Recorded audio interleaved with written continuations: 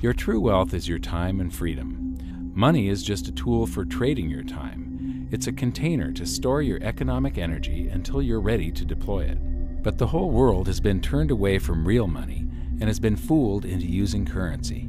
A deceitful imposter that is silently stealing your two most valuable assets, your time and your freedom.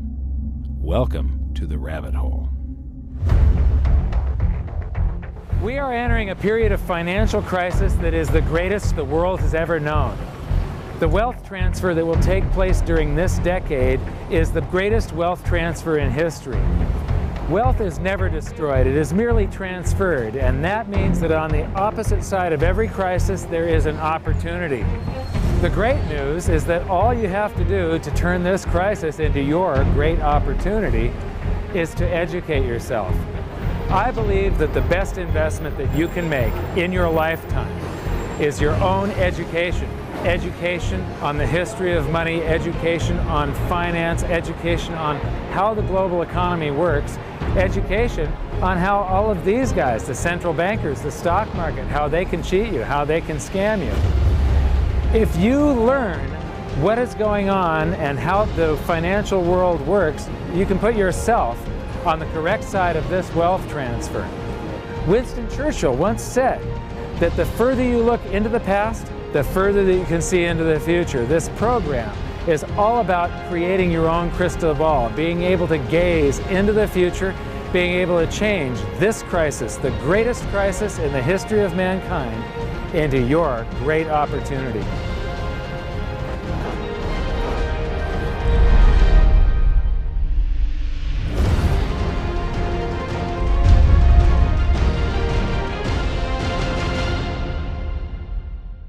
The hidden secrets of money, some of them are hidden in plain sight. They're like right in front of you. The way the monetary system works is something that isn't actually hidden away from all of us. It's out in the open, but it's complex and people just they can't see how it works. It's hard for them to imagine that we're living in such a hoax. Others are meant to be secret, but the truth is slowly coming out, like the Federal Reserve being a private corporation and not really part of the U.S. government. But when I started studying this, what I found was that there was no place that I could point people to where they could get it all in one spot. And so I basically decided to write my book about it and consolidate monetary history, economics, the markets, fundamentals of gold and silver. There's a lot of smoke and mirrors in economics, and I've sort of made it my job to lift the fog for people.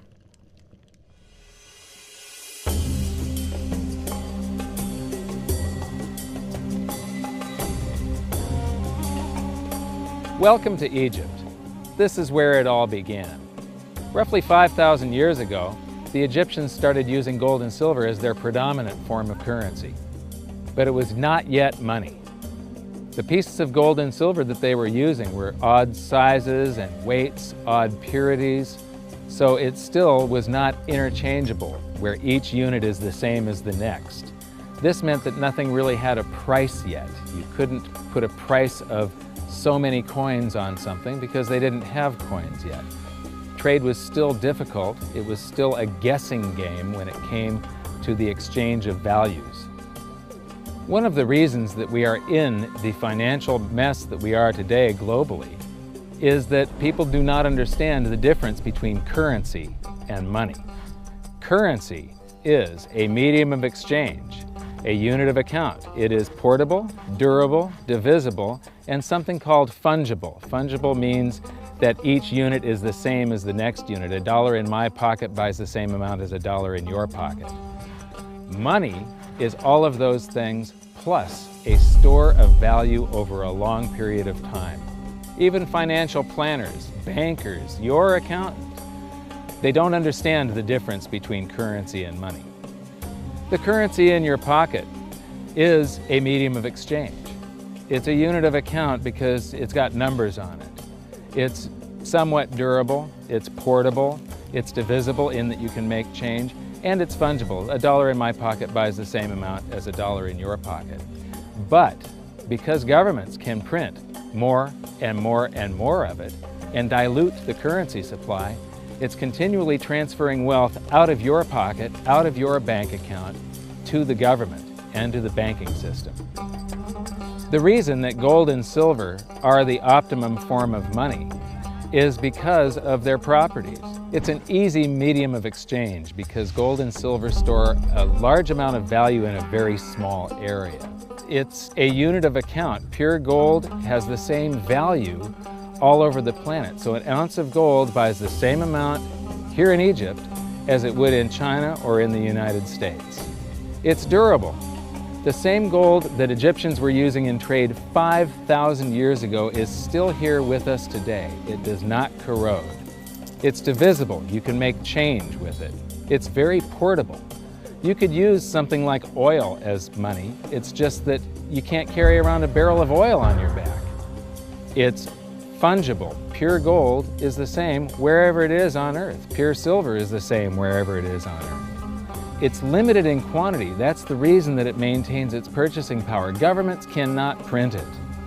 Over the last 5,000 years, only gold and silver have maintained their purchasing power.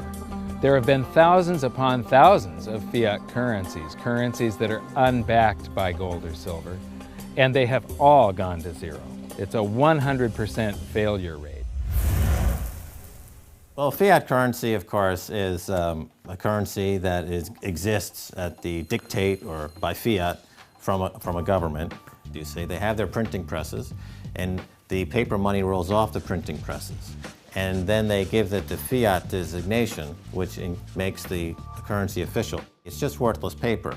But when Ben Bernanke gives it the special sign, and they have the cult meeting at the Federal Open Market Committee meetings, it suddenly becomes currency.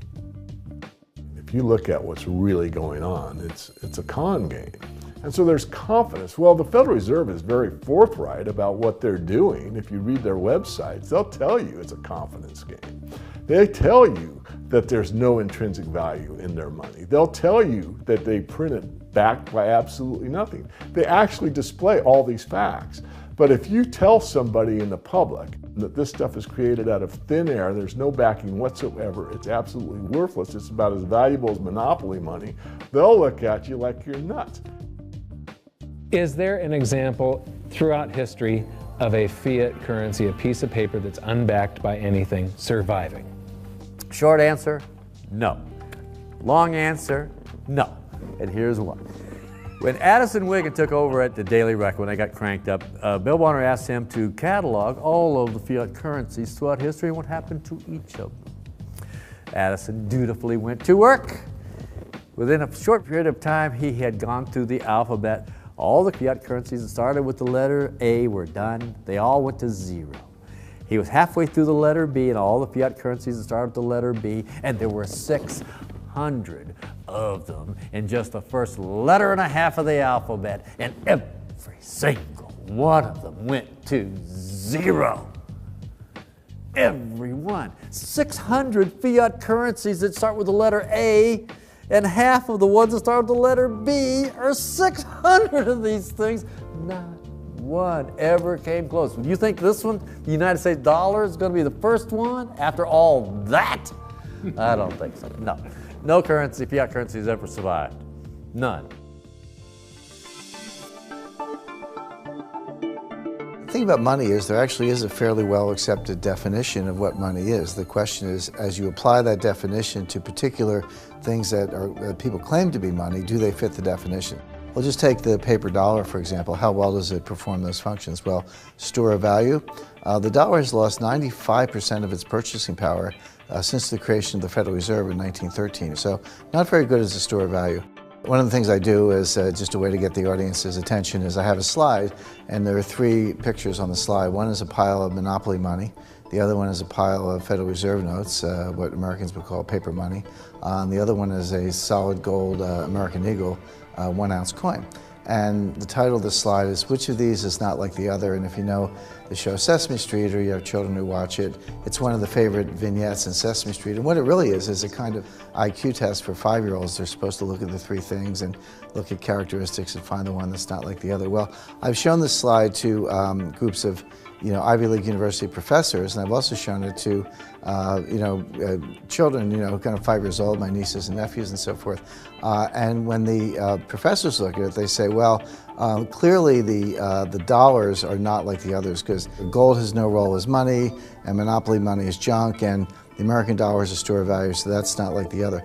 But the children look at it and they say, well, the gold coin is not like the other, because the other two are just piles of paper, and the gold coin is clearly something different. So my question to the audience is, who's smarter, a 5-year-old or an Ivy League professor? Before World War I, each note that a treasury issued would say that there have been deposited with the United States Treasury $20 in gold coin payable to the bearer upon demand.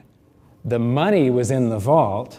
The currency was a note they gave you that was a claim check, only a claim check on the money, the same as if you go to the dry cleaners and you give them your shirt and they give you a claim check for your shirt. The value is that shirt at the dry cleaners, not the piece of paper that says that you own that shirt. So our currency that circulated was the paper US dollars, and they were claim checks on money. The next hidden secret is the difference between currency and money. Money must be a store of value and maintain its purchasing power over long periods of time. As we progress through this series, you'll learn that national currencies are really a tool used by the government and the financial sector to leech away your time and your freedom by stealing your purchasing power. So rather than storing your economic energy, currencies leak. Now compare that to the gold and silver the Egyptians were using. Like I started with, it still wasn't money because it wasn't interchangeable yet. But they were on the right track, as gold and silver have proven over thousands of years to be the ultimate store of value. Gold is only formed when a star explodes, a supernova, and it stays around forever. This is one of the properties that make it the ultimate money.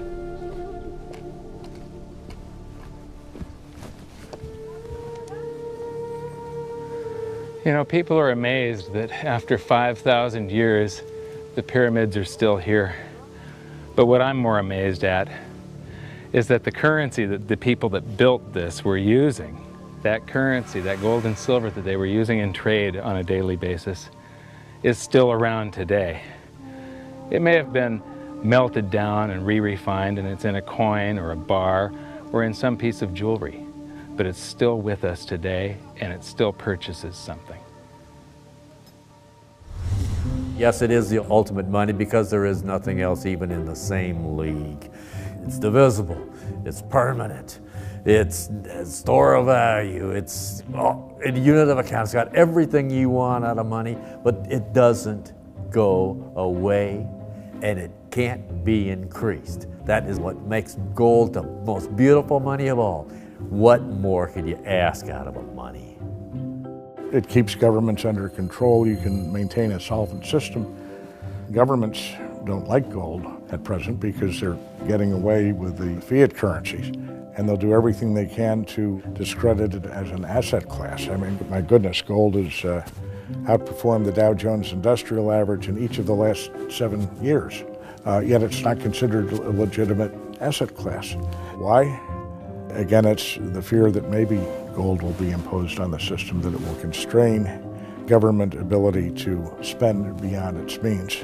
They can't print it. They can't print it, no. The proper definition of inflation, I use Milton Friedman's definition. Inflation is an expansion of the currency supply. Deflation is a contraction of the currency supply. If you expand the currency supply, eventually prices will rise. And if you contract the currency supply, eventually prices will fall. This is a pool, but it's not a pool of water. This is the currency pool. And these are prices. And if you expand the currency supply, prices like a sponge in water have to rise to suck up the excess currency. Governments never stop printing more currency and adding currency to circulation. Therefore, prices keep on going up, not because the stuff that you're trying to buy is changing. The real estate doesn't change. What has changed is the currency purchases less and less. It's the currency going down, not prices going up. The truth is, what we have that makes our world work right now is a big story. None of it's real. It's all just promises. And if you think about it, that's how currency began to work in the beginning. You know, before we had currency, we had barter. I'll give you 3 coconuts and you give me 4 fish, because that's kind of a fair exchange on coconuts to fish. But that got complicated, so we had to invent this thing called money to be a divisible, portable medium of exchange. And the challenge is that we lost that a long time ago, when we lost having things of value be our currency, and now we have this thing called numbers and accounts. But trust me, it is not real. It's a big made-up story. One of the biggest make-believe stories ever is called quantitative easing, which sounds complex, but it's really just a smoke and mirrors term for currency creation. QE started with the banking bailouts back in 2009. This currency was created out of thin air and then given to the banks, who paid themselves record bonuses in reward for crashing the world economy. This is a global phenomenon, but all you have to remember for now is that whether it's QE bailouts or stimulus programs, these are all just voodoo, hocus-pocus terms for increased currency creation. I believe gold and silver will reassert themselves as money. And when they do, there just isn't enough, and their purchasing power is going to go up many, many, many times. Egypt is an amazing place. There's a franticness about it, and utter chaos, especially like the traffic. But when it comes to like all of the merchants that are trying to get every last dime out of you, you get fleeced to the point where you come back with an empty wallet. But you know what? They're amateurs compared to Wall Street. In the past several years, I've spoken in many countries about the crisis that's coming, and a lot of people think that they're going to be okay in their country, that it's only going to happen to the United States or maybe the United States in Europe. But what they don't realize is that this is a global phenomenon. I got to show you something here. This is base currency in the United States. This is the number of paper dollars that exist, basically. It took 200 years to go from no dollars in existence to 825 billion. And then we had the bailouts, and then we had QE1, quantitative easing 1, then QE2, and then we had QE3, and then QE4, and then soon we're going to have QE57 and QE382. And it isn't just here. This is what the Canadian currency supply looks like. This is Australia, South Africa, Russia. Now, this starts out in just the year 2001, and this is like 18 times more currency in existence in a little over a decade. Here's Singapore, same story. Look at that, since the crisis, just bam. India, China, every government on the planet is doing this insane deficit spending and expanding their currency supplies, doing bailouts, and history shows that there is no example of this turning out well. It is sometimes amazing that we haven't experienced more inflation than we have. If they keep expanding the money supply so vastly, why aren't our prices growing faster than they really are? And the answer is that a good chunk of the money that the Fed created has been shipped overseas. I remember early in my research, I heard this expression that the Americans have exported their inflation. I thought, what is that? How can you export your inflation? Put it in a box and send it out? What do you do? Well, now I understand. You export your inflation by simply sending all these dollars that you created to these other countries, and then they send you their refrigerators and their cars and whatever, their TV sets. So you get hardware, and they get little pieces of paper. It's a great deal for the American people for a while. For a while. Sooner or later, all of those pigeons come home to roost.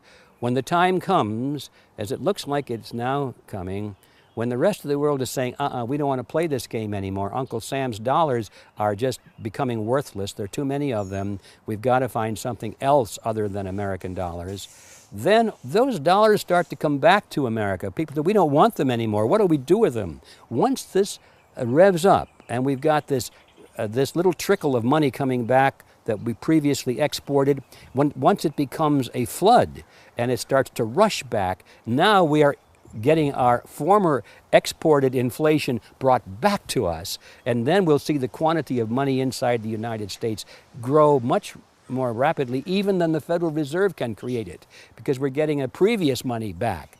And that's when we will really see the tanking of the US dollar in terms of what it will buy.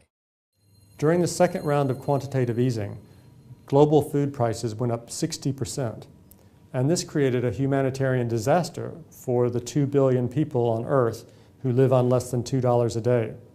These people were hungry to start with, they became hungrier, and some of them started overthrowing their governments in North Africa and around the Middle East. So quantitative easing was the spark that ignited the Arab Spring. So that's it. When you create money, you get some sort of inflation. It just depends on where the inflation goes. It's all going down, down, down. Peasants are reeling from a game of coins and crowns. Given the premise that you have a permanent underclass or poor class, and how does inflation affect them disproportionately, it affects them basically in the percentage of their income that goes to food. And we see this as a ratio, and we know that there are some danger points. For example, in Egypt recently, once that ratio got to 40% of income going to food and the price of food rising due to inflation, when it got to 40%, that's historically a point where people actually stage a revolution. That's exactly what we saw. The French Revolution, similarly, was all around the price of food getting to a certain critical point where people simply, the risk-reward for revolution was favorable toward revolution. When they print it up, then it all goes down. Well, exactly right, because when you have a runaway inflation, it's punishing the very people who are most productive in society. In other words, the people that produce more than they consume and save the difference. The problem is that those productive people, the savers, save in their national currency. And unfortunately, the national currency is just a fiat piece of paper at this point. So when it's destroyed through runaway inflation, that $100,000 that you were hoping to retire on doesn't exist. And the things that you were going to buy with it and provide for others don't exist either. Now what are you going to do? So that all seems pretty scary. However, this is going to happen, and you can only play the hand that you're dealt. But the great news is that gold and silver always end up doing an accounting of the expansion of the currency supplies. Basically, the will of the public and the free markets. When governments do this kind of stuff to their currency supply, they debase it. Eventually it comes back in inflation. People sense the loss of their purchasing power. They rush back to gold and silver, and they bid the value of the gold and silver up in the country until it meets or exceeds the value of all the currency in circulation. This is a process that's been going on over and over again throughout history, except this time it's happening on a global scale. It has never before happened in all countries at once. And that means that this is the greatest wealth transfer in history. Therefore, it's the greatest opportunity in history, and it's not going to happen again in your lifetime. So now we've learned that your true wealth is your time and your freedom. Money is a trading tool that stores the economic energy that is your time and freedom, whereas currencies leak them away. Gold and silver are the ultimate money simply because of their properties. Fiat currencies are based solely on confidence and always return to their intrinsic value of zero. Governments don't like gold because it imposes restraint. Rising prices are a symptom of an expanding currency supply, and gold and silver always account for an expanding currency supply.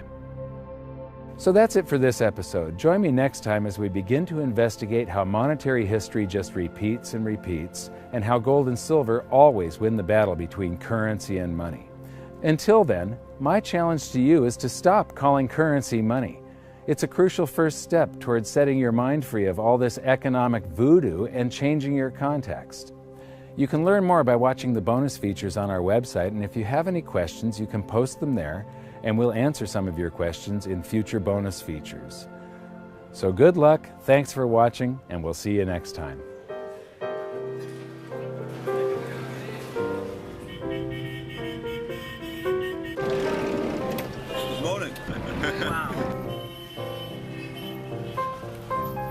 What does fiat mean? It comes from the Latin for crappy car.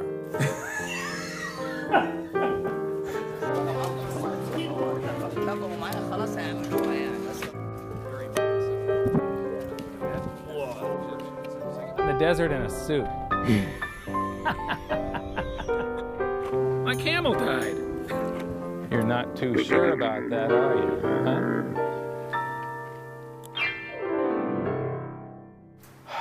I am ready for a good long nap. Hi, welcome to this bonus feature for the very first episode of Hidden Secrets of Money. And this is currency versus money. So that's the major topic. The world is going to have a new monetary system in this decade that we're in. We're going to experience this huge deflationary crash around the world, and people will just lose confidence in currency. And what do they always go back to throughout history? Time after time, for the last 5,000 years actually, they always go back to gold and silver. We are entering a period of financial crisis that is the greatest the world has ever known. The wealth transfer that will take place during this decade is the greatest wealth transfer in history. Wealth is never destroyed, it is merely transferred, and that means that on the opposite side of every crisis there is an opportunity. The great news is that all you have to do to turn this crisis into your great opportunity is to educate yourself. I believe that the best investment that you can make in your lifetime is your own education. Education on the history of money, education on finance, education on how the global economy works, education on how all of these guys, the central bankers, the stock market, how they can cheat you, how they can scam you. If you learn what is going on and how the financial world works, you can put yourself on the correct side of this wealth transfer. Winston Churchill once said that the further you look into the past, the further that you can see into the future. This program is all about creating your own crystal ball, being able to gaze into the future, being able to change this crisis, the greatest crisis in the history of mankind, into your great opportunity.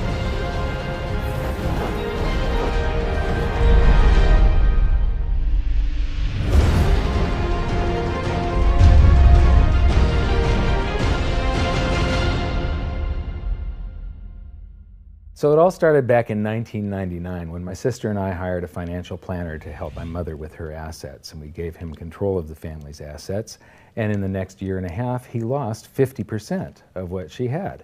You know, he would come to us every 6 months, we'd have a meeting, and he'd have this smile on his face, just ear to ear smile, going, "We did really well. The S&P lost 24% and you only lost 18."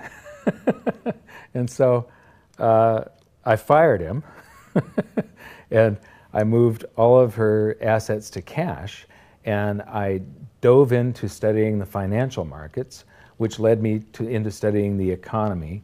And when you start reading about the global economy, the people that are concerned with trade deficits and budget deficits, it's the hard money advocates, the gold community. And once I started reading them, they also write about monetary history, and then I really fell in love. Because monetary history just repeats and repeats over and over again, echoing all the way back to the beginnings of civilization.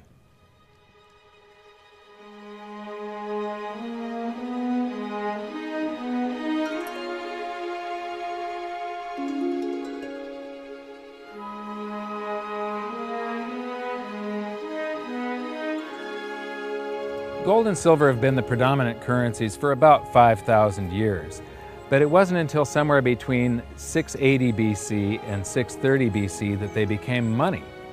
That's when they were minted into coins of equal weights somewhere in Lydia, where each coin was the same size and had the same weight.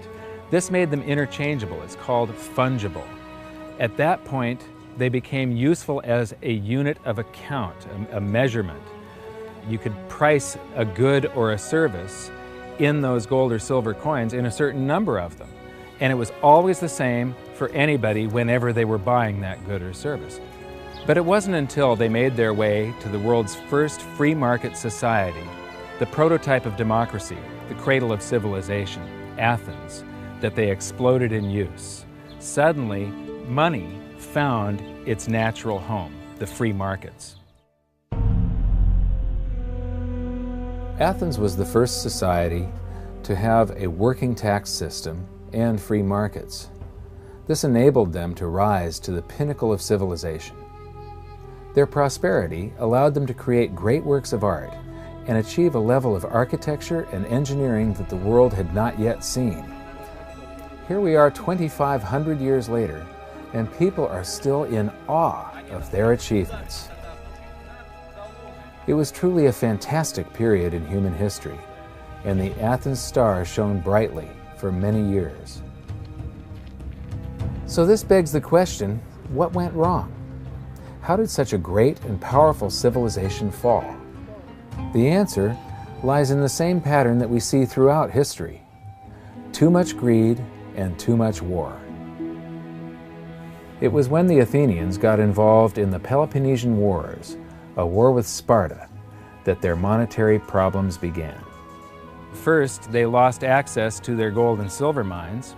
They were also paying armies that were on foot, and they were miles and miles away from Athens. So as they pay their armies to buy goods and services from the local populations, a deflation occurs in Athens because they're sending all of their coinage out of the city. Then they started debasing their coinage to pay for the war. If you take in 1,000 coins in taxes, and then you melt those down, those gold coins, and you mix 50% copper into your gold, now you can mint 2,000 coins. So if you take in only 1,000 coins, but you spend 2,000 coins, what is that called? That is deficit spending. Athens began to do that during this war with Sparta. They also had these great public works, which were very expensive, and they finished the Temple of Athena Nike during the truce in the middle. There was a 6-year truce in the middle of this 27-year war. So they didn't stop their great public works and allow their market economy to heal from the expense of this war. As they debased their coinage, people would take the new debased coins at face value at first, until there were a whole bunch of those.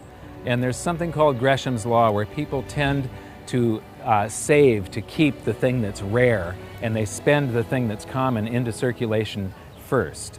So all of the gold and silver coins started to disappear from circulation and become quite rare, and it was just these copper coins. Suddenly, it took a whole bunch of copper coins to buy a gold or silver coin, one of those old gold or silver coins. This is the first time that gold or silver ever had a price. Before that, everything was measured in a weight of gold and silver. So a large factor in Athens' downfall was the expense of war, the expansion of empire, the debasement of their currency, the eventual inflation that was caused. You know, they minted these coins until they became nothing but flecks of copper. This was actually the world's first hyperinflation. And what it did was it financially debilitated Athens to the point where in 404 BC they surrendered to Sparta. And eventually they became nothing but a satellite of Rome. The thing that amazes me is how history just keeps on repeating and repeating and repeating, and we never learn from all of our stupid mistakes. We just repeat the same stupid mistakes over and over and over again. Today we are doing the same thing that the Athenians did that caused the loss of their great culture. We're doing the same currency debasement. We're doing the same deficit spending, and it's for the same reasons. It's for war, and it's for great public works. The interesting thing about the Peloponnesian War was how it started. I would say one of the interesting parallels is that it started really with Athens at its height and with a level of hubris that set them down the road towards ruin. Perhaps they felt that they were, superior, couldn't make a mistake, exactly. They knew better. Exactly, and they ended up destroying their society as a result. It's a road that we're going down today, right? I think absolutely. Yeah. There was a play written shortly after the Peloponnesian Wars about the worthlessness of the copper flecks that were their coinage at the time. So we go from gold and silver, very high value money, to a currency that has a face value. And it's the first example that I can find in history where a war and great public works were being funded through deficit spending. What you've just seen is the first recorded example of one of the most predictable hidden secrets of money, the 7 stages of empire. It's a long-term cycle that echoes throughout history right to this very day and is basically a societal pendulum that swings from quality money to quantity currency and back again to quality money. It always plays out in 7 stages. It always ends with gold delivering a knockout blow to debased currencies. And it goes like this. Stage 1. A country starts out with good money, which is either gold or silver, or it's backed by gold or silver. Stage 2. As it develops economically and socially, it begins to take on more and more economic burdens, adding layer upon layer of public works. Stage 3. As its economic affluence grows, so does its political influence, and it increases expenditures to fund a massive military. Stage 4. Eventually, it puts its military to use, and expenditures explode. Stage 5. To fund the war, it steals the wealth of its people by debasing their coinage with base metals, or by replacing their money with currency that can be created in unlimited quantities. Stage 6. The loss in purchasing power of the expanded currency supply is sensed by the population and the financial markets, triggering a loss of faith in the currency. Stage 7. A mass movement out of currency into precious metals and other tangible assets takes place. The currency collapses, and gold and silver rise in price as they account for the huge quantity of currency that was created. This process transfers massive wealth to those who had the foresight to position themselves beforehand in real money, gold and silver. You know, our monetary system basically steals from the poor and middle class and transfers the wealth to the banks. We see this throughout history, and it's just repeating over and over again. What's happening in Greece right now is basically the same thing that was happening back in 407 BC. The deficit spending to fund all of these public works and the debasement of their currency supply caused them to become nothing but a satellite of Rome. Today, they're becoming nothing but a satellite of the banks. Well, the idea of Gresham's law is simply that people are going to hold on to what's value and spend what isn't valuable. Way back in my youth, I was 11 years old when we went from a silver-based monetary system to a purely fiat system. People saw that silver was money, they got used to it, they didn't really think about it. And in 1965, under President Johnson, he basically said, well, silver's too valuable to be money. We're going to just start putting out these substitutes, which were what we call cupro-nickel coins. They were nickel, they were copper plated with nickel at the time. And of course, the metal value was far less. And I understood that as a kid, and yet very few adults really seemed to get the idea of what was really going on. There were a few, and it only takes a few. And of course, the Gresham's law took effect, so the currency came out of circulation rapidly. It's very interesting to me, you know, knowing monetary history fairly well, is they're always, you know, put out in silver-looking or gold-looking form. I mean, in most cases, you'll have, in fact, they look rather interesting. I mean, some of them are like silver on the inside and gold on the outside. With the look, they have no value at all, really, other than melt value of pot metal. To me, it's sort of at a subconscious level. Why are they making them gold-colored? Why are they making them silver-colored? I think there's an inherent knowledge in the human species that knows that gold and silver have value.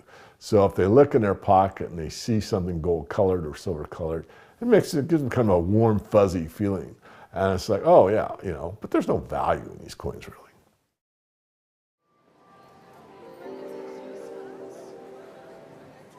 The next question is, how does this affect you?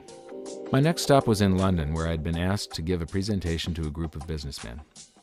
They wanted to understand the reason that gold had surged recently, and I explained to them that to understand gold, you have to understand monetary history. Once you see where we've come from, you can get a much clearer understanding of how the 7 stages of empire are playing out right now. We weren't allowed to show their faces, but we were allowed to film my presentation. So here it is. the last 140 years of monetary history condensed into just 10 minutes. Keep the 7 stages of empire in mind, and as you watch this, see if you can recognize the signs. Everybody thinks the US dollar is still as good as gold, and it hasn't been since 1971.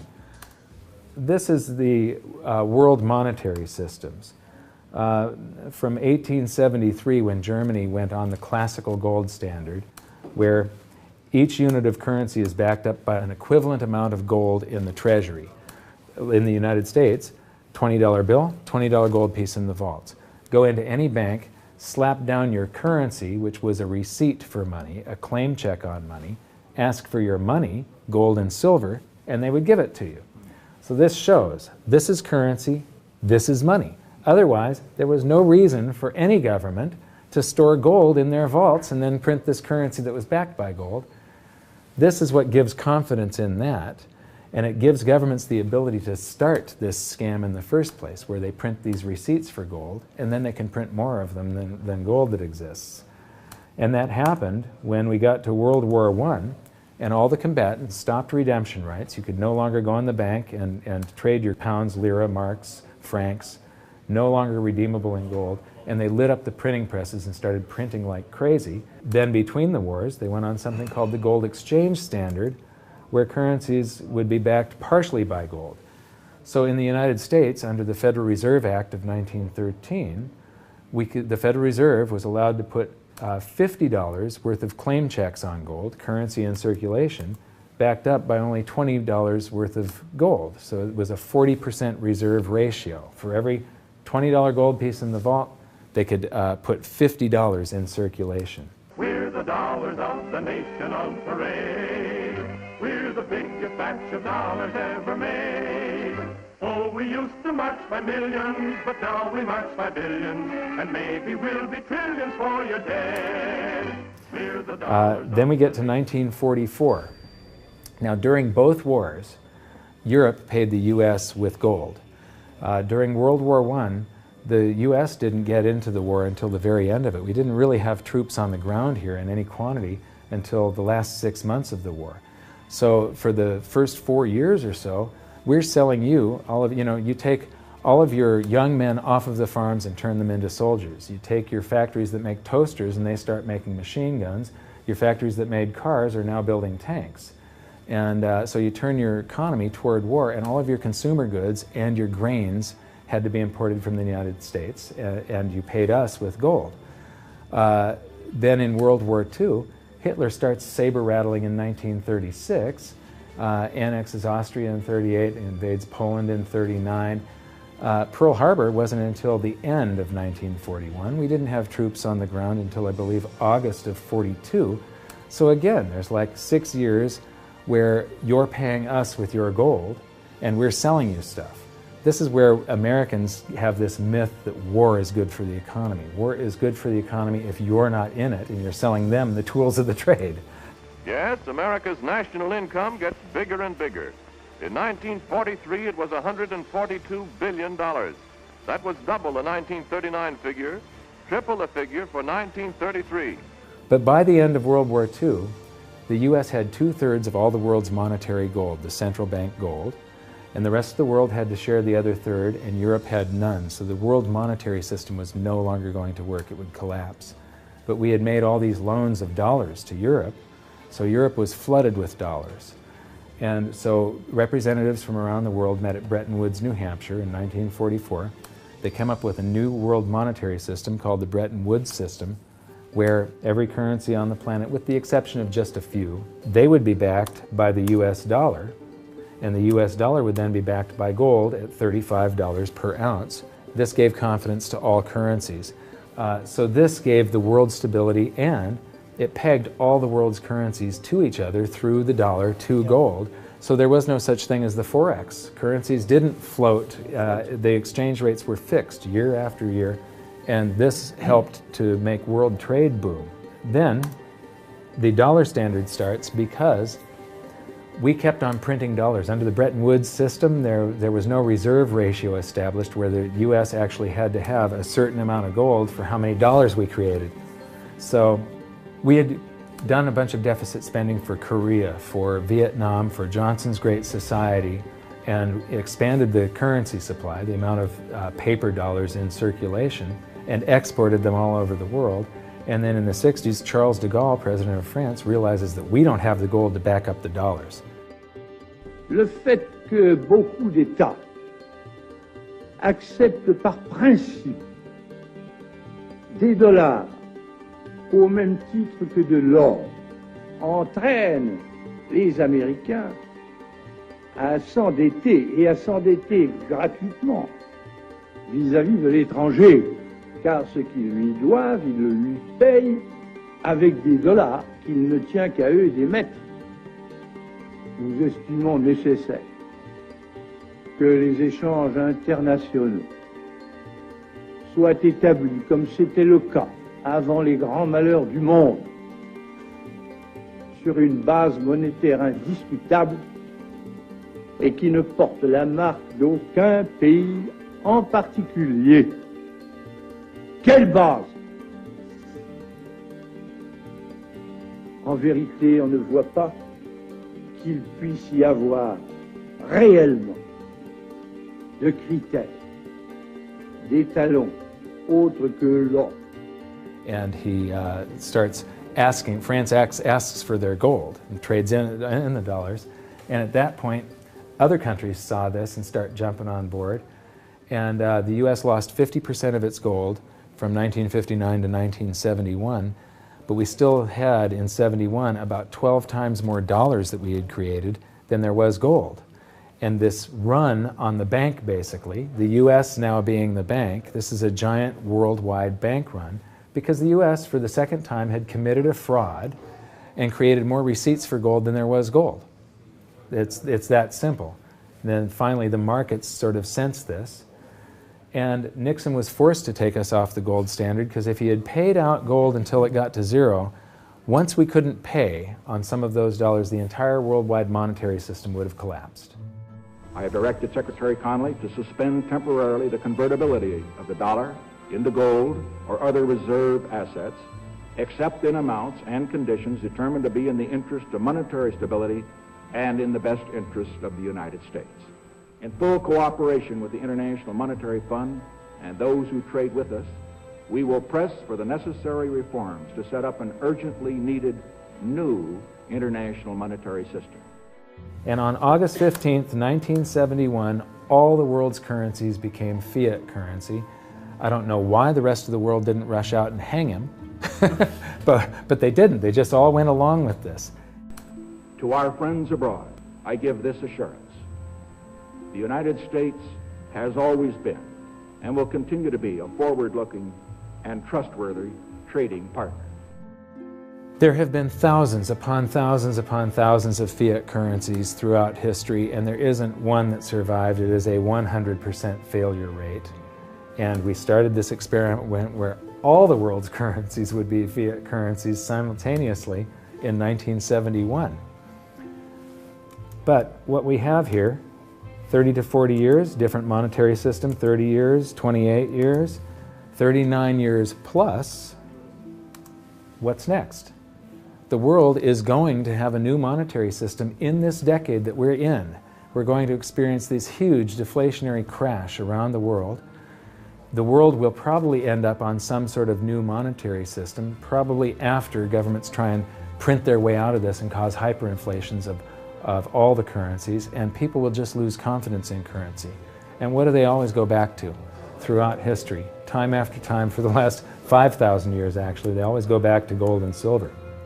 In a world of floating currencies, and that's what all national currencies are today, they bob up and down relative to each other, but they're all sinking relative to gold. That includes the dollar as well as the euro and the British pound and all the others. They're going to continue to lose value, continue to lose purchasing power.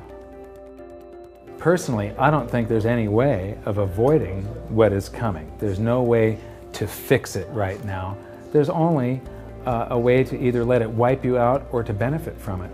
And I want to make sure that it's not just a few of the big investors in the world that are ending up with all the cookies. I want to make sure that there's as many small investors as possible that are benefiting from it, because That's what makes society run. Middle class, small investor.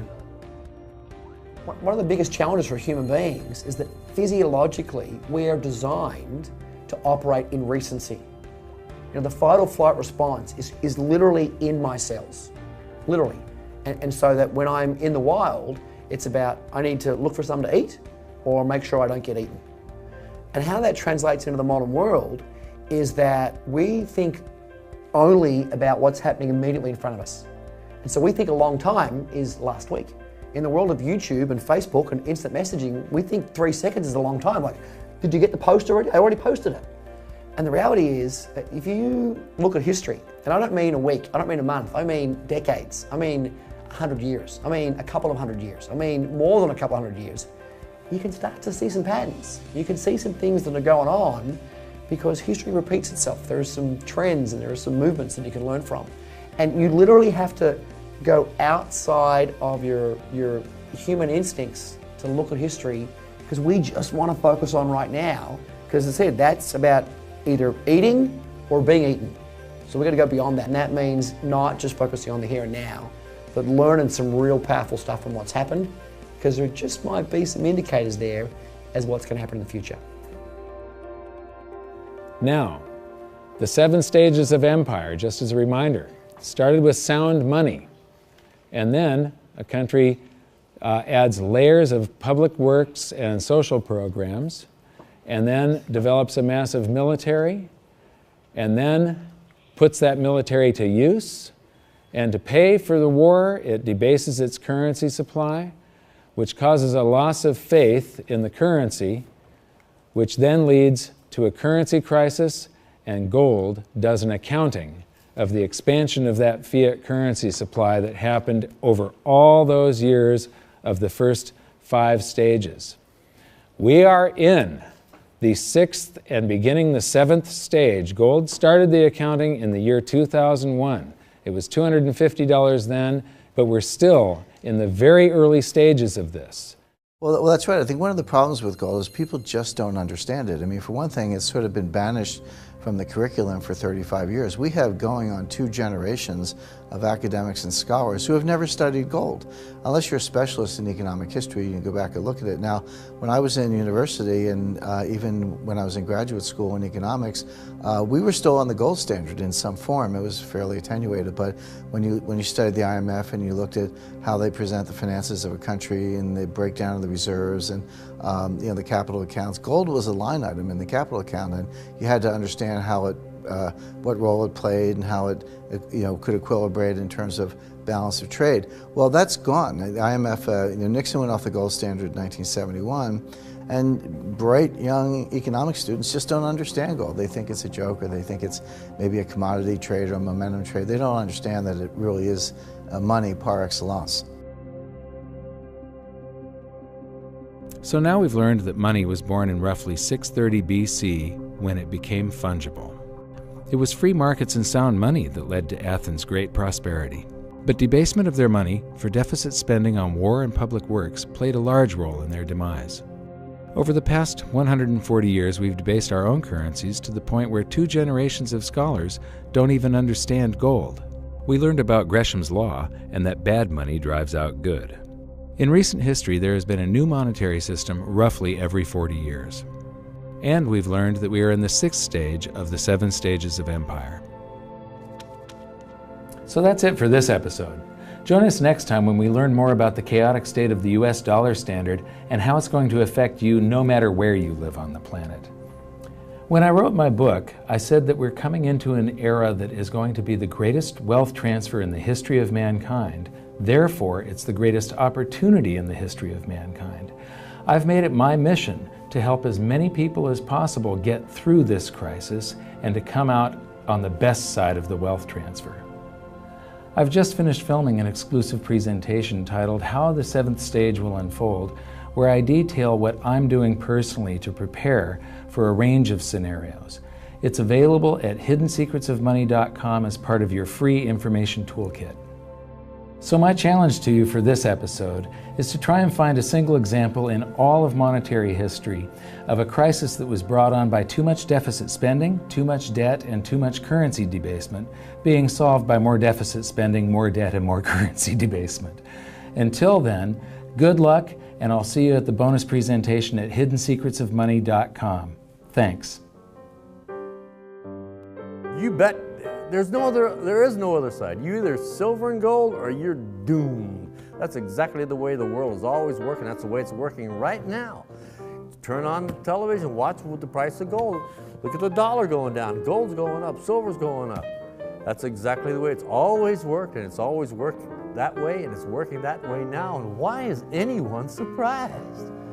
Why is anyone surprised? It's always worked like that. For the past 5,000 years. That's right, 5,000 years in a row, it's worked exactly that way. It's happening that way now. And ooh, wait a minute here. Weird. Beyond weird. Mike Maloney's Hidden Secrets of Money is made possible by the clients of goldsilver.com. Your continued loyalty and support allows us to educate the public on how to both protect themselves and benefit in the turbulent times ahead. To all goldsilver.com customers, thank you. Hidden Secrets of Money would not be possible without you.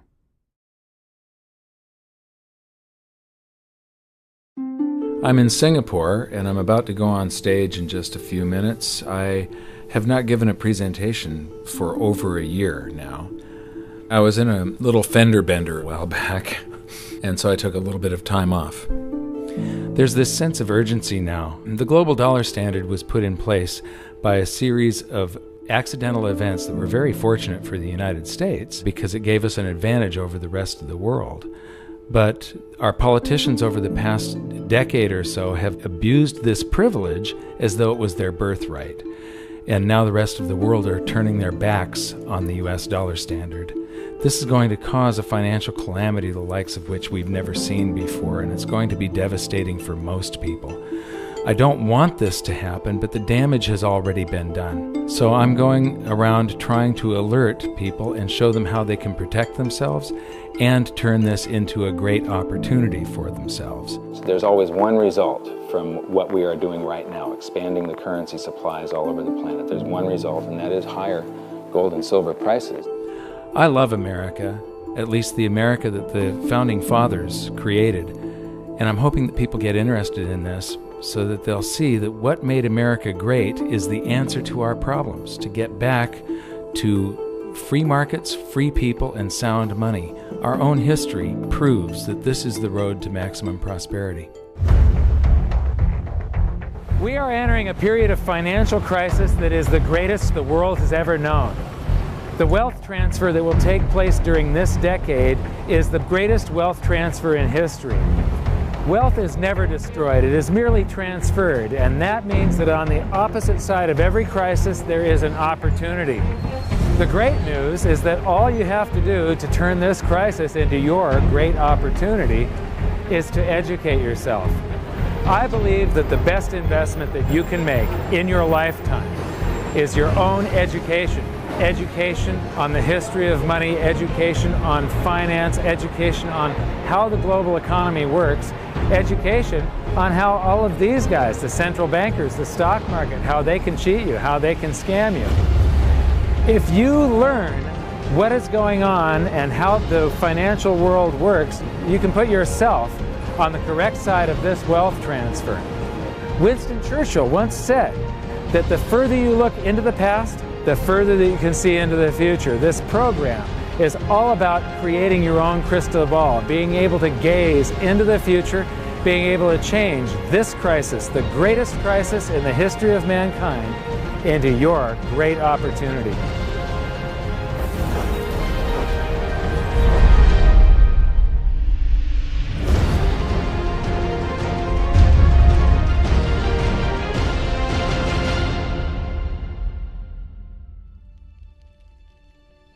I was born in Salem, Oregon in 1956, and we moved to California when I was 4 years old in 1960.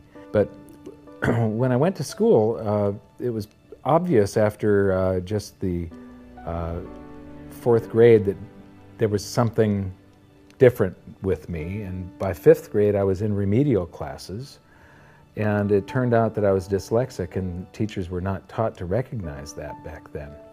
I was always falling behind everyone else. When I would get a teacher that would lecture instead of making us read out of books, I would just absolutely excel. I suddenly went from the dumbest kid in class to the smartest kid in all of the periods of that class. But the result was that, after a while I was in every single remedial class, and I just couldn't take it. And in 10th grade, I dropped out, middle of 10th grade, and I've never been back to school. I often say that in every crisis there's an opportunity, and in this case, the handicap of dyslexia has also been a blessing. Because I couldn't learn out of books and I couldn't take notes, I just had to remember everything. And I have the ability to, my brain's wired a little bit differently. I have the ability to look at a chart today, and I know how it relates to a chart that I saw 10 years ago. But it was back in about the year 2000 when Steve Jobs of Apple introduced OS X. The world of books opened up to me, built right into the operating system, was a text-to-speech program. Now I could just have an assistant slice and scan my books and turn them into text and email me, and then all I have to do is highlight the text, press a button, and the computer reads to me. People are turning to assets that will keep their value if prices rise. So much money has been pumped into the system that people are worried about inflation down the road, said Bruno S. Frey, professor of economics at the University of Zurich. So dyslexia is no longer a problem. But what it's also done for me is I have the ability to explain complex things to people in a simple manner for some reason. And so I sort of made it my mission to try and wake up the middle class, to let them know how the monetary system works, to let them know that there is a major economic calamity coming sometime down the road, and it's most likely within this decade that we're in right now. The US dollar is about 60% of the value of all the currency on the planet, and more than half of the dollars reside outside the United States. The reason every country has US dollars is, first of all, that's what central banks use as the reserve currency. Second of all, oil is priced in dollars. So this is the world, and what you see here is that these are the countries that are avoiding the US dollar in trade. They're doing bilateral agreements where they'll either hold each other's currency and settle that way, or they're establishing, like right now, they're talking about a BRICS bank, Brazil, Russia, India, China, and South Africa, having a bank that will do settlements between the countries directly without using the US dollar. These countries, they tried to avoid using the US dollar, like Iran tried, and we banned them from using SWIFT. How many here have made wire transfers before? So do you know what a SWIFT number is? It's a code that you plug in, and this SWIFT system is what transfers those dollars from one person's account to another person's account. Well, Iran decided that they were going to sell oil only in euros. They got banned from SWIFT. But there's countries right now coming up with a replacement for SWIFT, and it doesn't use the dollar, it's the secrect system. And Iraq started selling oil for euros. In Libya, they were talking about creating the gold dinar and selling oil for gold. So those are the countries that are trying to use something other than the dollar. Then we've got gold competing with currency.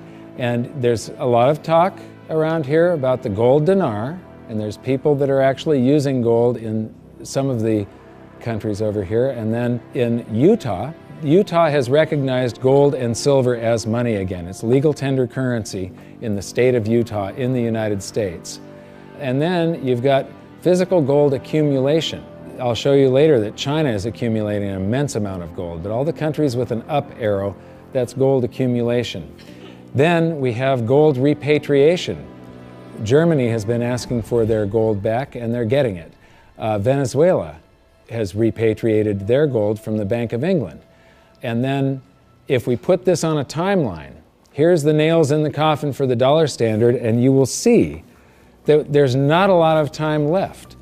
This is my evidence that I think is proof that the death of the dollar is coming, and it's coming shortly. Nixon ended Bretton Woods, and we went on the dollar standard. Then the first nail in the coffin is Iraq sells oil in euros. The crisis of 2008, and we added 1.25 trillion to our base money in the United States. As we add to the base currency, people get worried about inflation. They start rushing toward gold and silver.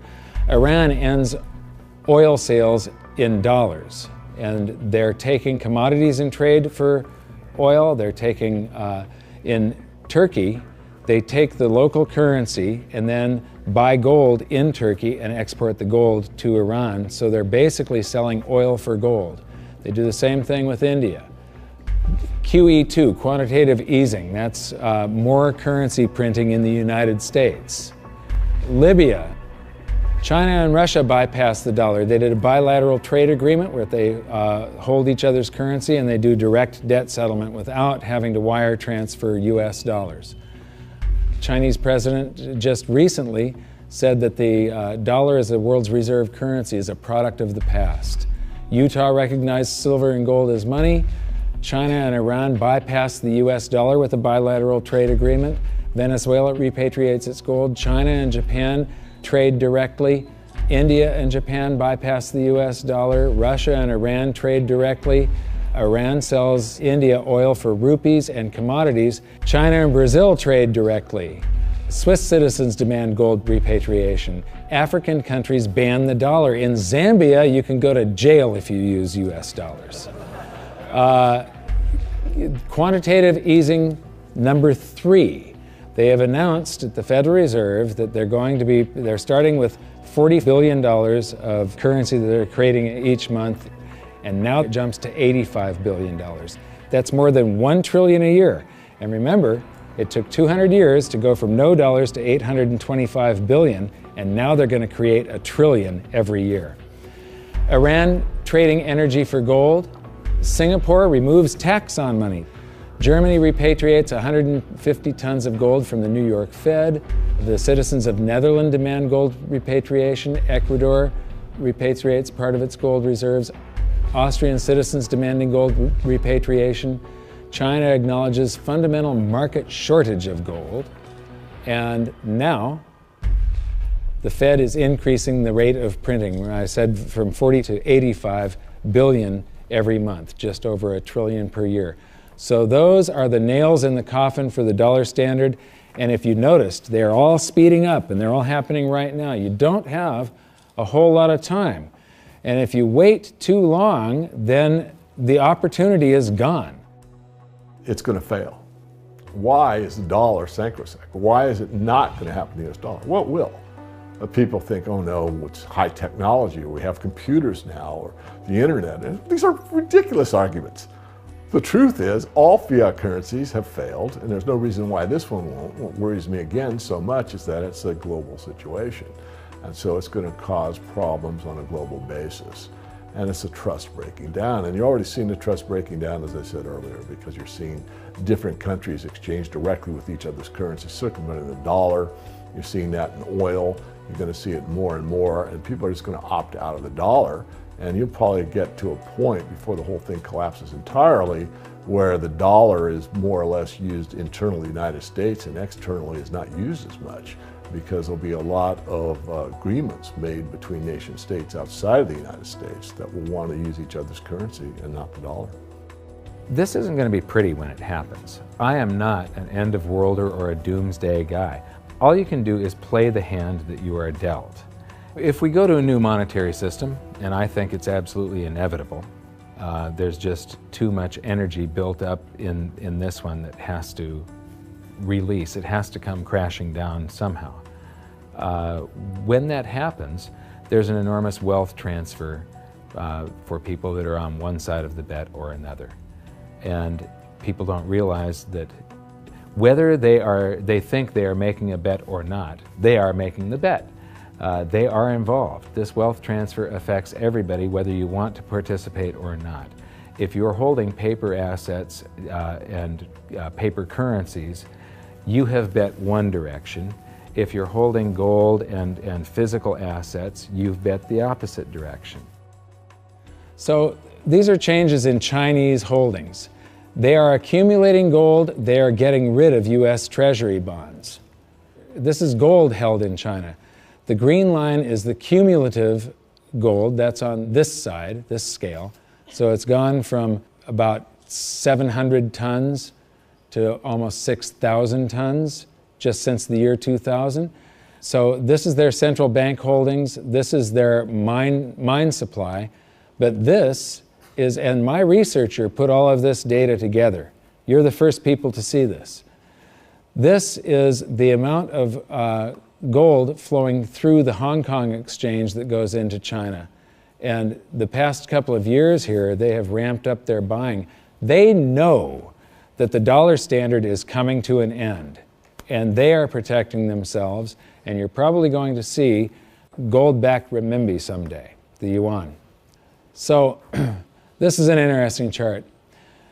Changing global influence. So this is the correlation to this basket of currencies. This basket of currencies, if you add them all up, they're trading up or they're trading down. And this was pre-crisis, so it's before 2008. So this is from the International Monetary Fund, it's their data. So from 2005 to 2008, this is the correlation of, you know, if that basket of currencies was trading up, the dollar was probably doing about the same thing is what it's saying.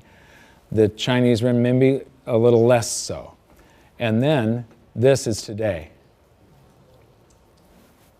The US dollar is done for.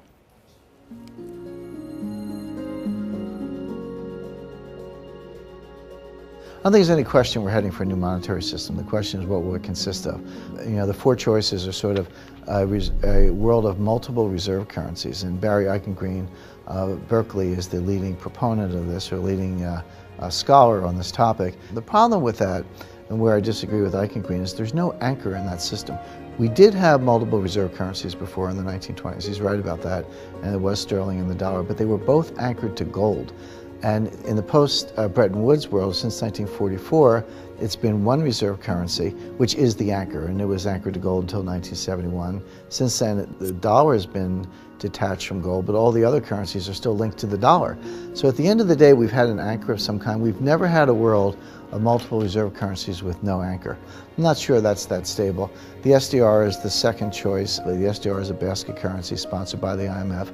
At least for the time being, it's also printed money. The IMF literally prints the SDRs and ships them out to the members. And their reserves go up, exactly the way the Fed creates money and bank reserves go up. But it's not backed by anything. Third choice is gold, some variation on the gold standard. And the fourth choice is what I call chaos, which is that nobody does anything. There's a lot of wishful thinking, there's a lot of denial, there's a lot of delay, and we get to the point where people just totally lose faith in paper currencies, go to hard assets, and we have a sequential collapse of paper currencies around the world, at which point governments will have to react with emergency measures. And that could include coercion, confiscation, you know, various sorts of freezes on paper assets. It could be a lot of things in that scenario. So to me, it's multiple reserve currencies, SDRs, gold, or chaos. I favor gold, but I fear that we may get chaos. I've talked about every 30 to 40 years the world has a new monetary system. And the thing is that over the years, governments and the banks have basically screwed us more and more and more.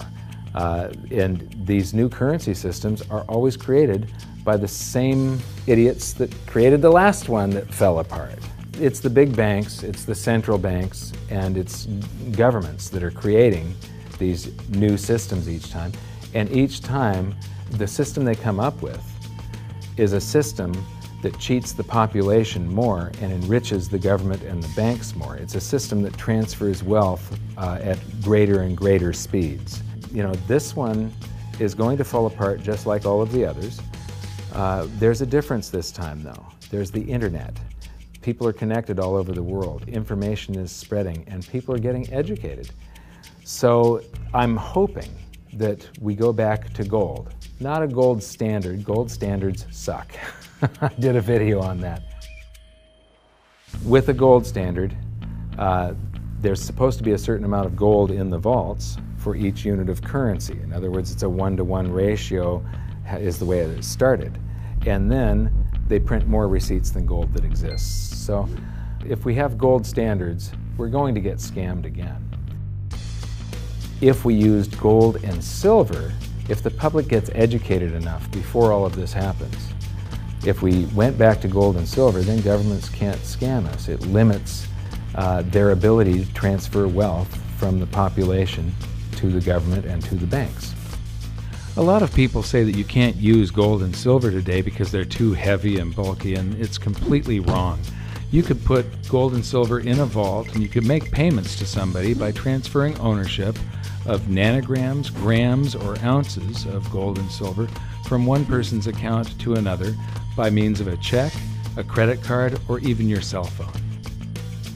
If we go back to a gold-backed currency, gold-backed US dollar, at that point, I think the minimum scam that the US could get away with, which means the minimum number of dollars in existence that they could make convertible into gold, would be the dollars that are held in foreign central banks. That would be similar to the Bretton Woods system that we had from 1944 to 71. Well, I did some analysis on this when I was writing the book back in 2005, and back then it required $20,000 an ounce gold for the Treasury to have enough gold to cover those dollars, or the New York Fed actually. And if they were going to back all of the dollars, you're talking gold measured in the hundreds of thousands of dollars per ounce. There just isn't that much gold, and there's a whole lot of currency. We keep on printing it every minute of every day.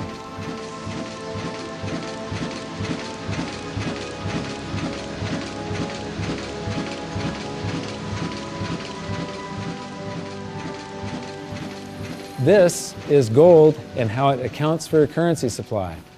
This is our base money in the United States, which was gold back here from 1900 until the Federal Reserve.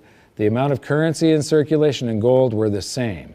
And then we established the Federal Reserve and we inflated for World War I, and we had more currency in circulation than we had gold to back it. There were some bank runs in the 30s.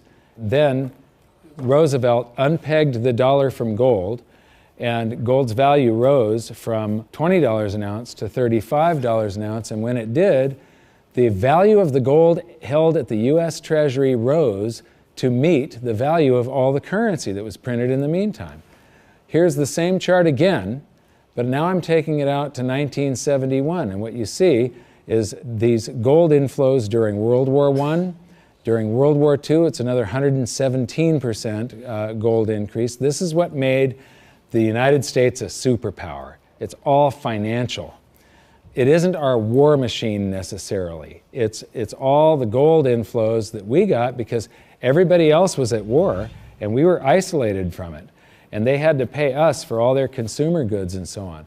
And then we jumped into the war and we inflated. And then in about 1959, countries started figuring out that we didn't have all the gold. You know, we were printing more dollars than gold that we had to back it. And under the Bretton Woods system, they could go to the New York Fed and turn in their dollars for gold at $35 per ounce. Only foreign central banks. Individuals couldn't do that. So gold started flowing out, and the U.S. lost 50% of its gold from 59 to 71. And in the meantime, we kept on printing currency. If this had continued until it got down to zero, if there was one more dollar out there that laid claim to gold, that came in and said, we want our gold for a currency, and there was no gold to back it up, the entire world monetary system would have come crashing down. So Nixon had to take us off of the Bretton Woods system, the last vestiges of the gold standard in August 15th of 71. So here's the same chart again. There's the first chart and the second chart to 71, and now I'm taking it out to 85, and I'm adding a second line here. How many people would agree that credit cards are replacing cash in circulation? Yeah? Credit cards, you use your credit card more and more every year, right? You use cash less and less. Well, this is outstanding credit card balances. It's called revolving credit outstanding is the name of the chart that you get from the Federal Reserve. When you charge something on a credit card, you create currency. The bank didn't actually loan you anything. They invented numbers. And then they have the gall to charge you interest if you don't pay those numbers back on time. So The thing is that the merchant that you're paying, the restaurant or the grocery store, that merchant's checking account can't tell the difference between the credit dollars that you created or the cash dollars that you pay them. So to that merchant's checking account, it all looks the same, and those dollars that you created stay in circulation until somebody saves them up and pays down credit card debt. So unpaid credit card balances I include as part of the cash in circulation, and in 1971, Nixon took us off the gold standard and gold became a freely traded separate commodity/money, and it did an accounting of the currency supply. There was quite a while here where we could have gone back on the gold standard. The value of the gold at the Treasury exceeded all the dollars printed from George Washington to Jimmy Carter. And for a week or so, a couple of weeks, it exceeded base money plus outstanding revolving credit. So here's the same chart again. That was to 1985, and now I'm going to take it out to today.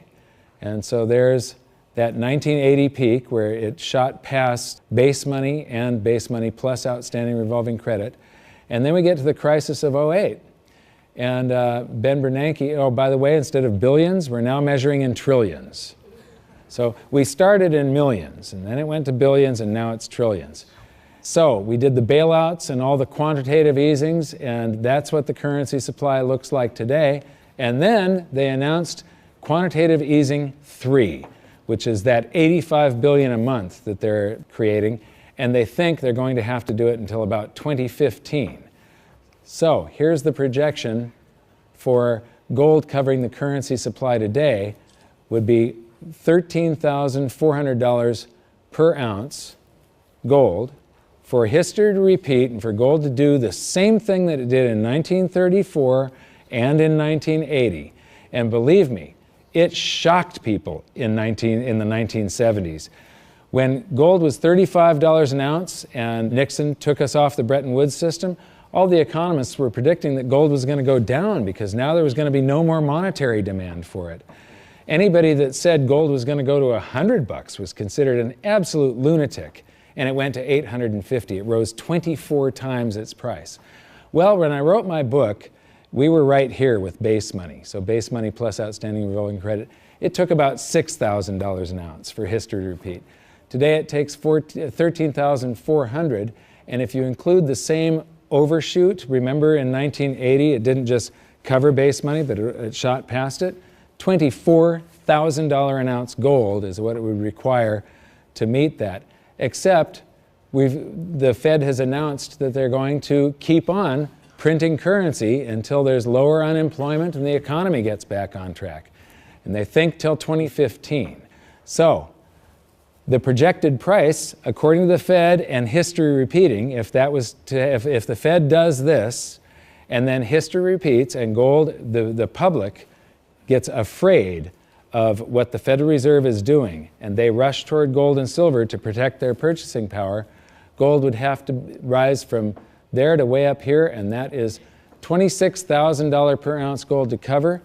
If it does the same overshoot, we're talking about $47,000 an ounce gold. Now, I don't even like to measure gold in dollars. If you measure it in a price doesn't mean anything. It's the value. How much can you buy with the proceeds? If we have deflation and some of this currency evaporates, because it's all just numbers that they type into a computer these days, if we have deflation, maybe gold peaks at $3,000 an ounce and the currency supply collapses to way down here somewhere, and the Dow is at 1,500. That means gold will still be double the Dow. You're still going to get 14 times more paper assets one day than you can buy today with them, and it's probably only a couple of years left that this is going to take, as you saw by how the nails in the coffin of the dollar standard, how they're speeding up. If we have big inflation and the Dow goes to 30,000, maybe gold will be 60,000 an ounce. And if we have hyperinflation, the Dow would be 30 trillion and gold would be 60 trillion. It doesn't matter. In any case, gold would buy you 14 times more paper assets than it does today. So these are the global assets. Here's the bond market. Here's the stock market. This is the value of real estate on the planet. And these are bank deposits, and there's gold. Now, that little slice of the pie is going to get a lot bigger in just the next few years, and it's not going to do it by a whole bunch more gold just appearing. It's going to do it by the price of other assets going down, or at least their value going down, and the value of gold going up. So the price of gold will change. That piece of the pie is going to grow. It was a lot bigger back in 1980 when gold was at $850. It's going to get a lot bigger today again, but today, as you've seen, it requires far, far higher prices. So, the death of the dollar standard. How many people here believe that I'm sort of predicting what's going on in the future here? You can see that there's a new world monetary system coming. It happens every 30 to 40 years, except this time, instead of a baby step off of gold, we've got to go from nothing back to something. It's going to be a worldwide convulsion, the scale of which has never been seen before. At the end of the day, the fundamental driver of gold, it's not so much that gold's in a bull market, it's more the dollar's in a bear market. And people say, well, how high can gold go? And my answer is, well, how low can the dollar go? The answer is the dollar can go to zero. If you divide any number by zero, the answer is infinity. So gold can go to infinity if the dollar goes to zero. Now, in the real world, something else will happen. It's not that gold becomes worth infinite number of dollars. It's more the case that the dollar just falls off the stage. The dollar gets the hook, so to speak. And you'll count gold in dollars to 5,000 to 10,000 at some point, but there will come a time when you won't count gold in dollars anymore because dollars won't count. People won't want dollars. There is so much opportunity in crisis, it is absolutely extraordinary. That's just not me saying that, that's just history.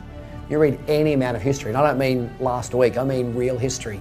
You know, in times of crisis, it's when huge fortunes were made. In times of crisis, it's when human beings create and develop newest technologies and newest science and new medicines. In times of crisis, there's so much opportunity as long as you can remain calm, get educated, be resourceful. The challenge for most people is that in crisis, they go into crisis mode, which means they go into scarcity, they go into lack, they go into blame, and none of those emotions are resourceful for helping you solve whatever challenge is in front of you.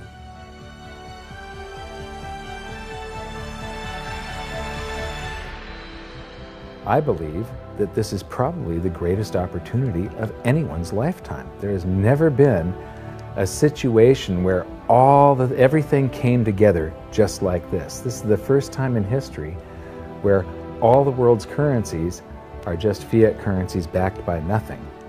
And if what I think is going to happen happens, this is the greatest wealth transfer in history. It's the greatest opportunity, and it'll never happen in our lifetimes again. So now we've learned the following hidden secrets of money. There is a global loss of confidence in the US dollar that is accelerating rapidly. The change to a new monetary system is inevitable and will most likely be chaotic. Gold standards do not work over long periods of time, but gold itself does. The public contributes to the massive amounts of currency creation by using credit cards and signing loans. Gold has already accounted for the expansion of US dollars twice in the last century and may likely do so again.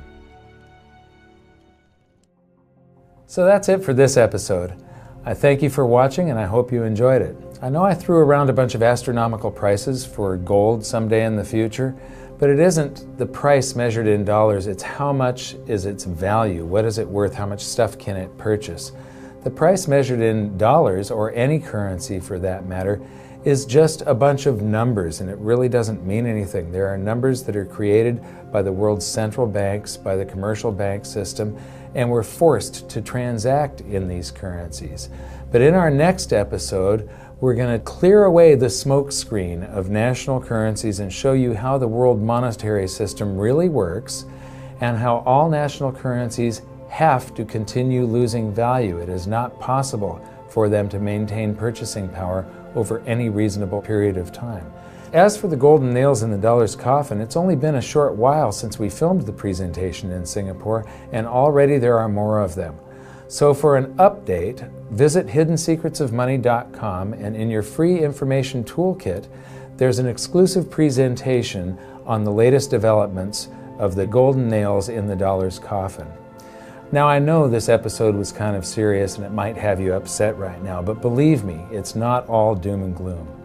As I've said many, many times before, there are these brief moments in history where the safest asset class, the safe haven investment for the last 5,000 years, also becomes the asset class that has the greatest potential gains in purchasing power, and I have bet my life on it. First, I became an investor back in 2002, and then I started telling everybody about it. I started warning them what was going to happen with the world economy and how to protect themselves, and I made it my mission to educate as many as I could. So in 2005, I wrote my book, and then I gave people a means to protect themselves and opened up goldsilver.com. I believe that my team and I have created the world's best precious metals dealership, because we don't just sell gold and silver, we are gold and silver investors. And what we want to do is help you understand how to get through what is coming, to protect yourself, and to turn all of these bad things around to your benefit. So if you decide that precious metals are for you, please visit goldsilver.com. We'd love the opportunity to become your dealer because we feel that we are more than a dealer. We're a partner with you, and we're on the same side of the fence as you. So thank you very much. Good luck. We'll see you at the exclusive presentation at hiddensecretsofmoney.com. Thanks. Do you think this is a man in the lifeboat situation? Let me ask you this. If you knew the Titanic was going to sink and you were on the Titanic, you know there's going to be a lifeboat situation coming up soon. Would you like enough lifeboats available? That's right. Would you like to get in the lifeboat early, get a nice seat, maybe close to the water, maybe close to the food supply, right there in the middle, nice and comfy? Or you want to be one of the last ones on the boat and you're jockeying for position, you have to throw a kid out to make room for you. Yeah, so lifeboat situation, it depends how you like your accommodations on the lifeboat is whether you should be working your way towards it right now. And I will be edging my way towards it right now. Mike Maloney's Hidden Secrets of Money is made possible by the clients of goldsilver.com. Your continued loyalty and support allows us to educate the public on how to both protect themselves and benefit in the turbulent times ahead. To all goldsilver.com customers, thank you. Hidden Secrets of Money would not be possible without you.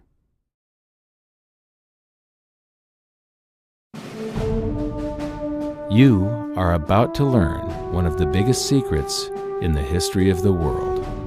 It's a secret that has huge effects for everyone who lives on this planet. Most people can feel deep down that something isn't quite right with the world economy, but few know what it is. Gone are the days where a family can survive on just one paycheck. Every day it seems things are more and more out of control, yet only 1 in a million understand why.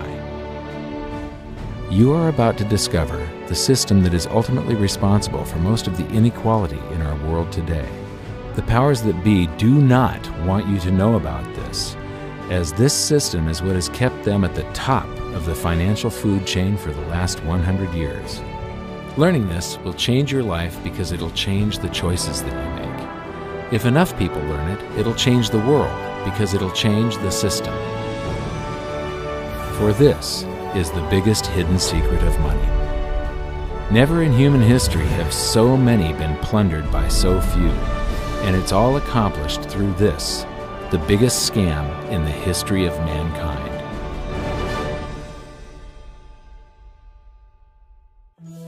They say that money doesn't grow on trees, but the truth is that the modern banking system creates currency far faster than trees can grow. Most people don't have a clue how currency is created.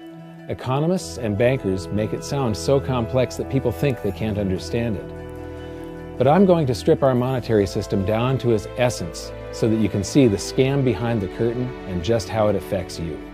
Every modern society creates currency in pretty much the same way.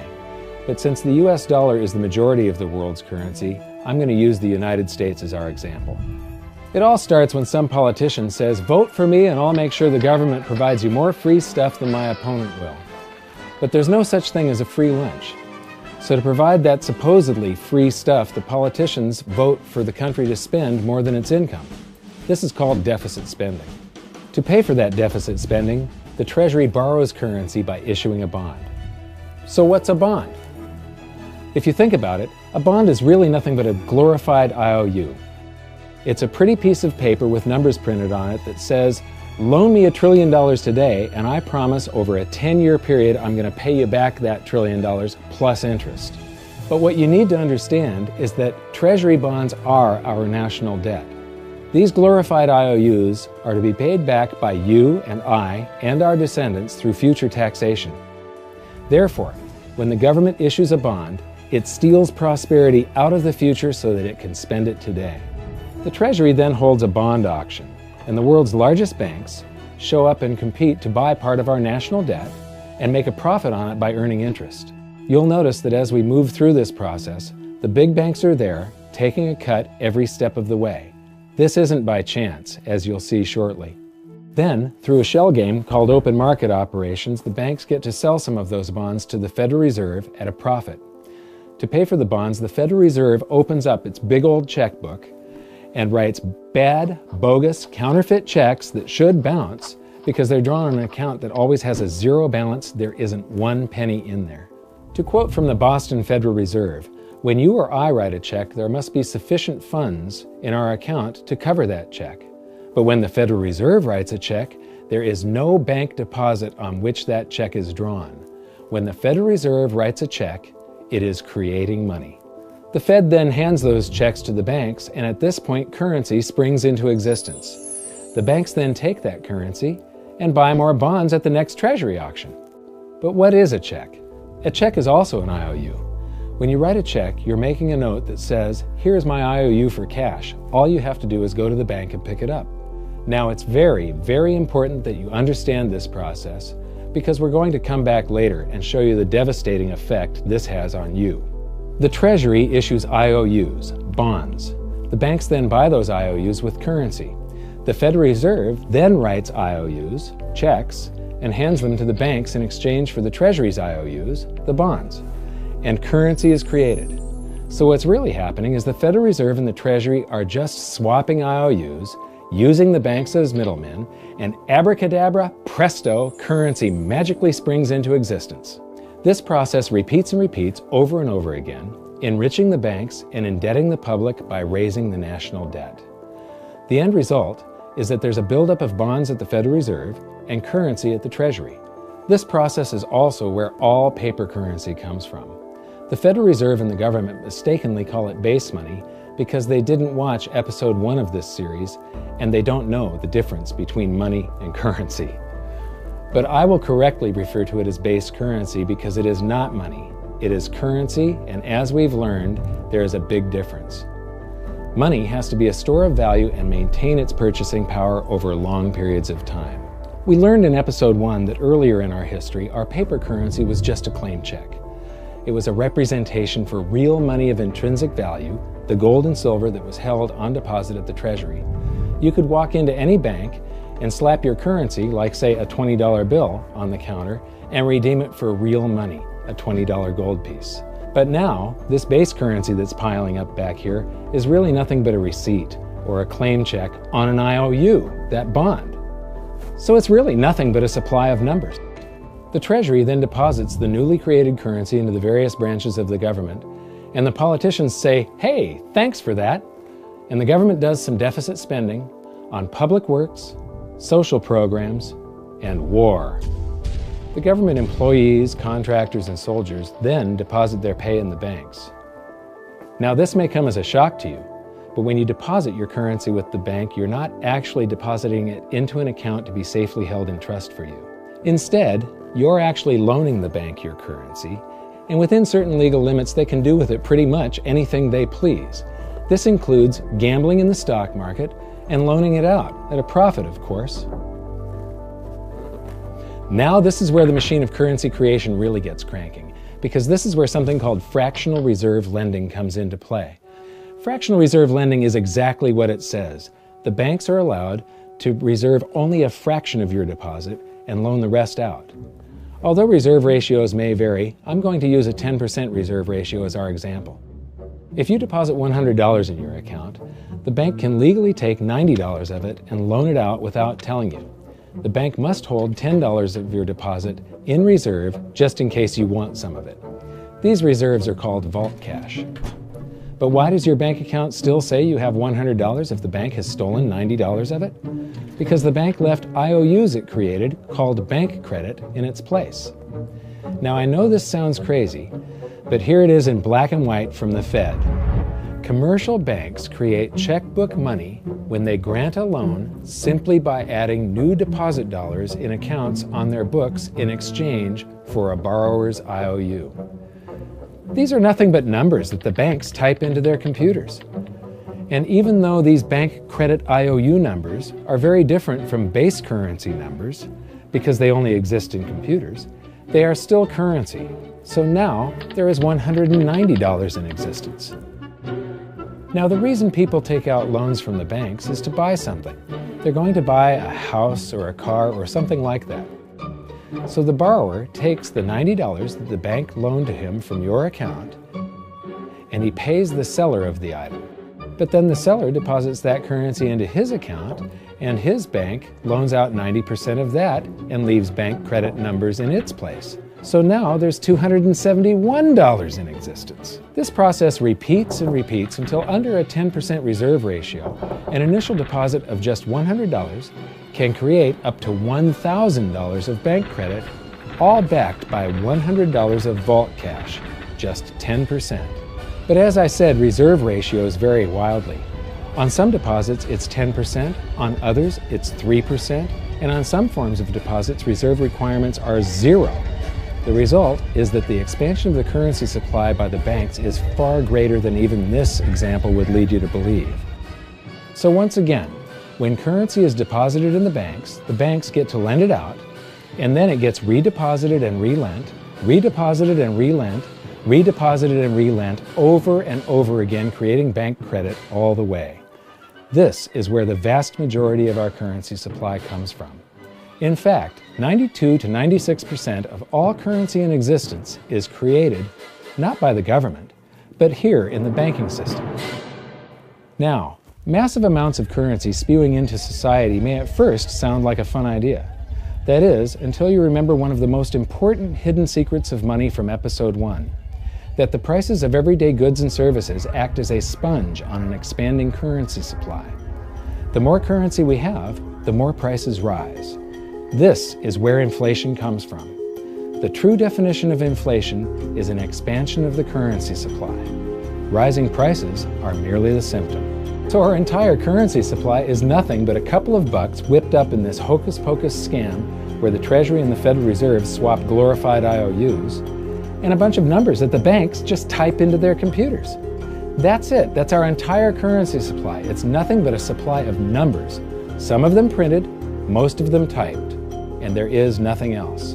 But if you thought that was crazy, get ready to enter the twilight zone of modern economics. We work for some of that currency supply.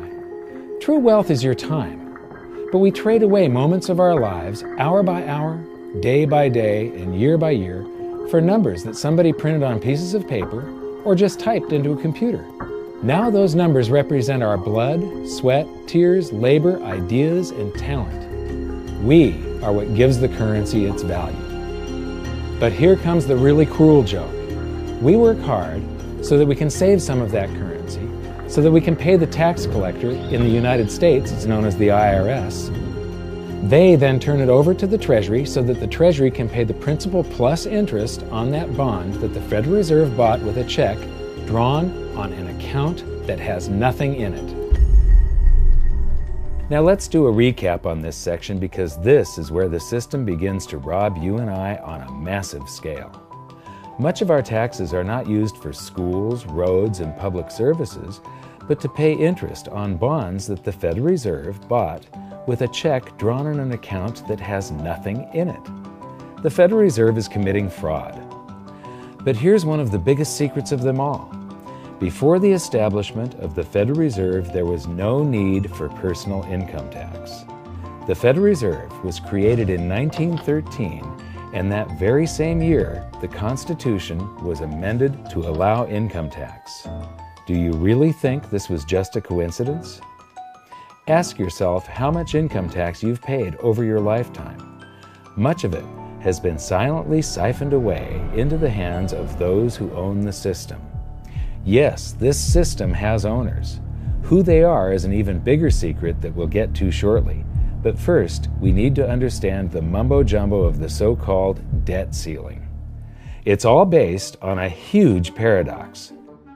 There was interest due on that bond, and there was interest due on every one of those loans that the banks made. That means that there is interest due on every dollar in existence.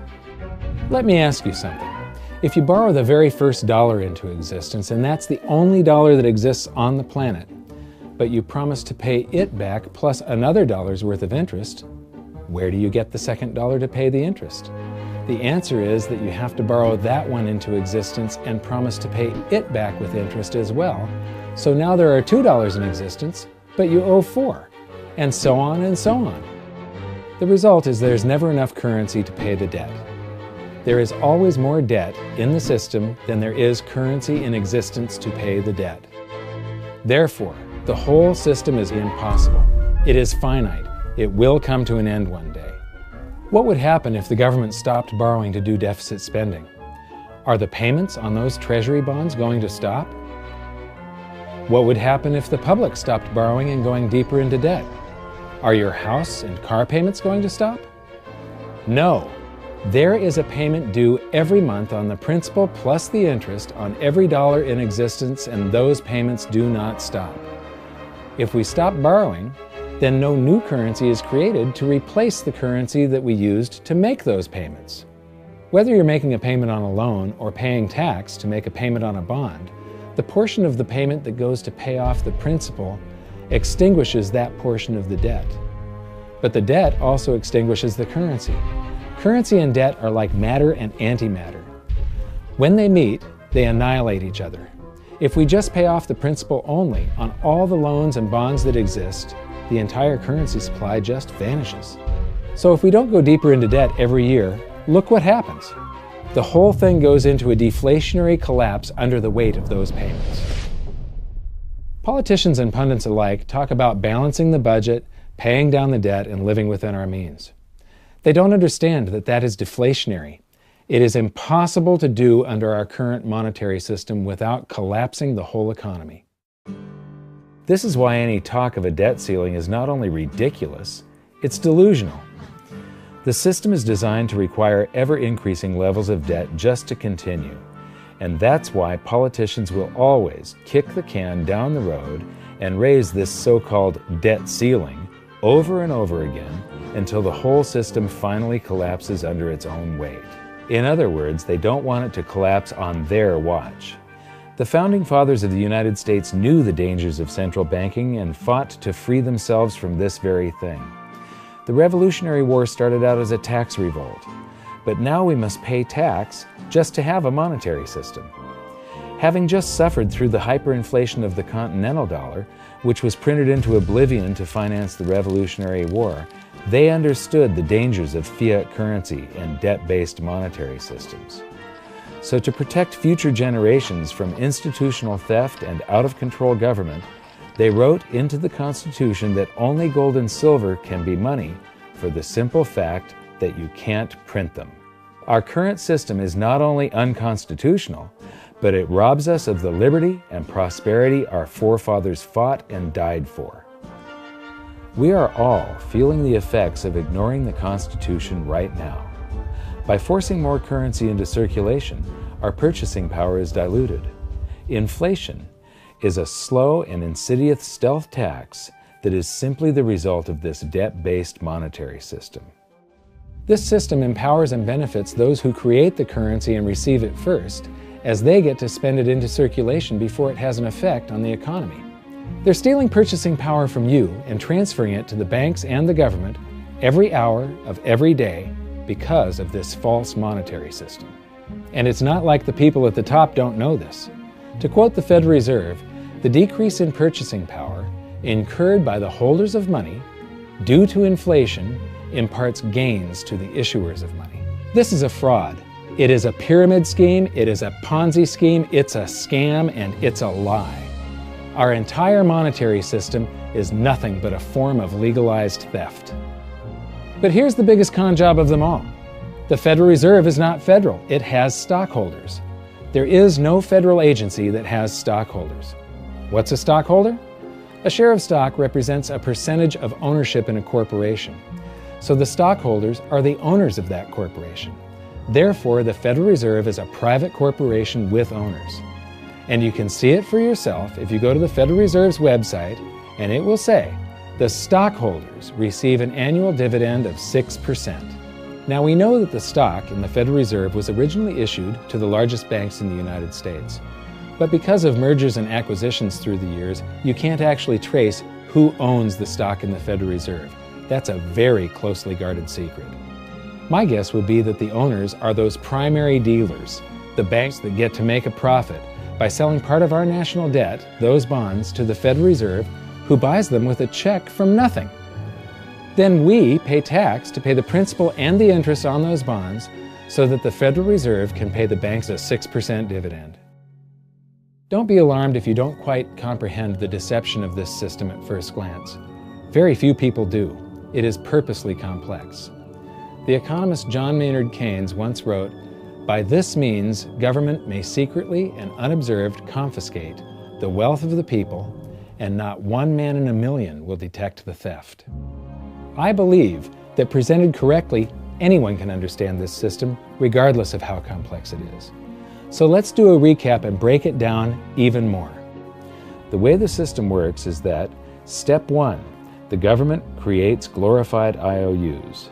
These bonds increase our national debt and put the public on the hook to pay it back. Step 2, IOUs are swapped to create currency. The Treasury sells the bonds to the banks. The banks then turn around and sell our national debt at a profit to the Federal Reserve, which they probably own. The Federal Reserve then opens its checkbook that doesn't have a penny in it and buys those IOUs with IOUs that it writes, checks, on a checking account that has a zero balance. Then they give those checks to the banks and currency just springs into existence, and then the whole process repeats. This results in a buildup of bonds at the Federal Reserve and currency at the Treasury, which is really just a supply of numbers. The Treasury then deposits the numbers in the various branches of the government, and we get to step 3. The government spends the numbers on promises, public works, social programs, and war. Then the government employees, contractors, and soldiers deposit their pay into the banks, and we get to step 4, where the banks multiply the numbers by magically inventing more IOUs through fractional reserve lending, where they steal a portion of everyone's deposit and lend it out. That currency gets redeposited, and then a portion is stolen again, and the process repeats over and over, magnifying the currency supply exponentially. Then we work for some of those numbers, which brings us to step 5, where our numbers are taxed. We pay tax to the IRS, who then turns our numbers over to the Treasury, so the Treasury can pay the principal plus the interest on bonds that were purchased by the Federal Reserve with a check from nothing. Then we get to step 6, the debt ceiling delusion. The system is designed to require ever-increasing levels of debt and will eventually collapse under its own weight because politicians always kick the can down the road. They don't want it to collapse on their watch. And finally, step 7, the secret owners take their cut. The world's largest banks own the Federal Reserve. Those banks make a profit selling our national debt to the Fed. They make a profit when the Fed pays them interest on the reserves held at the Fed, and the Fed pays them a 6% dividend on their ownership of the Fed. This system is fundamentally evil. It funnels wealth from the working population to the government and the banking sector. It is the cause of the artificial booms and busts of modern economies, and it causes great disparity of wealth between the rich and the working class. And it is only possible because we no longer use real money, we use currency. But worst of all, it is a form of enslavement. Bond is the root word of bondage. Whenever a government issues a bond, it is a promise to make us pay tax in the future. Nobody asked you if you wanted to pay tax today for the prosperity we all enjoyed in the last century. Nobody is asking our children if they want to work hard in the future to pay for the prosperity we're enjoying now. George Washington once wrote to James Madison, "No generation has the right to contract debts greater than can be paid off during the course of its own existence. By stealing prosperity from tomorrow so we can spend it today, we enslave ourselves and future generations. Now this all sounds pretty bad, but there is great hope, for you are the greatest threat to this false monetary system. This system relies on the public being ignorant of its workings. Please share this knowledge with everyone you know, because an informed public that fully understands the system can build a better future for generations to come. And now I leave you with this quote, widely attributed to a former director of the Bank of England. The modern banking system manufactures money out of nothing. The process is perhaps the most astounding piece of sleight of hand that was ever invented. Banking was conceived in inequity and born in sin. Bankers own the earth. Take it away from them, but leave them the power to create money and control credit, and with the flick of a pen, they will create enough money to buy it back again.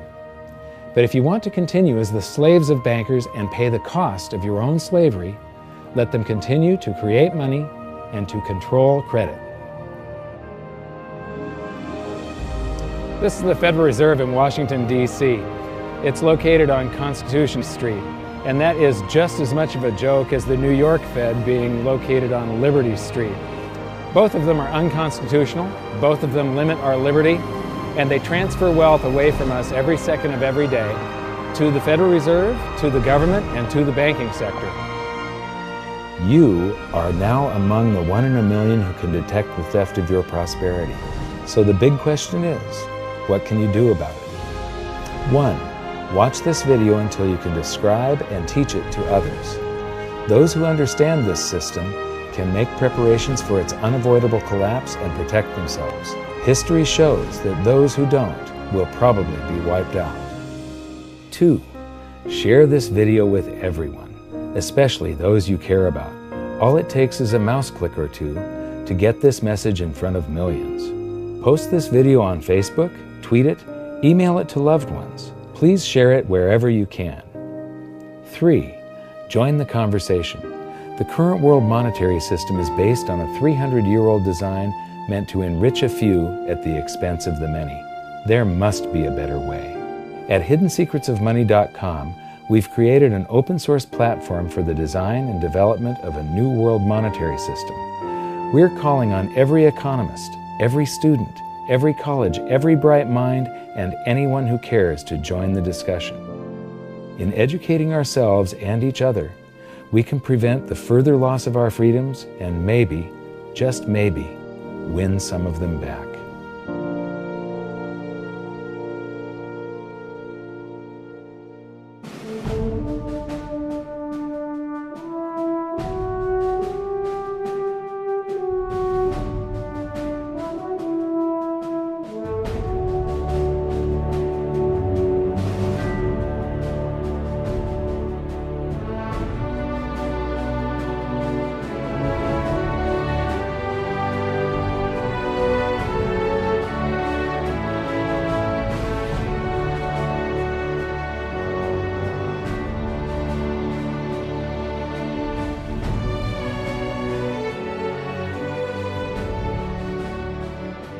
I think your episode 4 is very beneficial, very helpful. It's going to introduce these ideas to a lot of people, and like I've just been talking about, we have to change people's mind, and the more they understand it, the better. And I think we're at this point now where more people in the last several years, 4 or 5 years, have thought about the Fed than they ever have in the previous 95 years. So I think an explanation and diagrams to show it is very helpful, because quite frankly, they're not going to get it in their grade school. They're not going to get it in their high schools. They're not going to get it in college unless they're in a very rare circumstance to understand how this works.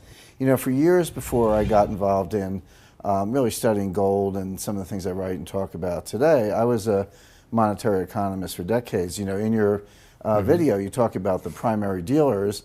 I was chief counsel and chief credit officer, one of the largest primary dealers for 10 years. So I had an inside seat on the Treasury market and have the privilege of working with several former vice chairmen of the Board of Governors, Manley Johnson and David Mullins, going back to the 80s and 90s. So I'm very immersed in what you were talking about, and I thought it was extremely accurate, extremely clear.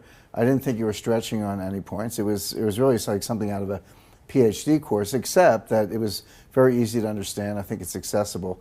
I think we're seeing a little bit of a revolution in communications in the following sense. You know, as you point out, the Fed was created in 1913.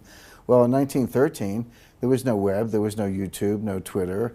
There was really no one to kind of stand up and oppose the Fed or call them out, if you will, or really get into a discussion that everyday Americans could follow. That's not true now with social media and everything else.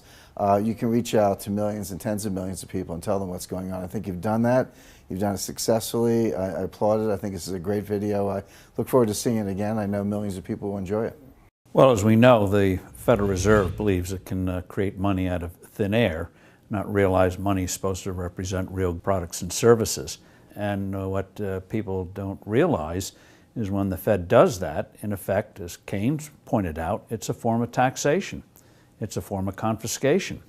And because people don't see it, the politicos get away with it, but it also undermines social trust. It just is corrosive throughout society.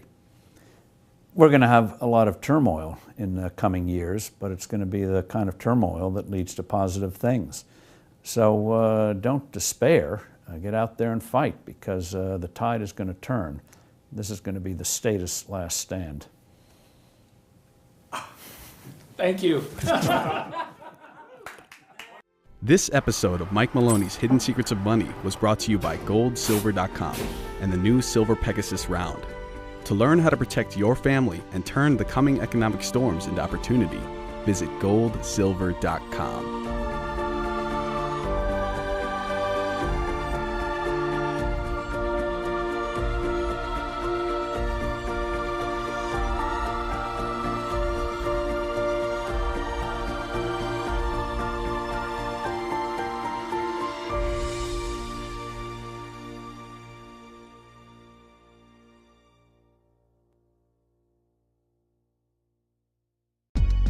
This episode is brought to you by the new Gold Silver Vault app. Get it for free at hiddensecretsofmoney.com. The entire world is facing a debt-driven disaster, the scale of which has never been seen before in human history. The situation is now so severe that we're left with only two options: default on our debt or inflate it away. You can already hear people blaming the free markets and even money itself for our problems, and to me this is just tragic, because we don't have free markets anymore, and we certainly don't use real money. This is the real reason for our problems. Our money itself has been corrupted. It's not just an issue of economics. This affects your freedom.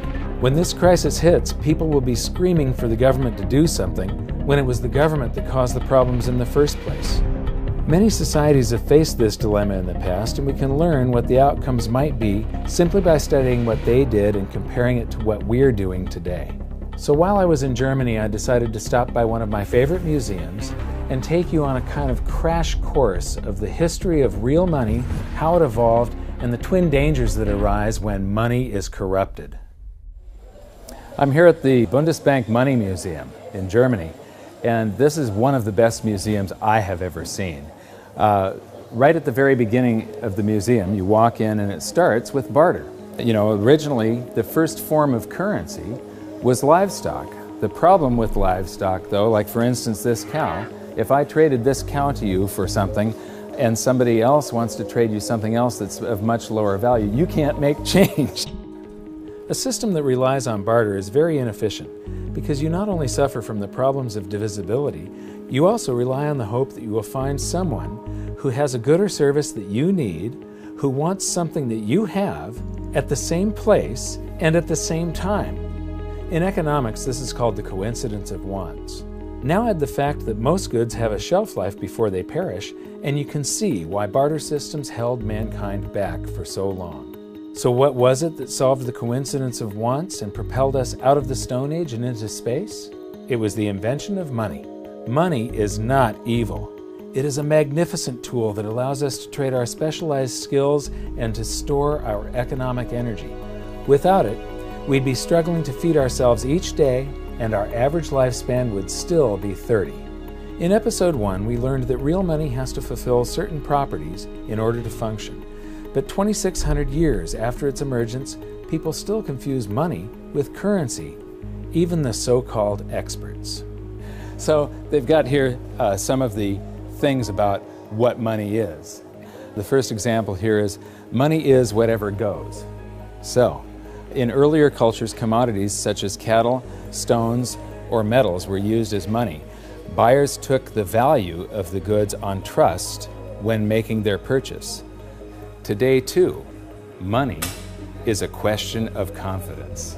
So, the currency, today isn't money, today we're using currency, but the only reason it has any purchasing power whatsoever is because yesterday your experience was that it purchased something.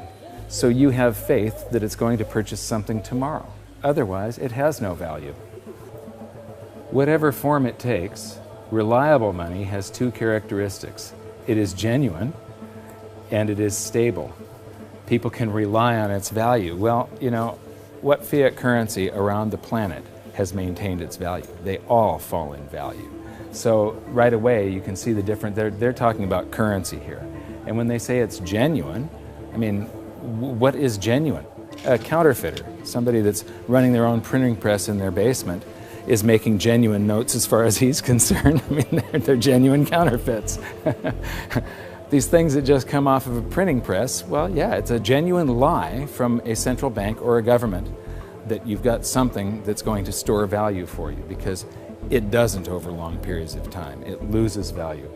Gold, banknotes, and electronic money, meaning electronic currency, may be stored, divided up, or transported.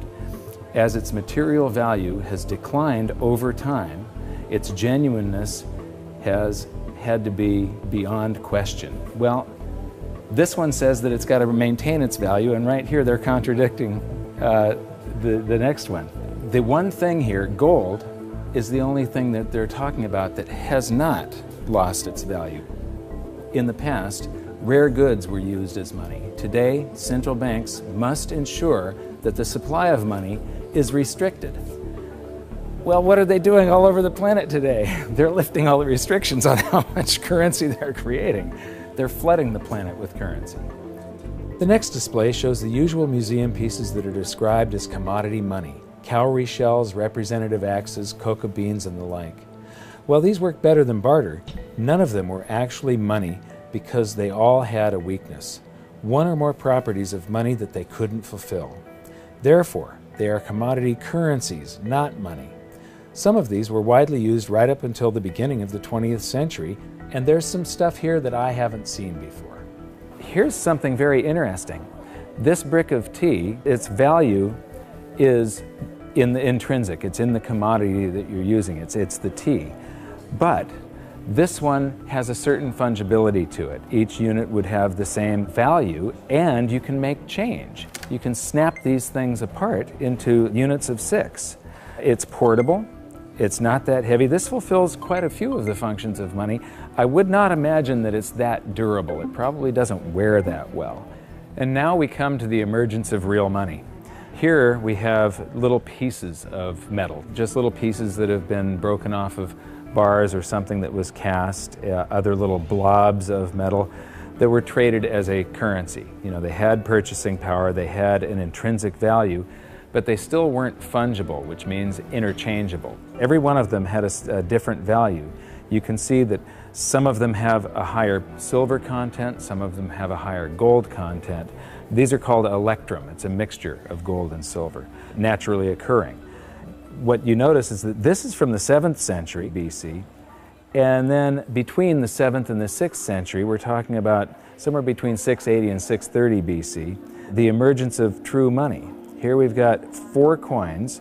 The large one is a 1/3 stater coin, and the other 3 are 1/6 stater coins.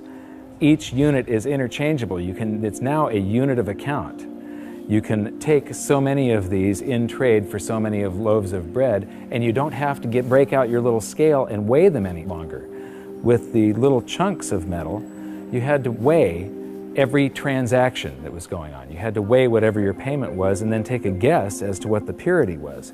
Here you have some standards that were set by mints and guaranteed by those mints. These are a unit of account. They're fungible. Every one of them is interchangeable. They're portable, they're durable in your pocket over long periods of time.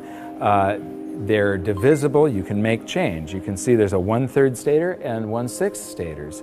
And they're a store of value over long periods of time. These still have purchasing power today, 2,600 years after they were made. Another thing that I find really interesting is between maybe 680 BC and 300 BC, cultures all around the world, they all gravitated toward gold and silver coinage as money. The entire world sort of decided all together that gold and silver were money. Why? Because the free markets keep on selecting gold and silver as money because of the properties that it has. So, now we get to the room of real money. This is a vault door, and this is where they've got all the great examples of the real gold and silver coins. So come on in and join me. So here we get to the first, this is gold and silver, what they're using to make money, and here we have some very early representations of gold and silver coins. And I love these displays. They start with coins in Lydia, so these coins go back to the very first minting of true coinage.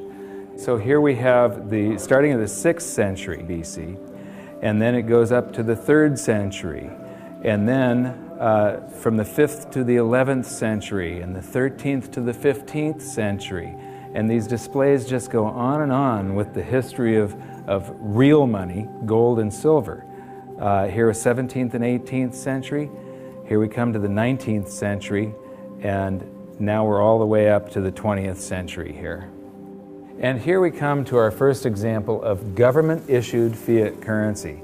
This is from China. This is from 1375. And what's interesting is I have a chart that compares the value of the paper currency in China compared to silver. And there was a hyperinflation of this currency. It wasn't backed by anything. It wasn't backed by taxes. It wasn't backed by anything in the treasury. They could just print this. And so this went into a hyperinflation because the government was just running its budget by just doing deficit spending by printing.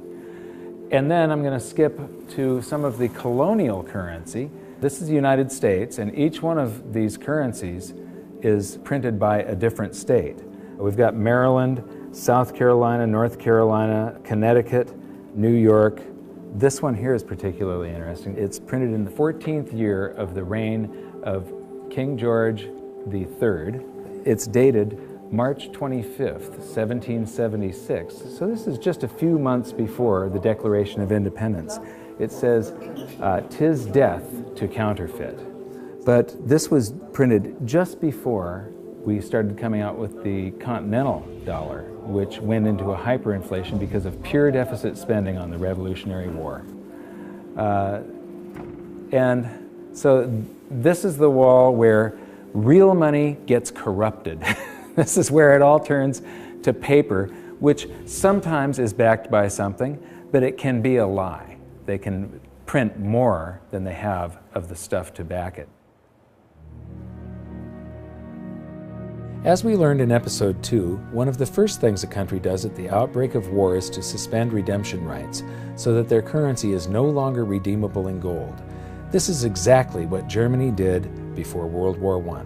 After losing the war, they suffered through one of the worst hyperinflations on record when they were burdened with massive reparation payments to France and the Allies. These heavy penalties stifled the German economy and brought it to a standstill, leaving the country with the same two choices all indebted nations have faced throughout history: default on their debt or inflate it away. Defaulting was not a viable option, as they were completely impoverished, weakened, and surrounded by armed forces ready to take their land. Since their currency was no longer tied to gold, it was decided to light up the printing presses and inflate their way out, paying the debts with new currency created out of thin air.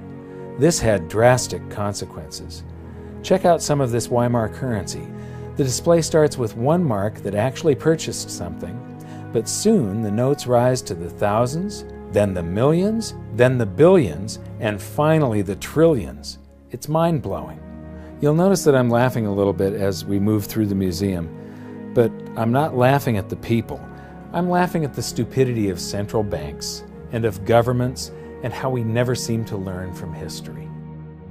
Okay, this is an example of different currencies used during the hyperinflation, and they call some of it inflation money and emergency money. This is interesting.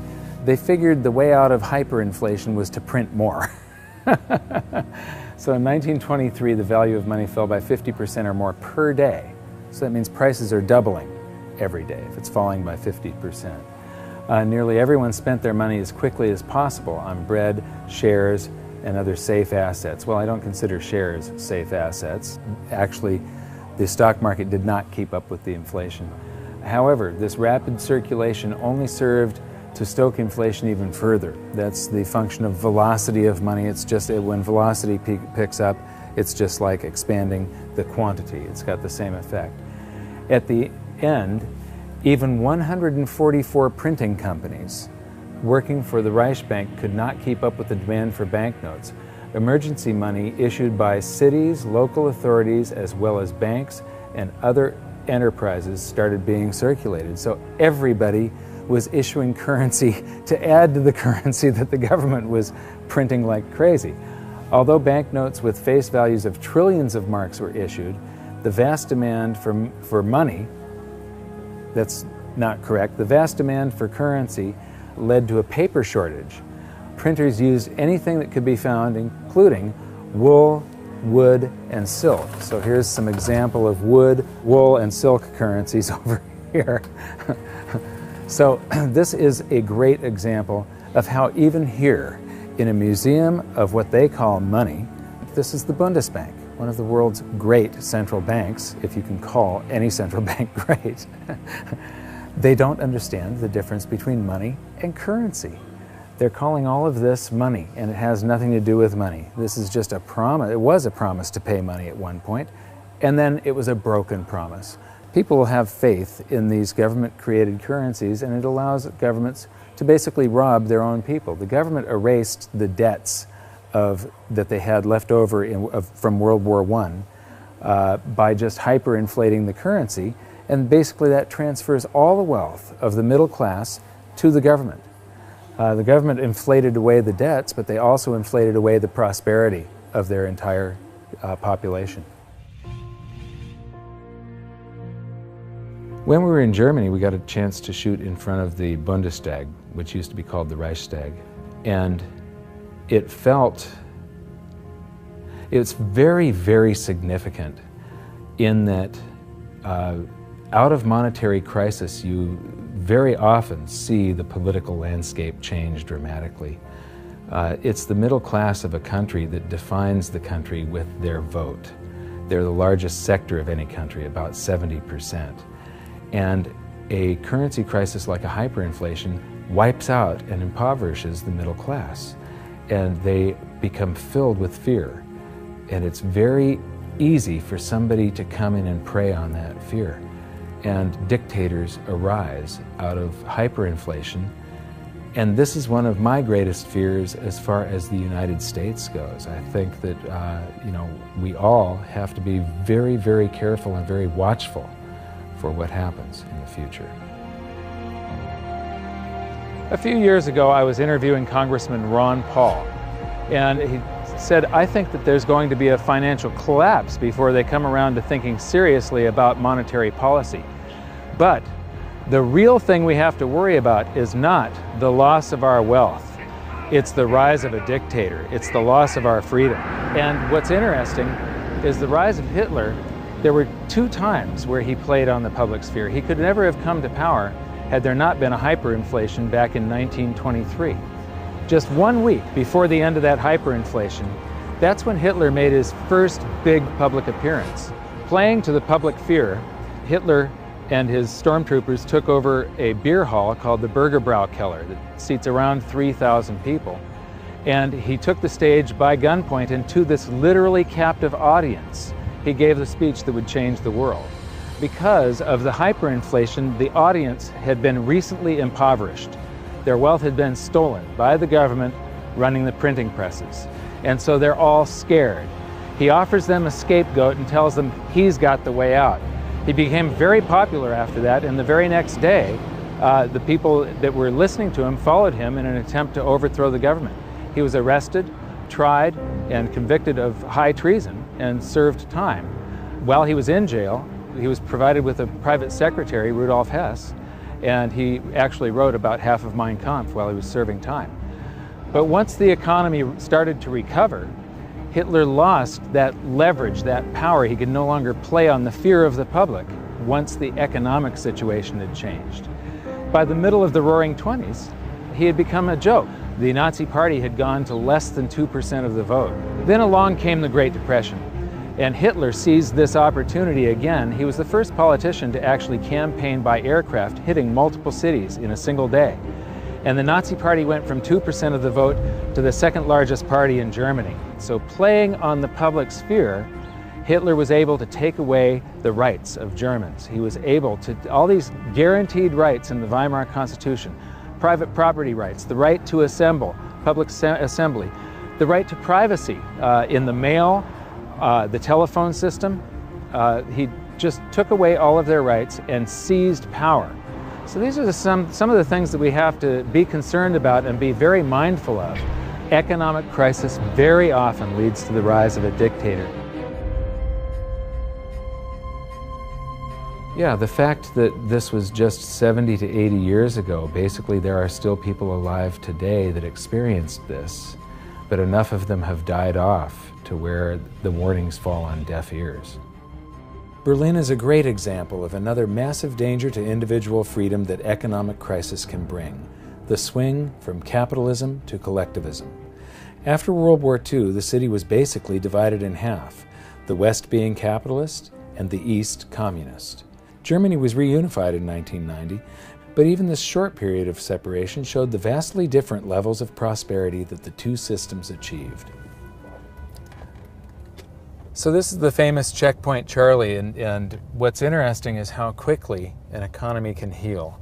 Just 20 years ago, you would have seen a tremendous difference between the East and the West. You'd have one side that has tall buildings and is much more industrialized and new, and then one side that's very old and gray. It was one of the best examples of what a state-run society does to an economy. How the more the public relies on government, the worse the general economy gets. What happens, in capitalism you have the greatest disparity between the poorest and the richest individuals. And there's a backlash against that. And you see this happen in waves and cycles, this cycle that goes from capitalism to collectivism. Here, the example, you had this line going right through a city, and one side of the city that was very poor, and the other side prosperous by comparison. Now, when we go toward collectivism, they want to eliminate this great disparity between the poorest and the richest individuals. But what happens isn't that they raise the standard of living for the poor up here. They drag the whole economy down so that everybody ends up living down here, except for the people that are running the government. Collectivism is a danger because we've proven time and time again that it doesn't work. The evidence is in. If you look at history, it's clear that maximum prosperity can only be achieved through individual freedom, free markets, and sound money. You'd think that we'd learn from history, but I'm going to show you a few more displays from the museum that prove conclusively we haven't. And this is where we are today. This is a sheet of 50-euro notes, and these come out of the printing press, bam, bam, bam, bam, bam, just like those notes did.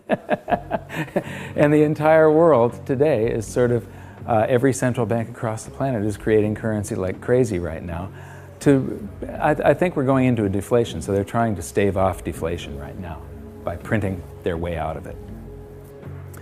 So here we've got some examples of the technology that governments around the world are putting into their counterfeit currency so that the public can't counterfeit the currency that the governments are now counterfeiting.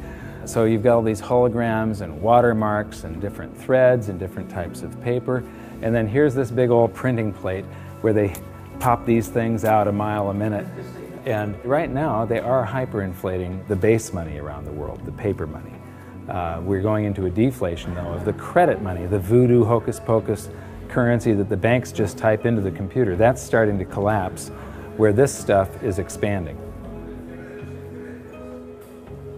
So we learned in episode 4 that modern currency creation is a complete scam, but a whole lot of people had trouble believing that it could be true. The European Central Bank has this awesome display that shows you exactly how it's done, and it's basically the same as our episode 4. So here's a quick recap thanks to the ECB. Basically, the central bank and the Treasury swap IOUs. The central bank writes a check and the Treasury issues a Treasury bond, which is an IOU, and that creates currency, and then it gets, somebody is paid, it gets deposited into a bank account, and 1,000 marks, they withhold 10%. So right here, they're already telling you that his bank account is a lie. He deposited 1,000 in it. They only withhold 100 in case he wants some of that. And then they loan out 900, which then she buys something from this guy, he deposits the 900, they borrow 90% of that and leave just 10% on deposit for him, and the result is that it expands. Every 1,000 ends up creating 10,000, or every $1 creates $10. And they've got the result here. It's all sort of a voodoo hocus-pocus scheme. One of the great things that I've noticed here is that throughout the museum, they keep on proving the point that even though this is the Bundesbank Museum, they prove the point that fiat currencies that come off of a printing press eventually go to zero, that they're really worthless. This says the ideal goal of all monetary systems was to ensure that money is trustworthy and kept in short supply. Metal-based currencies restrict the money supply because metal deposits are naturally limited. However, during the Industrial Revolution in the 19th century, the rapidly growing economy needed a means of payment which could adapt flexibly to this growth. Baloney. You can have a fixed currency supply, and when you have economic growth, it means that the currency gains in purchasing power. In the 20th century, uncovered currencies, meaning unbacked currencies, have been the norm. In principle, the money stock could grow unchecked. This is why central banks must ensure that the money stock is in line with economic growth. Yeah, right. So here we've got my buddy Milton. Actually, Milton was sort of a semi-free market economist. He won the Nobel Prize. So he's considered the dean of the Chicago School of Monetary Thought, which are monetarists. They believe that we should have a Federal Reserve and it should expand and contract the currency supply to achieve stable prices. One of the problems with Keynesians and monetarists and so on is that they think you should expand it and contract it, but they never contract it. They just, Keynesian, you're supposed to spend when the economy is bad. The government's supposed to spend and stimulate and then withdraw currency from circulation to keep us from going into a bubble caused by the expansion of credit and the spending that they did during the bad portion of the economy. So they take this rubber band and they stretch it, and it's supposed to come back, but they never do that. They just keep on stretching it to infinity. And here we are, right now, where we are in the world is that rubber band is about to snap with every currency on the planet. And so I'm instability, I'm in deflation, inflation. Let me see, I'm going to cause a hyperinflation. Oh, it just went off the inflation scale. I guess I did cause a hyperinflation. Oops. And now the whole thing is collapsing. This game of inflation and deflation has never worked. Right now we're on the precipice of the whole system collapsing, and just like the game, our monetary system will reset. This is where the twin dangers we learned about may rear their ugly heads, so it's up to all of us to learn from history. I mentioned earlier that it was the invention of money that allowed humans to prosper and rise out of the Stone Age.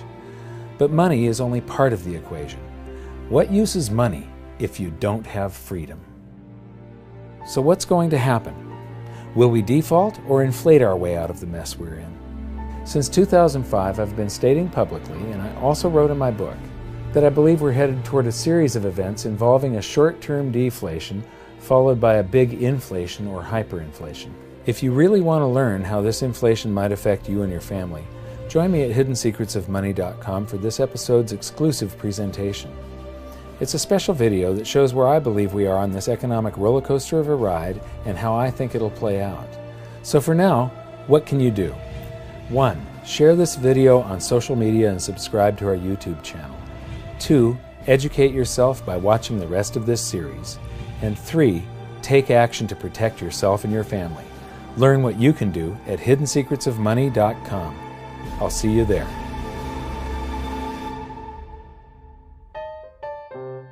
Should I buy $500,000 or $1 million? Let me see how much. This is not going to travel well in the suitcase, but it would be good to have €1 million, wouldn't it?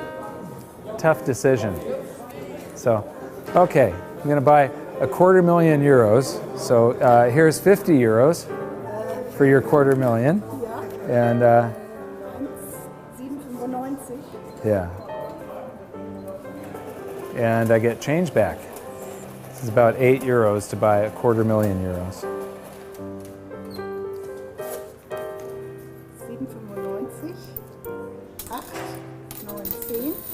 Okay.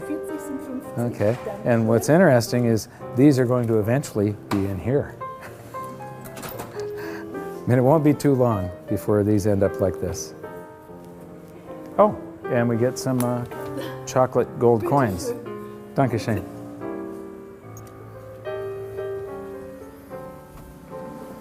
So that's our tour of one of the best monetary museums I've seen so far.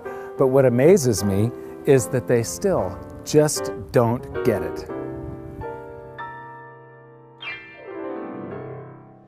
This episode was brought to you by the new Gold Silver Vault app. Get the latest silver and gold prices, news, videos, and track your holdings using the virtual vault feature all in the palm of your hand. Get it for free at hiddensecretsofmoney.com.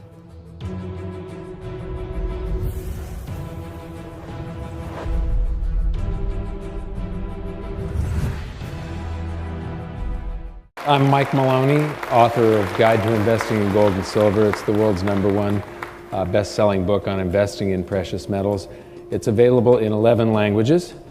And in my book, I said that we are on a wild roller coaster of a ride, and that we would first see the threat of deflation, followed by a helicopter drop, and that would be followed by big inflation. And that has happened. There was the 2008 crisis. We're seeing the base money around the planet being hyperinflated right now, while all of the credit aggregates are collapsing. And so it's sort of netting out to zero inflation or just slightly positive inflation, even though base money around the planet is just taking off like a rocket. But it would then be followed by a real deflation and then followed by hyperinflation. So I think it sort of looks like this. We've got the markets going up in the real estate bubble in 2007. And then we had the threat of deflation, which was the 2008 market crash and the big helicopter drop of currency. And you are here. And then I think that we're going into something like this, and it'll be followed by the world's central banks overreacting. People say, some people say I've been calling for hyperinflation, hyperinflation, hyperinflation. There isn't any time that I can find in all of history where a population that's all on one side of the boat, when you have a nation of debtors, what has to happen is that you go into a deflation first, allowing the banks to foreclose, and the public, in general, is on the losing side of the bet. We are entering a period of financial crisis that is the greatest the world has ever known. The wealth transfer that will take place during this decade is the greatest wealth transfer in history. Wealth is never destroyed, it is merely transferred, and that means that on the opposite side of every crisis there is an opportunity. The great news is that all you have to do to turn this crisis into your great opportunity is to educate yourself. I believe that the best investment that you can make in your lifetime is your own education.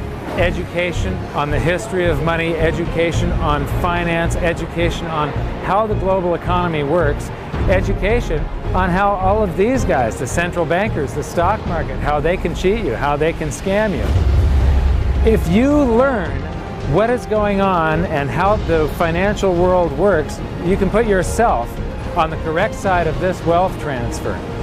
Winston Churchill once said that the further you look into the past, the further that you can see into the future. This program is all about creating your own crystal ball, being able to gaze into the future, being able to change this crisis, the greatest crisis in the history of mankind, into your great opportunity.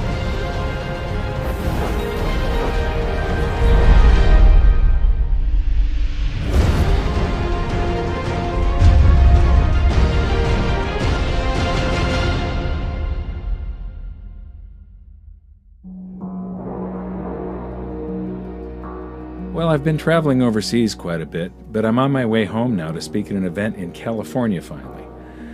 What I've been trying to make clear is the fact that this roller coaster crash that I was talking about in my book and that I've been predicting since 2005 is playing out right before our eyes. One of the things I really like about speaking at live events is the chance to interact with people and sort of get my finger on the pulse of what they're thinking. And lately it's become pretty obvious that for a lot of people it's difficult to grasp why I think deflation is coming before big inflation or even hyperinflation. So here I'm going to break down 4 of the biggest reasons that I see deflation coming first. The first one is simple. The overreaction to the 2008 crisis has caused a credit debt bubble, and all bubbles pop. So I talked about hyperinflating base money. This is hyperinflation right here. Inflation and deflation is either an expansion or a contraction of the currency supply, and prices follow the inflation or deflation eventually.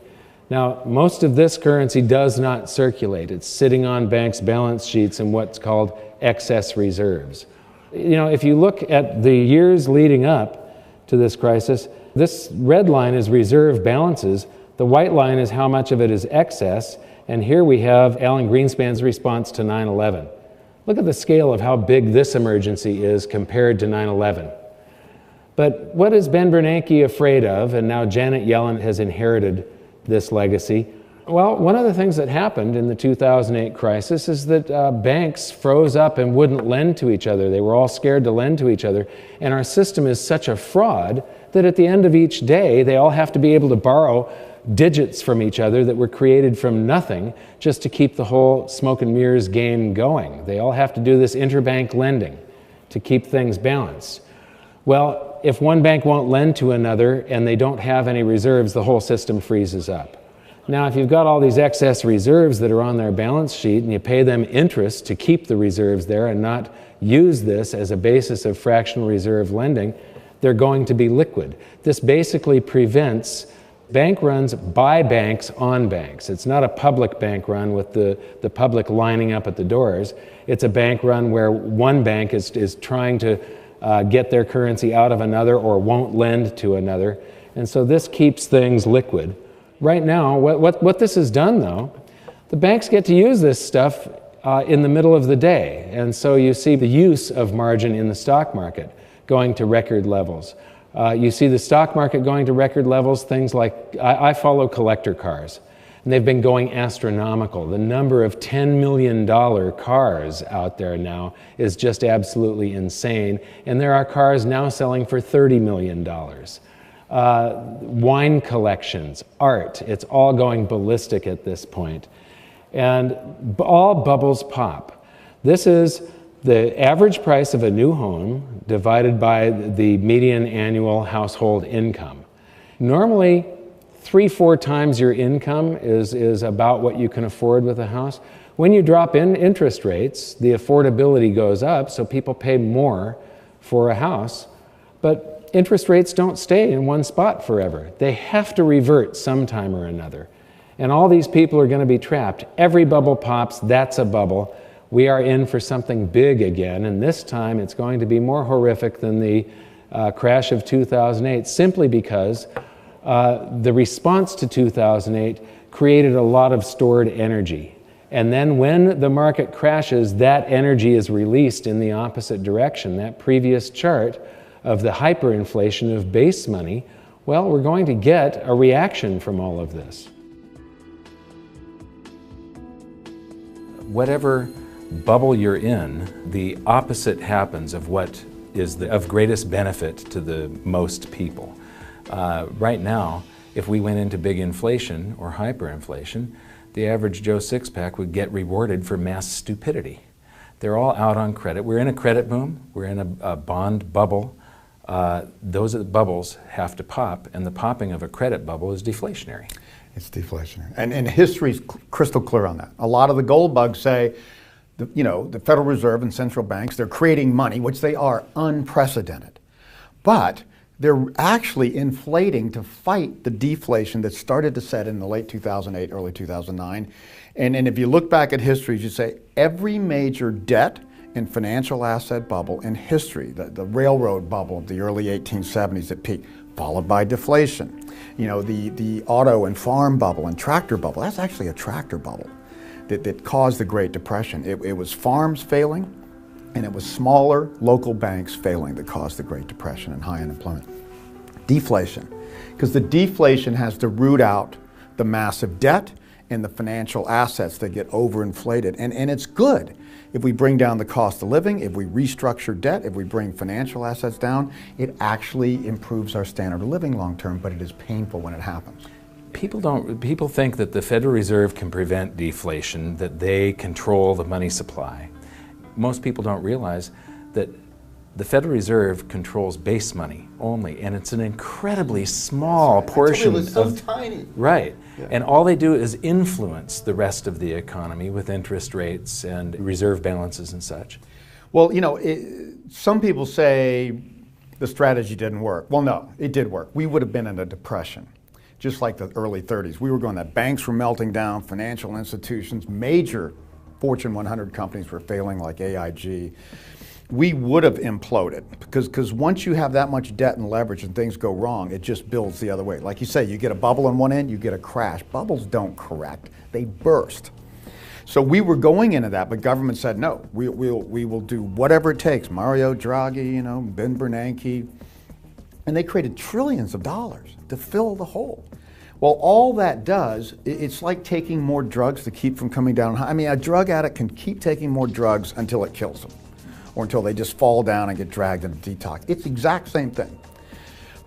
Debt, especially when it's extreme, is a financial enhancing drug. It gives you more than you deserve, makes you feel better in the short term. But when it's over, you have to go through a detox, as they would call it, a debt detox. And that's where you get deflation.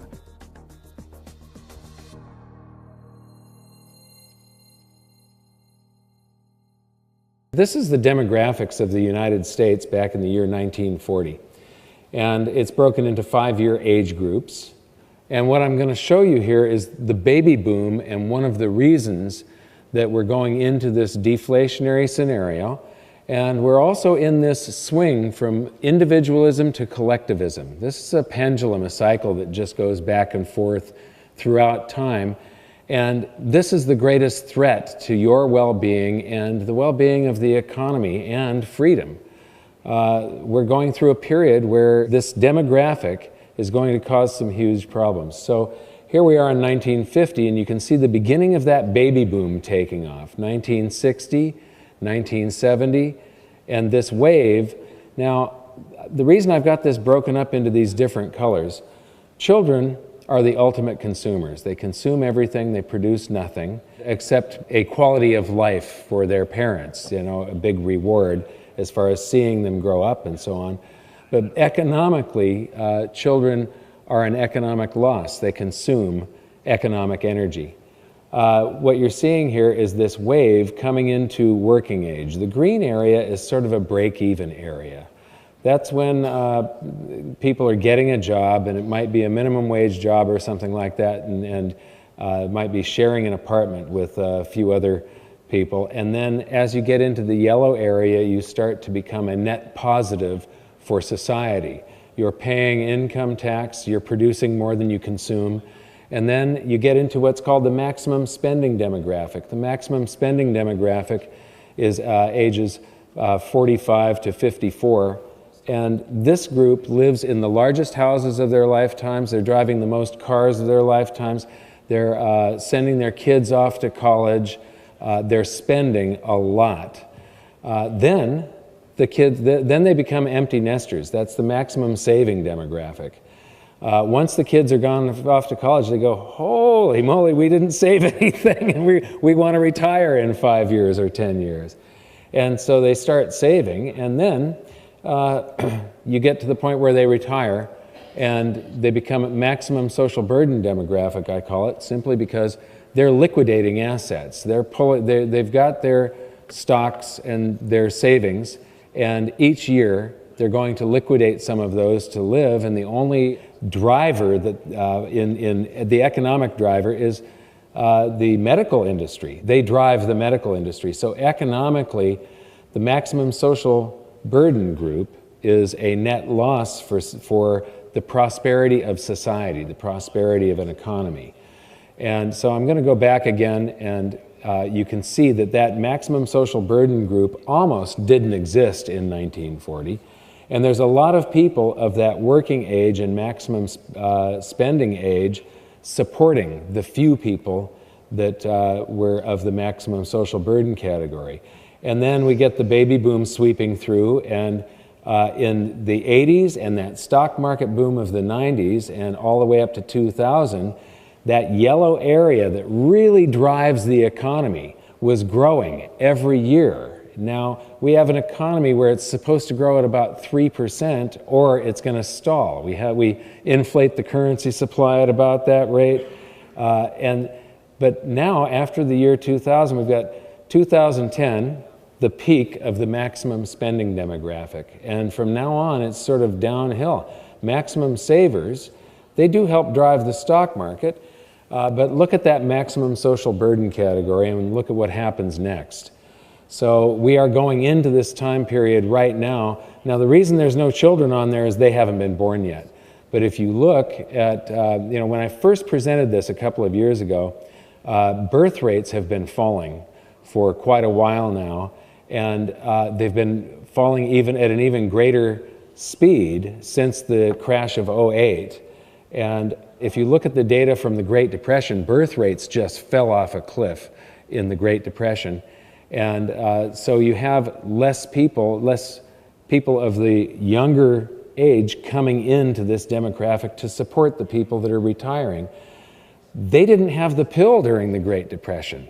Contraception was something that was not within most people's reach. So here it is automated, and you can see that big wave sweeping through there.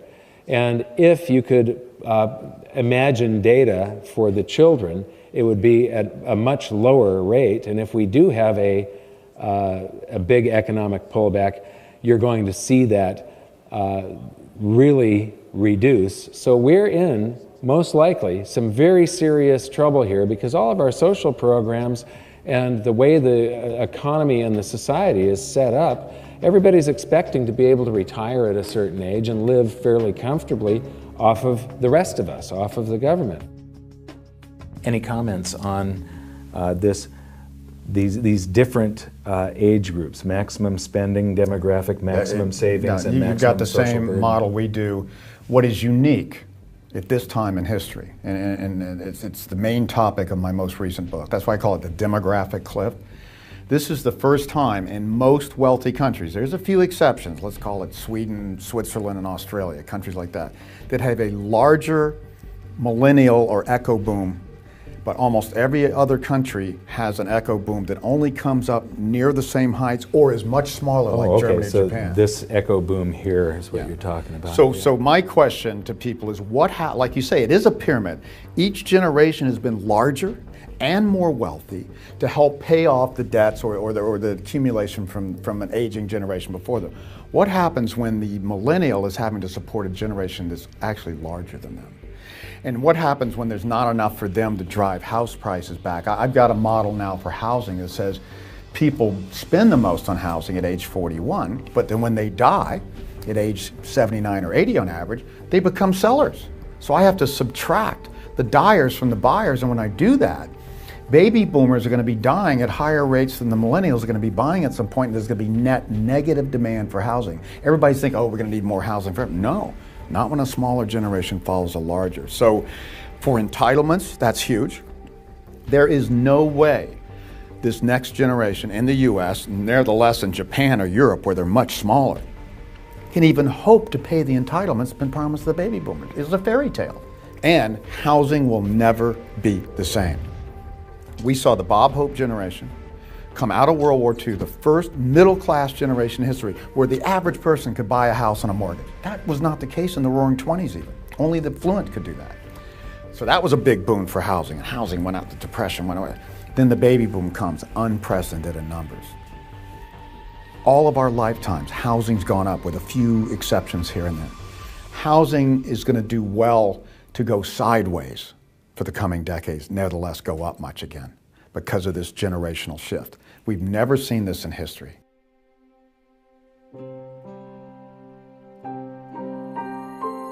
So now that we've covered three of the major components for deflation, I wanted to show you one of the real biggies here. And this one is the convergence of cycles. There's a whole bunch of cycles. The first one is the wealth distribution cycle, and I want to use my own family as a part of a demonstration of this. This is my father. He's right here. He's about the age where he enlisted in the Army to fight in World War II. He fought in the Battle of the Bulge. He was among the troops that liberated Dachau. Here he is in the mid-50s. He was manager of an auto parts store that sold high-performance equipment.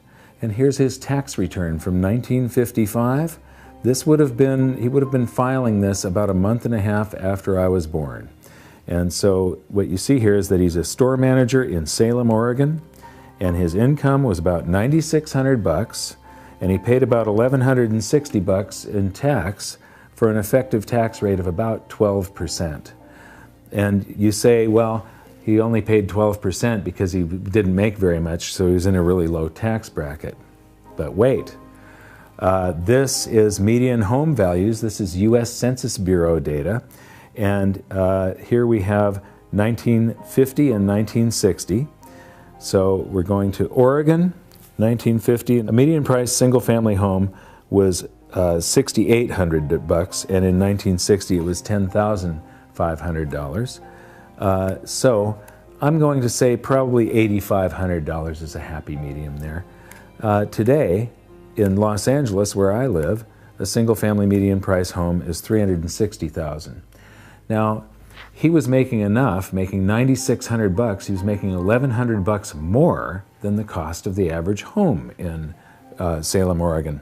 So a auto parts store manager would have to be making $360,000 to maybe $420,000 and then paying only a 12% tax on it to equate to the same amount. And it's part of this wealth distribution cycle. This is the amount of national income that the top 1% earns.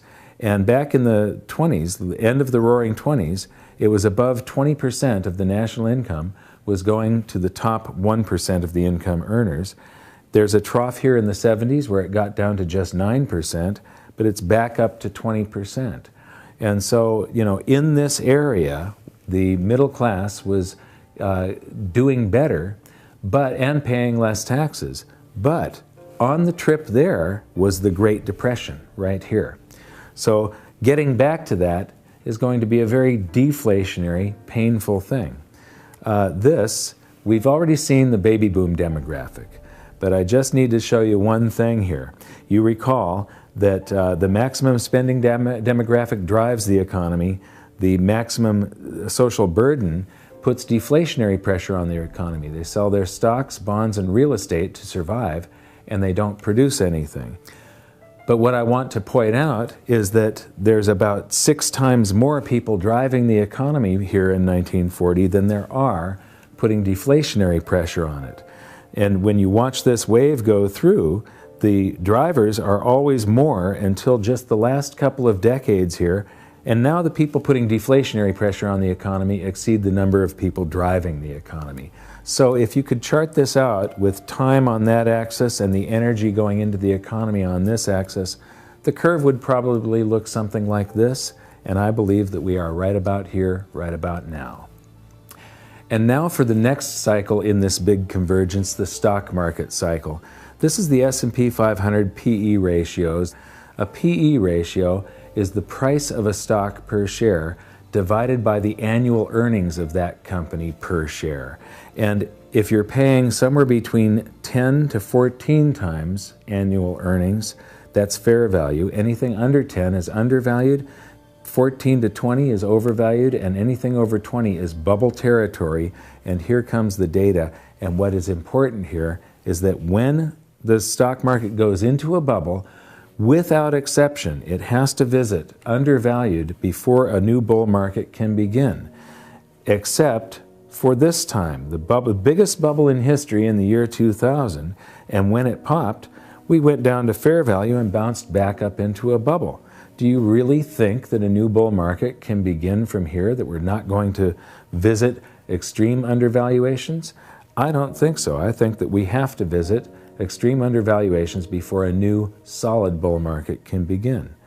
And now for probably the biggest factor in this convergence of cycles. This is Nikolai Kondratyev. He's a Russian economist that Lenin commissioned to prove that capitalism wouldn't work. He went away for a couple of years to do his studies and came back with his findings that capitalism was the superior system and would work marvelously well, but it would always suffer from these long wave boom-bust cycles to which he gave the names of seasons of spring, summer, autumn, and winter. We'll come back to this in some other episode and really dig into it. But for now, what you need to know is that the winter is the deflationary season. The last winter was the Great Depression. And they used to call this the 50-year cycle, but lately it's gotten stretched out and takes longer. I believe that it's got to be the length of a human lifetime. And the reason is that the winter is deflationary, and the people that were old enough to be of working age and have young families that lost the house, lost their job, lost the family farm, they become very emotionally scarred, and they become very risk averse and very, very frugal. And in order to make all the same stupid mistakes that we made in the Roaring '20s that led to the Great Depression, that generation has to die off. Well, they have died off, and we have made all the same stupid mistakes. So this is very deflationary, should it happen. And here's the supporting evidence. This is interest rates, and what you see here is that they go right along with the cycle. This is wholesale prices in the U.S., and again, they go right along with the cycle until the point the Federal Reserve decides that what we really need is constant inflation. This is one of the biggest cycles of all. It's hard for people to see, though. This east-west cycle takes about 500 years for the pendulum to swing each direction, and 500 years back.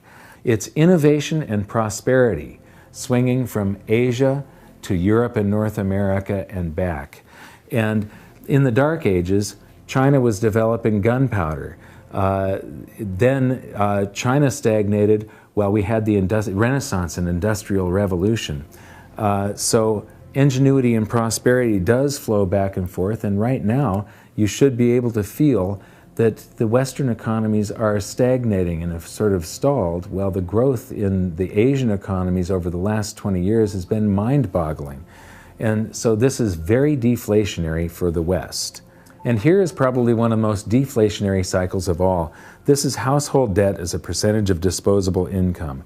And alarm bells should really be going off when people owe more than their disposable income, anytime this exceeds 100%. But I believe that this is also a cycle, and that if we had data, if we could go back further, it would probably look like this. And what's interesting is that this reflects the seasons of the Kondratyev wave of spring, summer, autumn, winter. Spring, summer, autumn, winter. And we're going into a winter, and that's very deflationary. The next cycle you've seen before, we learned about this in episode 2, but it's the shift in world monetary systems. The classical gold standard, the gold exchange standard, the Bretton Woods system, the US dollar standard, and there's something that's coming next. These usually coincide with major wars, but whatever this next shift is, it's going to be chaotic, and it's probably going to be a little painful. It's not going to be pretty. Right now, we learned in episode 3 how countries are abandoning the US dollar standard at a blazing rate right now. It's developing stress cracks, and it's going to implode. And here's the thing, is that is going to be happening with the convergence of all of these cycles. We have the East-West cycle, we have the baby boom demographic, we have the wealth distribution cycle, household debt as a percentage of disposable income, the stock market cycle, the Kondratiev wave, and the shift in world monetary systems. And the thing about all these cycles is that they have all peaked and they're starting to descend, which is deflationary. Deflation, deflation, deflation, deflation, deflation. And that is all happening at the time when the world monetary system is developing stress cracks, it's about to implode, and it's going to be extremely chaotic. These things are all going to make it even more chaotic. So that's the convergence of cycles, and all of these things are the reason that I am expecting deflation before big inflation or hyperinflation. But just as I said in my book, any deflation is probably going to be short-lived. This is the nightmare scenario for every central banker, and all of the world's central bankers are Keynesians. They believe that they can print their way to prosperity, even though they have proved that you can't time after time. All it does is cause a wealth transfer. When all of the world's central banks start printing their currencies into oblivion simultaneously, what you will see is a wealth transfer where the vast majority becomes very poor and just a few people become very rich. It's horrible for the economy, but Japan is the prime example that it does not work. You can't print your way to prosperity. And here's what you can do. Educate others. Protect yourself from what is coming, and please share these videos with everybody that you can. And until the next episode, thank you very much for watching. You can do stuff now to be ahead of this and be positioned right when this happens, because this is inevitable. This is going to be the first time that we have an economic event of this scale that is global. A small percentage of people are going to make a fortune and do very well, and most people are just going to not know what hit them. We're going to have another catastrophe sooner than later. It'll be bigger than 2008, but the next one's going to be strike 3. We've had 2 warnings. They've been ignored. The 3rd time, it's game over. We are entering a period of financial crisis that is the greatest the world has ever known. The wealth transfer that will take place during this decade is the greatest wealth transfer in history. Wealth is never destroyed, it is merely transferred, and that means that on the opposite side of every crisis there is an opportunity. The great news is that all you have to do to turn this crisis into your great opportunity is to educate yourself. I believe that the best investment that you can make in your lifetime is your own education. Education on the history of money, education on finance, education on how the global economy works, education on how all of these guys, the central bankers, the stock market, how they can cheat you, how they can scam you. If you learn what is going on and how the financial world works, you can put yourself on the correct side of this wealth transfer. Winston Churchill once said that the further you look into the past, the further that you can see into the future. This program is all about creating your own crystal ball, being able to gaze into the future, being able to change this crisis, the greatest crisis in the history of mankind, into your great opportunity.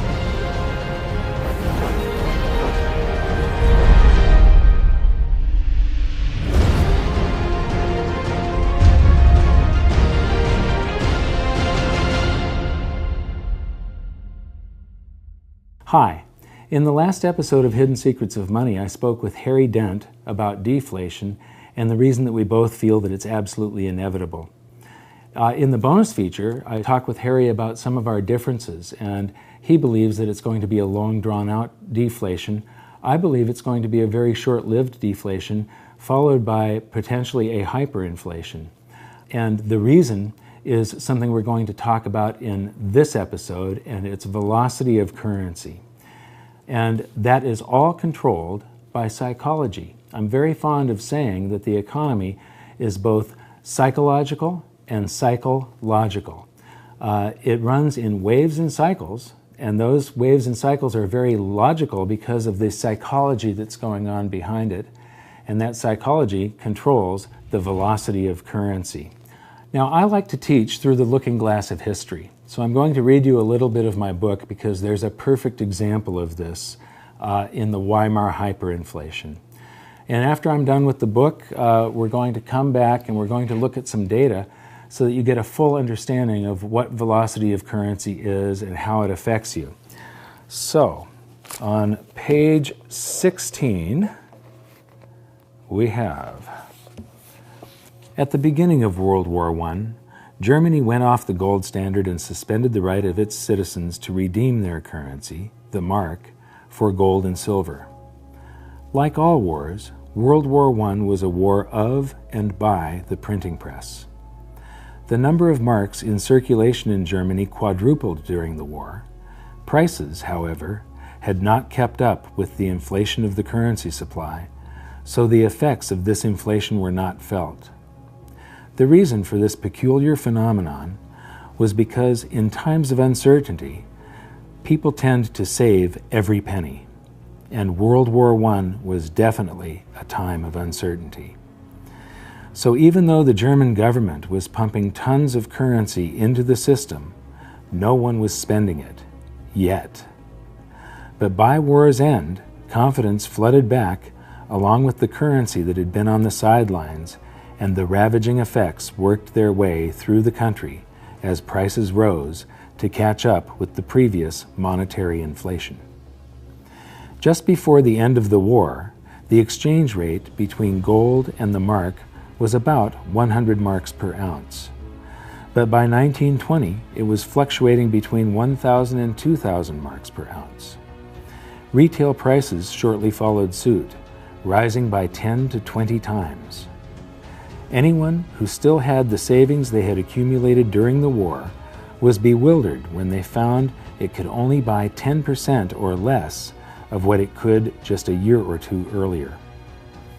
Then, all through the rest of 1920 and the first half of 1921, inflation slowed, and on the surface the future was beginning to look a little brighter.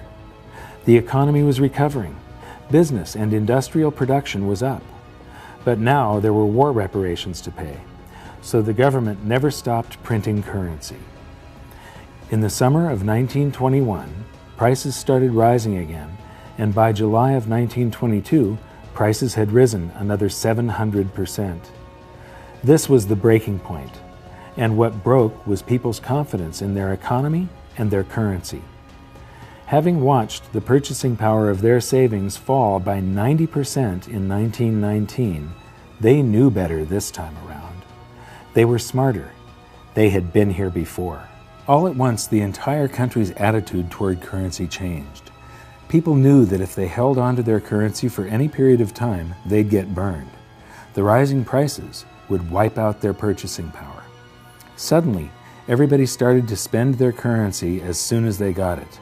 The currency had become a hot potato, and no one wanted to hang on to it for a second. Now, on the next page, I talk about the front page of the New York Times 1923, and I reference some information there.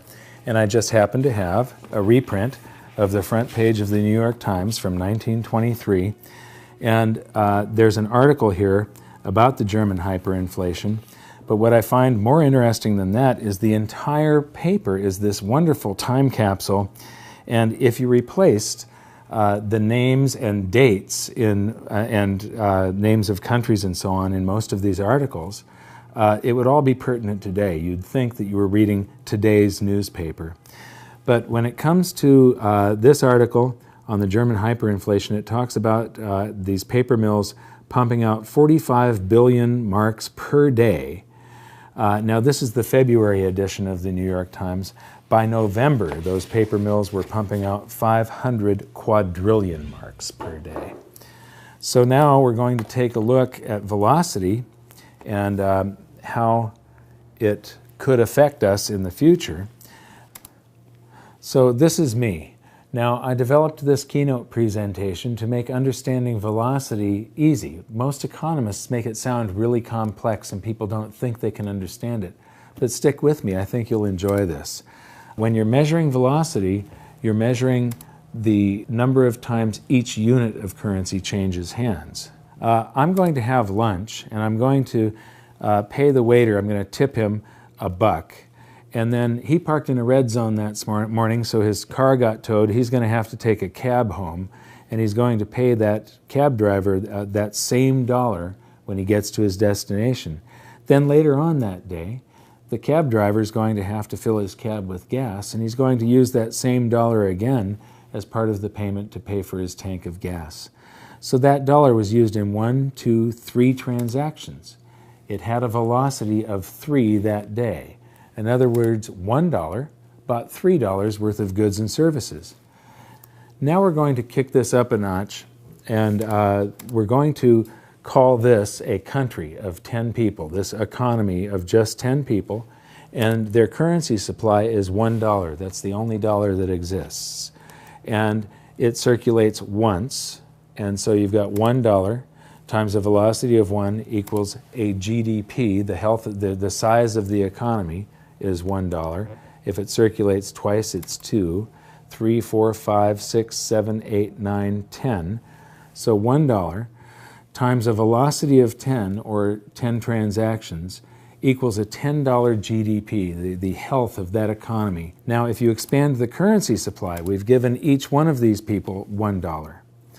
If they all make a transaction, there has now been 10 transactions, but each dollar was only involved in one of them. So it's a currency supply of $10 times 1 transaction each equals a $10 GDP.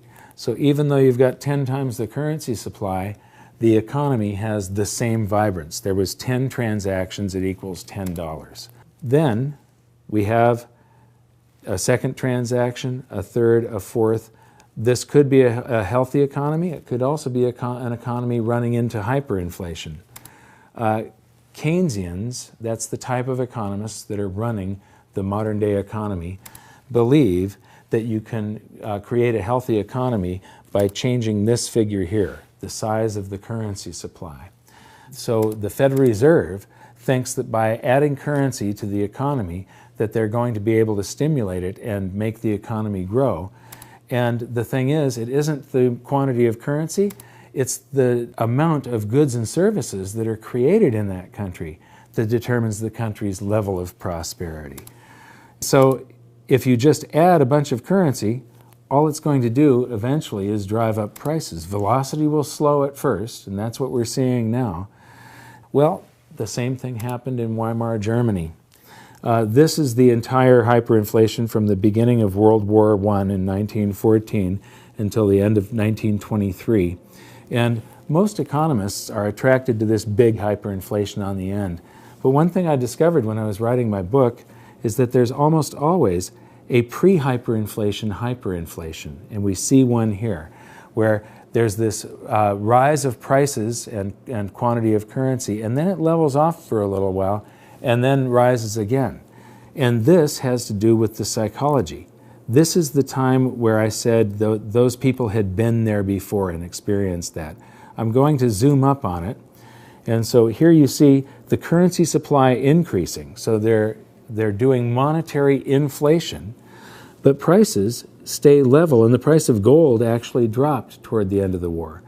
But as soon as the anxiety is lifted from the population, and they start feeling better, all of that currency comes out of hiding and people start making transactions, and velocity picks up, and prices, and the price of gold especially, just rose dramatically and then leveled off some 16 times higher than they were originally. Notice that the currency supply is growing at a certain rate. The prices are delayed, and then bam, they rise to meet it and exceed it, and then stabilize to account for that quantity of currency. Now back to this original chart here, what I find interesting is that during the war it lagged, and then it caught up and matched the currency supply. But then as they kept on printing, velocity started to exceed the currency supply. So prices started to rise faster than they were printing currency, and that's the end game for hyperinflation. The big lesson here is that the people who owned gold and silver instead of the national currency came out relatively unscathed, or even made huge gains in their purchasing power. Now, this is the US currency supply from 1918 until today. And we've created all of this currency, but we haven't seen any ravaging inflation yet. And that is because velocity has fallen to compensate for the creation of currency. But there will come a time when the psychology of the country changes, and you will see, after this short-term deflation, where velocity falls even further, you will then see the velocity pick up and prices will rise. And I believe that we will go into a hyperinflation because they're going to create more currency than this. And that currency is going to be sitting there, and velocity will have slowed and slowed and slowed to compensate it until something changes psychologically. The beginning of every hyperinflation looks like everything is okay again. The economy gets better, velocity picks up, and that's the really danger point, and nobody can see it as velocity starts picking up. Right, well, of course, there's a name for that. It's called money illusion, which is before the inflation really kicks in and either gets extreme or turns into hyperinflation. There is this feel-good period where, you know, there's more money around, and, you know, unemployment's dropping and people feel more prosperous. The prices haven't quite skyrocketed yet. It's all illusory because it'll go away once the price level adjusts. But there is that kind of, you know, period in between, and it is a feel-good period, but it doesn't last very long. But you're making a very good point, which is a lot of people assume that inflation is a function of money supply or money printing, and that's not right. It's a partial function of money supply, but the other part of the function is behavioral. It has to do with velocity, which is just a psychological phenomena. You know, do you feel good? Do you want to go out for dinner? Do you want to take your friends? You know, do you want to take a vacation, or do you want to stay home, leave your money in the bank, and watch TV? Those are two different states of the world, based a lot on your confidence and how you feel. Both things have to come together to get the kind of inflation the Fed wants. Now here's the problem. They can make the money supply whatever they want. And they're certainly printing trillions of dollars, we understand that. So far, they have not been able to bend the velocity curve. They have not been able to get you and me and everyone else in America and around the world to spend more money. But let's say they do. They change the psychology, they change the behavior. Once you change it, it's very hard to change it back. It's not like throwing an on-off switch. I mean, it's taken years for the Fed to, you know, kind of try to inject an inflation scare, try to get some inflation. But what if it actually comes? What if inflation goes from 1% to 3% in a matter of 6 months and stays there and looks like it's going to 3.5%? Well, the next stop is 10%. It's not, the Fed thinks they can dial it back down to 2.5%, which is what they say they want. But what they'll find is once that velocity, once that behavioral genie is out of the bottle, they won't be able to get it back in. It'll take off. It'll take on a life of its own. What's the Fed going to do? You know, raise interest rates to 10% with unemployment at 7%? I mean, people go down and burn down the Fed. I mean, there are limits on what they can do. But the point is, once it starts, and you're exactly right, it's a feedback loop. It feeds on itself. The Fed thinks they can control it. They're wrong. The behavioral aspect of it will be out of control, and like I say, we'll be on our way to 10%, if not worse. It seems like all of these bright minds that want to run things, none of them trust the free market mechanism. Well, I think that's right. They will talk to you ad nauseum about the failures of the free markets without realizing that most of the so-called failures are actually the result of misguided government policies from prior times. I'll give you a classic example. 1998 was a warning. That's, you know, started in 1997, capital outflows from emerging markets, started in Thailand. There was blood in the streets in Jakarta and Seoul, made its way to Russia. Russia imploded, took down the hedge fund long-term capital management. I was associated with that, so I had a front row seat. on that disaster. And finally, the world built a firewall around Brazil, and Brazil did not collapse, although it would have been the next domino to fall. Now, there was a clear-cut lesson. Capital markets came within hours of complete closure. And I was there. I sat with Peter Fisher, who was head of open market operations at the Fed, his associate Dino Cost. We were on the phone with Bill McDonough, president of the Federal Reserve Bank of New York. Gary Gensler was there from the Treasury, all the lawyers, all the bankers on Wall Street. We were trying to hold this together. Now, we did bring it in for a soft landing. So the world has kind of forgotten about that episode. But it was extremely close and extremely delicate. We were literally hours away from shutting down global bond markets and stock markets. Now, what lessons were learned? Well, the lessons... Well, that cascades into the credit card not working and the gas coming out, not coming out Correct. of the pump. That's right. There would have been a global bank holiday, we were hours away from that. Now, it didn't happen, so everyone's like, oh, no big deal, it's fine, you know. But there were some lessons that should have been learned. You know, banks should have been broken into smaller units. Derivatives should have been banned, you know, et cetera. There were things that should have been learned from that. Instead, what did? We did the opposite. We repealed Glass-Steagall, which allowed banks to be hedge funds. We repealed swaps regulation, which allowed them to create swaps and derivatives on all kinds of other things that had never been done before. We repealed the net capital rule for broker-dealers, so instead of 15-to-1 leverage, you were allowed to have 30-to-1 leverage, which Lehman had on the day it went down. We implemented Basel II, which allowed banks to use more leverage. We did the exact opposite of what we should have learned in 1998. Is it any surprise that 10 years later, we had a bigger catastrophe, almost destroyed capital markets again, and now here we are not learning the lessons again. We haven't done anything we need to do, so therefore we're going to have another catastrophe sooner than later. It'll be bigger than 2008, but the next one's going to be strike 3. We've had 2 warnings, they've been ignored. The third time, it's game over. I don't see any particular difference between my outlook and yours. Certainly a situation where society owes more than it can pay and where it has to default, either honestly or dishonestly, is deflationary. Debt liquidation. Honestly being just a default. We are bankrupt, we can't pay you. Dishonestly inflating the debt away. Exactly, exactly. Honestly would be to say to the bondholders, yeah, that's right, we say we're going to pay you back, and we say we're going to pay you back with interest. Well, too bad, so sad. Times are tough, we lied. Strong letter to follow, right? Say to guys like me, you're 60? Yep, I know you're supposed to get Social Security when you're 62 or 65. The truth is, we don't have the money, so you're not going to get it, right? That's the honest way. I think the yield to politician is very low with regards to the honest way. So I think that we're going to have deflationary scares, and I think we're going to have deflationary events. I think we're going to have asynchronous events like long-term capital management and things like that, that will initially have deflationary outcomes. But I suspect, like you, that the demand for the public will be for the big thinkers to solve that problem and solve it in the only way they know how, which is to fill every crack, even the Grand Canyon, with currency. So how is this all going to play out? You know, I don't know exactly, but what I do know is that the longer this goes on, the bigger it's going to be. And I wrote about some of the possibilities in my book. And this was written before the crisis of 2008. And so in here, I refer to Ben Bernanke, but I'm going to change that to just the Federal Reserve or central banks for you right now. So, the day of reckoning will come when millions of baby boomers reach the age where they have to take mandatory distributions from their IRAs. As they find that the investments they were counting on for their retirement, their homes and their IRAs full of mutual funds, have actually lost value, that the amount of stuff that they can buy from the proceeds if they sell their home is actually less than when they bought their home.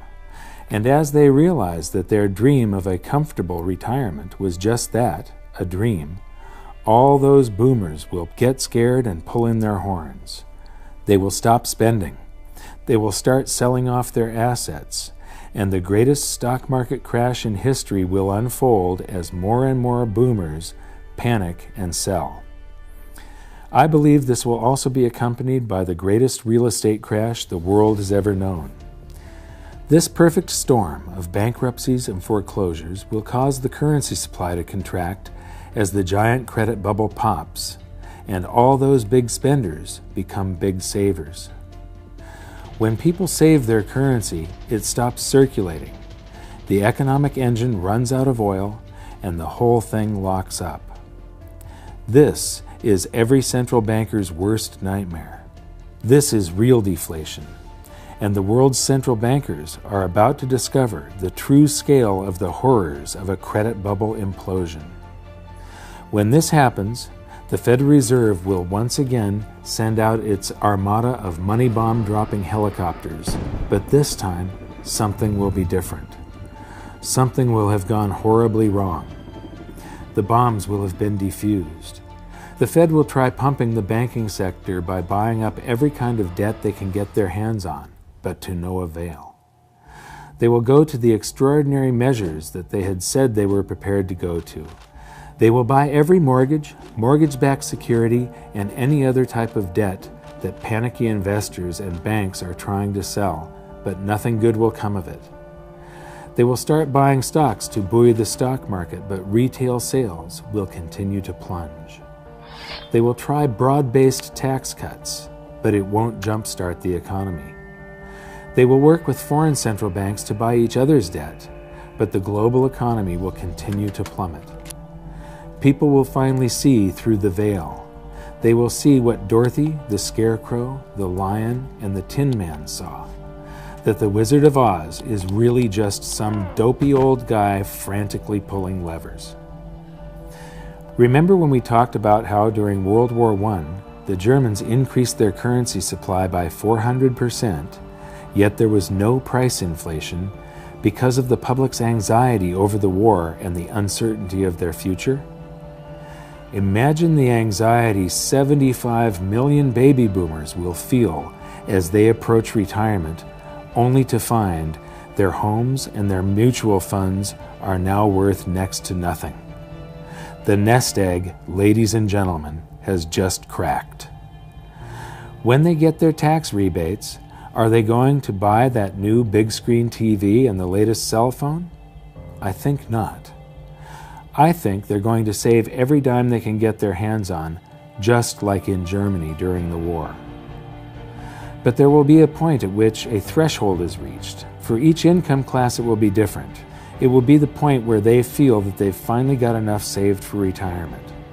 For some it will be $100,000, for others it will be $1 million, and for others still it will be $10 million. The Fed knows there is a point where they'll finally feel safe enough to replace that aging computer and maybe get that new TV. At this point, the boys at the Fed will buy enough government debt to fund tax rebates for all the taxes in the previous year, but still, nobody will buy that new car. The threshold the Fed is looking for will not be reached. Then, in not-so-quiet desperation, the Fed will say, "Screw the helicopters, send in the bombers." And as the shadow of millions of stealth currency bombers darken the skies, currency will begin to fall like rain in the desert. As Joe Sixpack and John Q get tax rebate checks in the mail for all the taxes they paid during their entire lifetimes, fear will be temporarily alleviated and some of that currency will come out of hiding, just as in Weimar Germany. Prices will rise quickly and dramatically as all that stored up currency energy is released. In a panic, the Fed will call back the bombers, but it will be too late. There's nothing they will be able to do to stop it now because the hyperinflation will have already begun. The Dow will begin an invisible crash of epic proportions and gold prices will shoot to the moon. If you are wise enough to moor your boat in the safe harbors of gold and silver and other commodities, you will weather the storm. It won't be pretty, but at least you'll be safe. At this point, confidence in the currency will fall faster than it can be created. Cost of living increases for government employees, and the costs of all government projects, the subcontractors, the labor, the materials, will all skyrocket. And each time more currency is created to pay for the increases, the value of the currency will fall even faster. In times like that, governments have only two choices: shut down the government and all of its projects and services, send everybody home without pay, turn off the printing presses, and wait for the free market system to discover price levels that account for the quantity of the currency in the supply, or print the currency into oblivion. Governments have always chosen the latter. But the stored up energy of excess currency creation doesn't have to take place within the United States, and it doesn't necessarily have to be in the future. In fact, there is an abundance of stored up currency just waiting to be released right now. As I mentioned earlier, all the dollars we sent overseas to other countries to buy their goods and services are now sitting in their bank accounts, just waiting to be spent. Eventually, the world economy will lose faith in the US dollar and will want to dump it by buying up goods. And as all those dollars come flooding back into the US, it will, of course, cause the prices of those goods and services to rise, and could, and probably will, trigger a scenario much like the one I have just finished describing. Throughout history, economists have suffered from what I like to call this time syndrome. This time, they've become masters of the economic universe. This time, they've figured it out. This time, they've tamed the economy. This time, they've mastered the art of infinite currency amplification. This time, a fiat currency will work. History gives this a probability of 0. Each time we sailed toward economic doom, the greatest financial minds in the world were at the helm. Do you really think we should continue letting them steer the ship? I think not. It would be nice if we started listening to people that have been right rather than the people that have theories. And it would be great if they would allow the free market to work, but that's not the way it's going to happen. The people that have the theories will continue to rule, and we will vote for people that don't know what they're doing. And so the best that we can do is try to protect ourselves and even, potentially benefit from government and economists' stupidity. And so the way you do that is by learning as much as you can about what's happening and developing your own opinions on what is coming at you, rather than being reactionary. And you can do that by watching some of the bonus feature. Just click the info button and we'll see you in the bonus feature. And until next time, until the next episode, see you there. One of the most important things is how to prepare for all of this so that you can be able to see through that economic veil and understand what's going on when things start to shift. Today, mankind stands at a crossroads, and the path that humanity chooses may have a greater impact on our freedom and prosperity than any event in history. In 2008, a new technology was introduced that is so important that its destiny and the destiny of mankind are inextricably interlinked. It is so powerful that if captured and controlled, it could enslave all of humanity. But if allowed to remain free and flourish, it could foster unimaginable levels of peace and prosperity. It has the power to replace all financial systems globally, to supplant 90% of Wall Street, and to provide some functions of government. It has no agenda. It's always fair and impartial. It cannot be manipulated, subverted, corrupted, or cheated. And it inverts the power structure and places control of one's destiny in the hands of the individual. In the future, when we look back at the 2.6 million year timeline of human development and the major turning points that led to modern civilization, the creation of farming, the domestication of animals, the invention of the wheel, the harnessing of electricity, and the splitting of the atom, the 60-year development of computers, the internet, and this new technology will be looked upon as a single event, a turning point that will change the course of human history. It's called Full Consensus Distributed Ledger Technology, and so far, its major use has been for cryptocurrencies such as Bitcoin, but its potential goes far, far beyond that.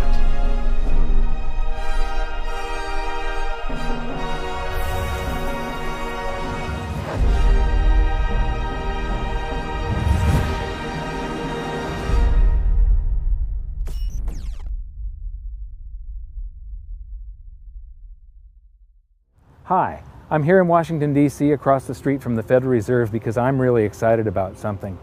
We could be on the verge of a paradigm shift in currency and trade that could put places like this, the Federal Reserve and other central banks, out of business. In our 4th episode of Hidden Secrets of Money, we called upon the viewers to join a discussion to develop a new world monetary system. And the people that put forth the most logical and compelling arguments were the cryptocurrency and Bitcoin people. So I'm here at a massive Bitcoin conference that has drawn experts from all over the world, and I'm going to be hanging out with them, asking a lot of questions, developing my own opinion. I'd like you to develop yours because this could be something that changes the world.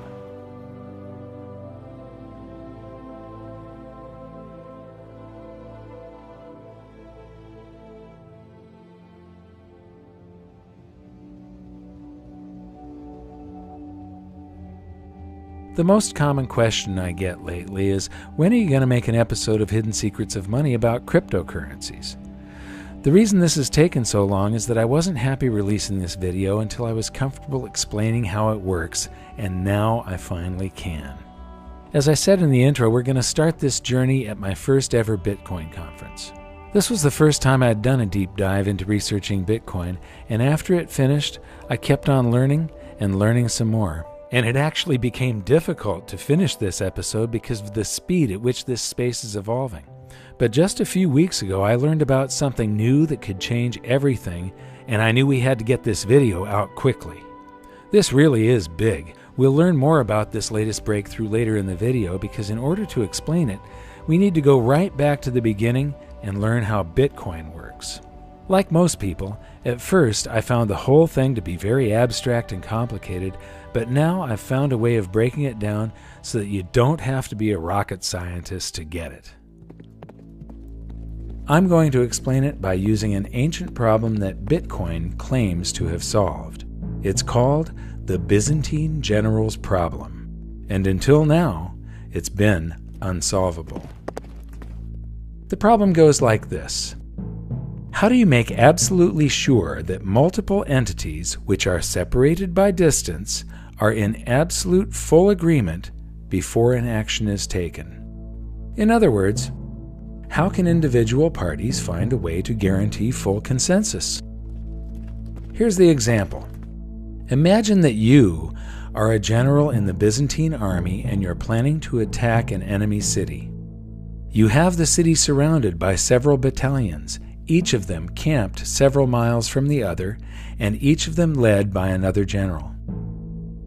A coordinated attack on the city from all sides at the same time will be successful, but an uncoordinated attack will likely end in defeat.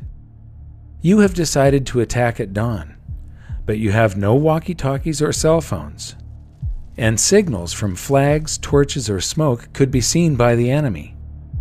How do you make sure with absolute certainty that all of the other generals reach consensus and all attack together at dawn? You could send messengers on horseback, but what if one of them is captured or killed before delivering the message? You would need to have a reply from each of your generals confirming that they have received your message, which means that they would have to send messengers to you on horseback, but what if they are captured or killed? What if a messenger is captured by the enemy and an imposter messenger with a fake reply is sent back to you? And how do the other generals know that the messages that they received from you are genuine and haven't been intercepted and altered by the enemy? Worse yet, what if some of the other generals are traitors and they send messages back to you confirming that they will attack at dawn when their true intention is to retreat? How can you ever be absolutely certain that all of your battalions will reach consensus and attack simultaneously? Like I said, This problem has remained unsolved for thousands of years, and at its core, it's all about individual parties being able to trust each other directly, no strings attached. Bitcoin claims to have conquered this problem. Now imagine that the battalions are actually computers on a network, and that the generals are copies of a computer program running a ledger. A ledger that, via some very complex math, records transactions and events in the exact order that they happened. The key here is that all of these ledgers are exactly the same for everyone. As soon as a change is made on one copy of a ledger, if it is proven to be true by the math, all other copies of the ledger are updated to match. What we have here is a distributed ledger that is also always in consensus. This is one of the first things to understand about Bitcoin. It is the first full consensus distributed ledger mankind has ever seen. This network can be expanded across the entire planet. It means that individual parties on opposite sides of the world can come to consensus on an event without requiring any third party as an intermediary for trust. Whether it's an order from a general to his troops or an order from you for a pizza, a distributed ledger confirms via math whether an event is true and records it permanently. Bitcoin, the first full consensus distributed ledger, is a trust machine. But is it 100% reliable? That's a question for later in the episode. But for now, where did Bitcoin come from and who invented it? Well, Bitcoin was originally developed by a pseudonymous developer, Satoshi Nakamoto. There's a lot of speculation about who he is, and frankly, I work directly with him, but I have no idea. But that never really worried me because Bitcoin itself is open source. And so any engineer can evaluate the Bitcoin source code, evaluate the Bitcoin cryptography, and understand and trust the software. So you don't have to trust who wrote it, you trust the software itself. And so that was one of the big reasons why Satoshi chose open source for Bitcoin, is so you can have trust in the system. You don't have to trust who he is.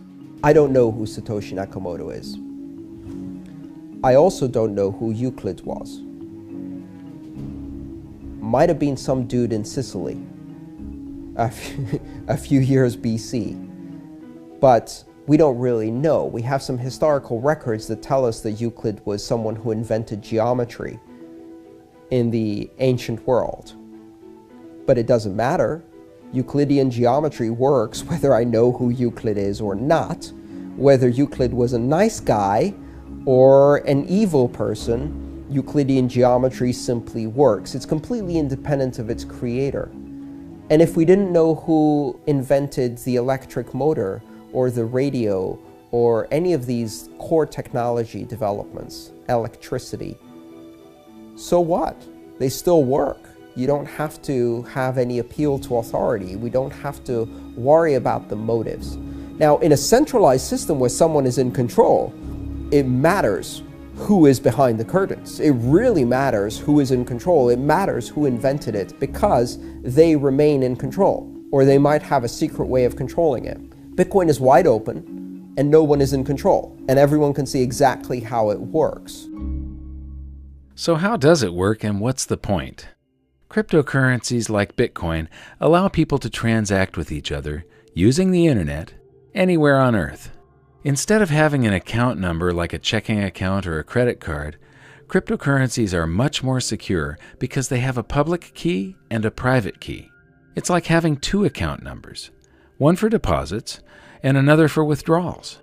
You'll often see them displayed as a string of characters or a scannable code. This level of security means that you could put your public key on a billboard if you wanted to, and your funds would still be secure. The only thing other people can do with your public key is send funds to you. It's your private key that gives you access to your funds. As long as you keep control of your private key, your funds are absolutely safe, and theft and fraud are virtually impossible. But Just like cash in your wallet, you need to keep it safe to prevent it from being stolen. Its security is entirely your responsibility. Cryptocurrencies can also give you privacy. Just like cash, you don't have to disclose any personal information when you spend them. By contrast, a credit card has your name, account number, and expiration date. These act like a public key, but the equivalent of your private key, your signature and security code, are displayed in plain sight. This is just plain stupid. I've toured 5 national money museums, and while I was at one of them, I saw a group of young students on a school outing. I can just imagine that someday in the future, a group of kids will be standing around the credit card display, pointing and laughing at the incredible stupidity of the system we once used. And this is the point.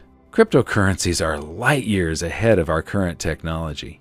Since Bitcoin was the first cryptocurrency, I'm going to use it as our example, and I'll expand on our earlier description of a distributed ledger. But first, where does Bitcoin get its value? Bitcoin is brand new to mankind in that it's both a currency and a payment network simultaneously. And this is where Bitcoin gets its value. The immense network of computers all around the world running the Bitcoin distributed ledger. Every second of every day, these computers are keeping the ledger updated and in full consensus via a system that incentivizes them to process and confirm transactions. The system that Bitcoin runs on is called blockchain. Think of it as a modern version of an old-fashioned bookkeeping ledger, but instead of a handwritten list of entries and calculations, a blockchain is a digital list of entries and calculations. A block is simply a bundle of transactions. Think of a block as a whole page of transactions in the old-fashioned ledger. A blockchain is just a chain of blocks. It's the same as a whole series of pages in the old-fashioned ledger. Easy, huh? Here's how it works. The Bitcoin blockchain actually exists in every one of the millions of computers on the network as exact copies of each other. However, for this example, so that we can zoom in and you can really see just how a blockchain works, I'm going to show it as one giant blockchain in the middle of a small network of computers. Let's follow a pizza transaction with Bitcoin. When the transaction occurs, it first appears on the network in a pool of unconfirmed transactions, along with thousands of others from all around the world. Millions of different computers from the network then gather some of these transactions and place them in their own blocks. The computers are all creating blocks constantly in the hope that theirs will be the next one added to the official chain. A new block is added to the chain every 10 minutes or so, when one of the computers wins the right to have its block recognized as the next in the chain and is rewarded with a prize of newly created bitcoins. The way a computer wins the prize is by trying to guess the answer to an extremely difficult math problem. In fact, the problem is so difficult that even with millions of computers making guesses billions or even trillions of times per second, it still takes roughly 10 minutes to find the answer. Once one of the computers guesses the correct answer and wins, all of the millions of computers on the network that did not win are instructed to throw away all the work they have done, update their ledgers with the block from the winning computer, and start again with a new math problem. In doing so, the computers use an immense amount of power and cost a literal fortune to run. So why do they do it? Because it can be very profitable. This is where the term mining for bitcoins comes from. Instead of striking gold by mining for precious metals in the wilderness, these computers are hoping to strike Bitcoin by mining precious numbers on the blockchain. But when these millions of computers are selecting transactions to go into their blocks, they aren't all selecting the same transactions, and not all the blocks are the same size. Some contain more transactions, some contain less. When blocks are thrown away, the transactions they contain go back into the pool of unconfirmed transactions. This means that the probability of a transaction being confirmed and staying in the order it was confirmed in is not absolute, but it becomes more of a certainty every 10 minutes as new blocks are added. In fact, for very large transactions, it's suggested that you wait for 6 or more blocks, about 60 minutes, to be absolutely certain that a payment is permanent. So why is it so slow? Why is your pizza cold before you own it? Interestingly, the system is slowed down on purpose, and here's why. With the insane difficulty of guessing the answer to the math problem, you would think that the odds of 2 or more computers winning at the same time are extremely improbable, but it actually happens quite often. This is called a soft fork, and when it occurs, all the computers in the network receive both of the winning blocks and are instructed to create a new block that will chain to the block they received first. But because of varying internet connection speeds, different computers receive different winning blocks at different times. The tie is broken roughly 10 minutes later when one of the computers solves the new math problem and its block is added to the ledger, and the longest chain wins. But what happens to all of the blocks on the other side of the fork? They're discarded, along with all the transactions they contained, which go back into the pool of unconfirmed transactions. This soft forking is the main reason the system must be slowed down on purpose via the math problem. If the system was instant, it would be forking everywhere, all the time, and there would be no consensus. No one would have any idea of which ledger was the correct one, and every computer would be busy building a different block to create yet another fork. The slowness and immense amount of computing power is required to keep the Bitcoin ledger in full consensus. Therefore, as more and more computing power is added to the network, the system automatically adjusts to increase the difficulty of solving the math problem, which then requires even more power. If Bitcoin is ever going to be widely used, it will be using a massive amount of the world's energy. There are other systems for reaching consensus, but we'll look at those later in the episode. For now, Bitcoin is working as intended and allows people to transact with each other using the internet anywhere on Earth. Bitcoin, it's the first full consensus distributed ledger that mankind has ever seen, but it's not the last.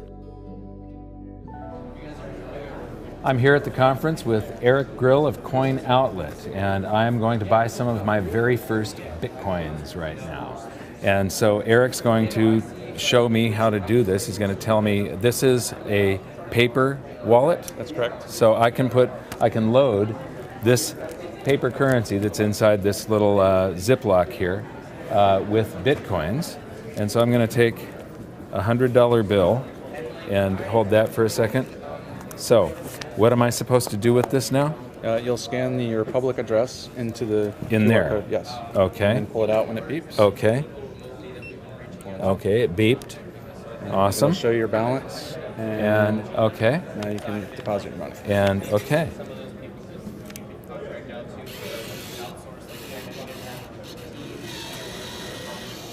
And aha. So I've got 0.1607329 Bitcoins. and I just finished this session. And now it's sent it and it's done. And so basically, in the blockchain, the $100 that I just put in gave me that 0.16 something Bitcoins in the blockchain. It's been assigned to my account code. And behind here, I can peel this open, and there's a code that is my private key. That purchasing power is now protected in the blockchain that is mirrored around the world millions of times. So thank you very much, Eric. Great. It was Thank you great very much. meeting you. Yep. Wonderful machine and a great advancement forward when it comes to convenience for people. They'll start understanding cryptocurrencies more when they get an exposure that's very similar to an ATM. That's what we're mirroring. Yes. Yes. Okay, thanks. Thank you.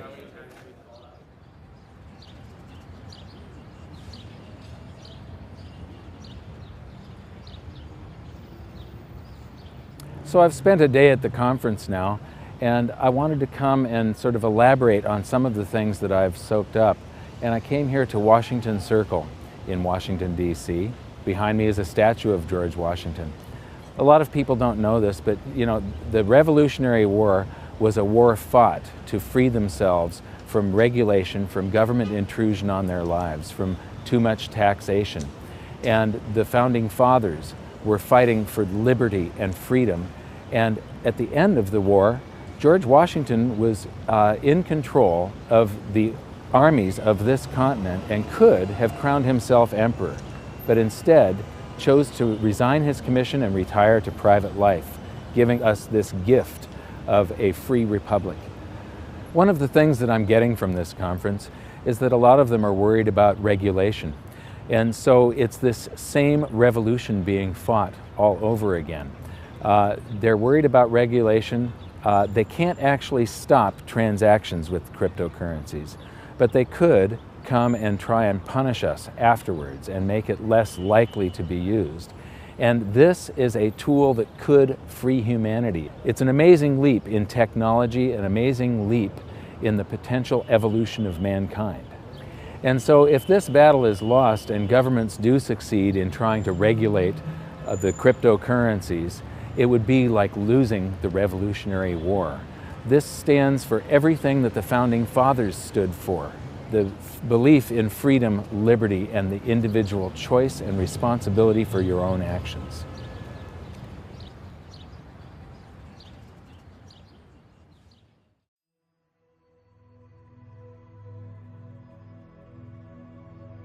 On day 2, I listened to more of the experts, and the more I learned, the more I realized just how much I needed to know. Even once you know all the technical details about Bitcoin, there's still a lot to learn about keeping your funds secure in the real world. One of the most interesting things I found out is in the early days of the internet, they were actually paving the way for something like Bitcoin before they even knew what it would be. So when the first web browser was built, there was a 404 error, page not found, and there's also a 402 error, payment method not specified. So back when they originally built the web browser, they were thinking about the time when they would eventually discover the technology, create the technology to transfer value over the internet. They didn't have the technology back then, but they still had the foresight that eventually we would get there. Well, now we're here.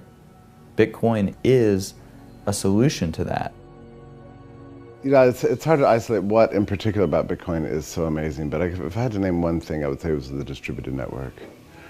This is kind of an amazing thing because it's essentially immortal. It can exist, you know, in trillions of copies all over the world. What that means essentially is that it can't be destroyed. I mean, you could apply every regulator, every bureaucrat, every politician, every central banker in the world, assign it to destroy the blockchain, and they could spend, you know, 24/7 doing this, smashing copy after copy after copy, and destroy trillions of copies. But so long as there's one left somewhere, and there always will be, it can reproduce itself instantly and come into existence of billions and trillions of times over again, virtually instantly. What this means is that the blockchain itself is more powerful than all the governments in the world combined many times over. This is huge. We've never had a tool this powerful to beat back the despots of the world. Throughout most of the convention, I couldn't find anybody that shared a few of the concerns that I have about Bitcoin, such as being a deflationary currency. That was until I met Chris Ellis. Chris, tell me about the concerns that you have. So, Bitcoin right now is still an experiment, as are most cryptocurrencies, and the price is mostly supported by a speculative sentiment. And that's because markets are forward pricing mechanisms. People are looking at the information and they're buying on the basis of what they believe other people will do in the future with that information. And I think that a lot of people, having spoken to a lot of merchants as well, they are telling me anecdotally that people are not spending their Bitcoins. So I am concerned. I think the economic side of Bitcoin is probably the weakest. That's why we need a lot of these alternative cryptocurrencies to play around with some of the parameters. But we should consider this an experiment for now. Mm-hmm. One of my concerns is that in a deflation, velocity slows down because your currency is going to be worth more tomorrow than it is today. And so people have a tendency to hoard currency in a deflation, like the Great Depression, for instance. Bitcoin is going to have so many coins per month released, and then that level drops every year or 4 years? 4 years, yeah. Until it gets to a level where it reaches 21 million coins and it stops. Mm-hmm. Yes. When it stops, I have two concerns. One, the Bitcoin mining that people are doing is what encourages them to leave computers running all over the planet, and that's what makes Bitcoin work. Now, I know there's a small transaction fee, And if velocity, the number of transactions, picks up enough, then the transaction fee is a reason to leave your computer on. But you have a deflationary currency that encourages hoarding and not spending it on transactions. And so when it reaches the 21 million, what is the reward for leaving the computers running if velocity slows and people tend to hoard it and there's no new coins to be mined anymore? So, and plus, the cost of power is probably going to go up in the future. Yeah. Have you got any other concerns? Yeah, one of my concerns in this space is that most people here are communications and marketing. They're in the business of persuading people. And I think we need more developers. We need to inspire younger people. There are probably fewer than 1,000 people on the planet that actually know how to code a cryptocurrency. And that is a huge form of centralization. They become like Congress. And then we have to kind of go to them as lay people who don't know how to code and ask for changes, or otherwise we end up having to fork the code and produce our own one. So I still think there's a lot to do in terms of outreach, getting existing programmers into the Bitcoin space, onto the GitHub repository, so they can start making their own changes and start experimenting and learning as well.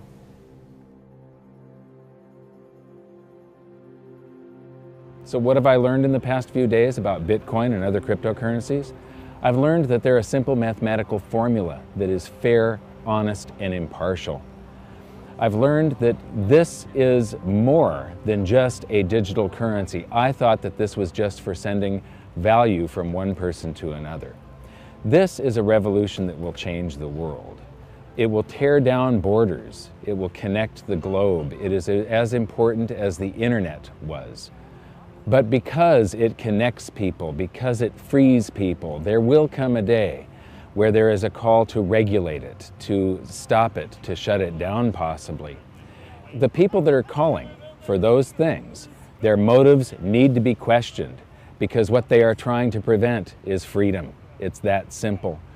One of the things that cryptocurrency does is it provides freedom, and the people that will be calling for its regulation or its abandonment will be the financial sector, central banks, governments, because it provides for a lot of the things that government does very poorly, it will do very well.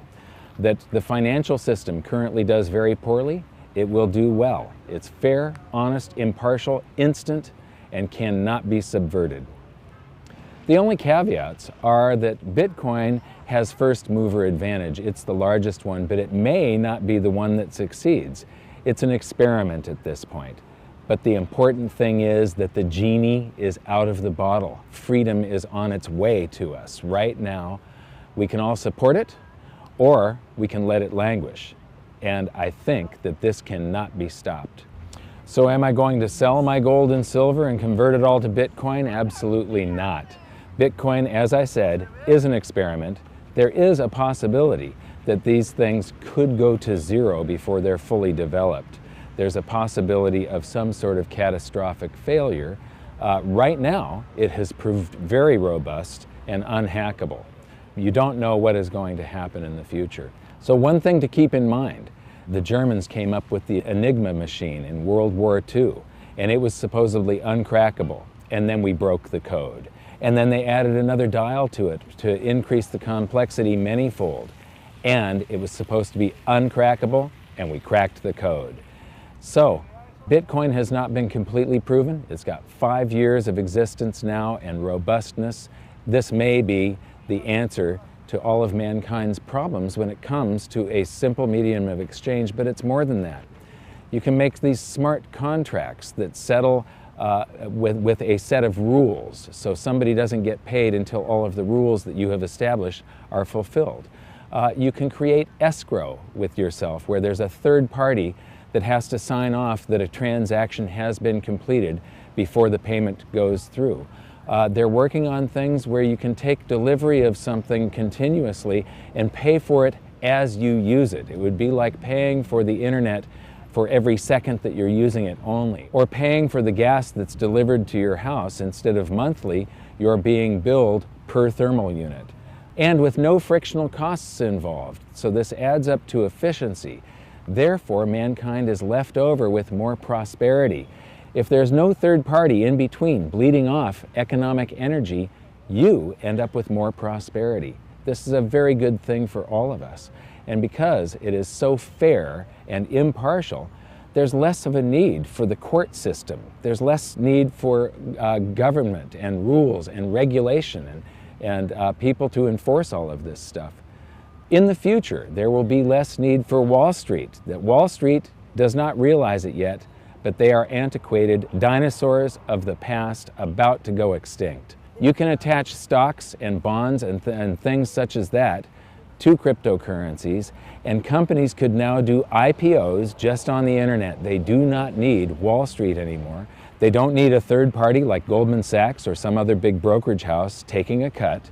There's no need to worry about corruption because the code cannot be corrupted. I do know that I am going to be putting some of my capital into cryptocurrencies from now on and supporting this movement and helping to push the freedom of mankind forward. And here's something else. The reason that people buy Bitcoin is the same reason that people buy gold and silver. It's an alternative to all of the other currencies, the fiat currencies that are being printed into oblivion on this planet right now, and they eliminate the need for third-party trust. You don't have to trust somebody else with your Bitcoins. You only have to trust yourself. You don't have to trust somebody else with your gold and silver. You have to trust yourself. So the reasons are the same, and so I would encourage every precious metals investor to investigate Bitcoin and the other cryptocurrencies, and I would encourage every Bitcoin and cryptocurrency user and investor to investigate precious metals. I'm going to hold both. I look at the cryptocurrencies as a very speculative, volatile, and potentially risky play. I look at gold and silver just like savings. I see them as something that has never failed in 5,000 years. They are proven, and I see them as extremely undervalued compared to the morass of fiat currencies on this planet at this point. So when I came here, I expected to find nothing but a digital payment system. And what I found is a technology that can revolutionize the planet. If the founding fathers of America were standing here beside me, they would be fighting for this revolution.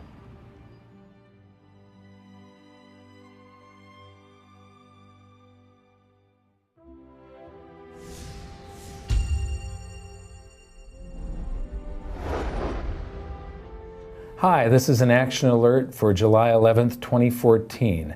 I promised all of the insiders that I'd keep them updated on what I'm doing financially. And recently I've done something quite unusual. Up until now, my portfolio is entirely precious metals, gold and silver, physical. But I've been investigating Bitcoin quite a bit. I was in Washington, D.C. recently at a Bitcoin conference, and I learned a lot about it. I became convinced that this has a tremendous upside potential.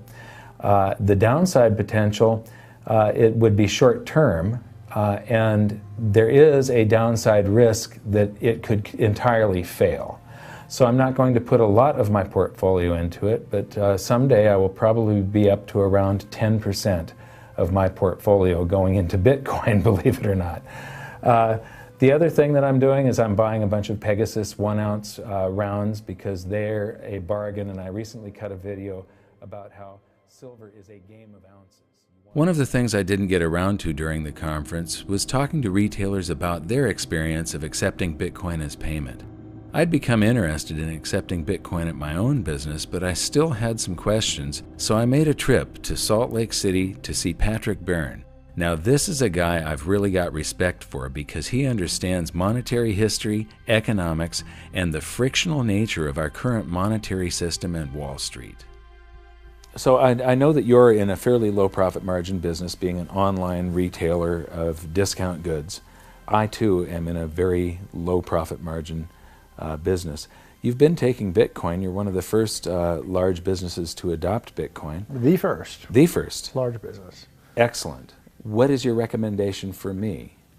Well, we have publicly, you can look in our public filings, our gross margins are in the high teens, which is quite low for a retailer, and our operating margin is a little over 1%, 1.2%. And of course, to take people's credit cards costs about 2 or 3 or 4% for most businesses. If you start doing sales in Bitcoin and it saves you, say, 3% on your expense, those sales, instead of being 1% net margin, go to 4% net margin. So it's really, especially if you're a tight margin business, it makes a lot of sense to accept Bitcoin and avoid those credit card processing fees. Those credit card companies and that part of the financial industry really has an amazing ability to sit on the exchanges you're making with the public and extract. They're basically extracting the entire profit margin for themselves. And Bitcoin ends that. Cryptocurrency ends that. So it's a frictionless system. Frictionless system, but you can, the empire is going to strike back no matter what they're saying. I think the financial industry is quite sorry they didn't do more to put a stop to Bitcoin, kill it in its cradle. Now that it's getting some momentum, they're not able to. That's their entire business model, is to be in that position where they can extract rents through their monopoly or oligopoly. And Bitcoin ends that. So it's really an arrow right at the heart of their business model. If you don't trust the financial system anymore, there's basically 2 ways of checking out. You can buy gold, physical gold and silver, and get it somewhere safe where it can't be taken from you. And the other solution is to get into the crypto revolution.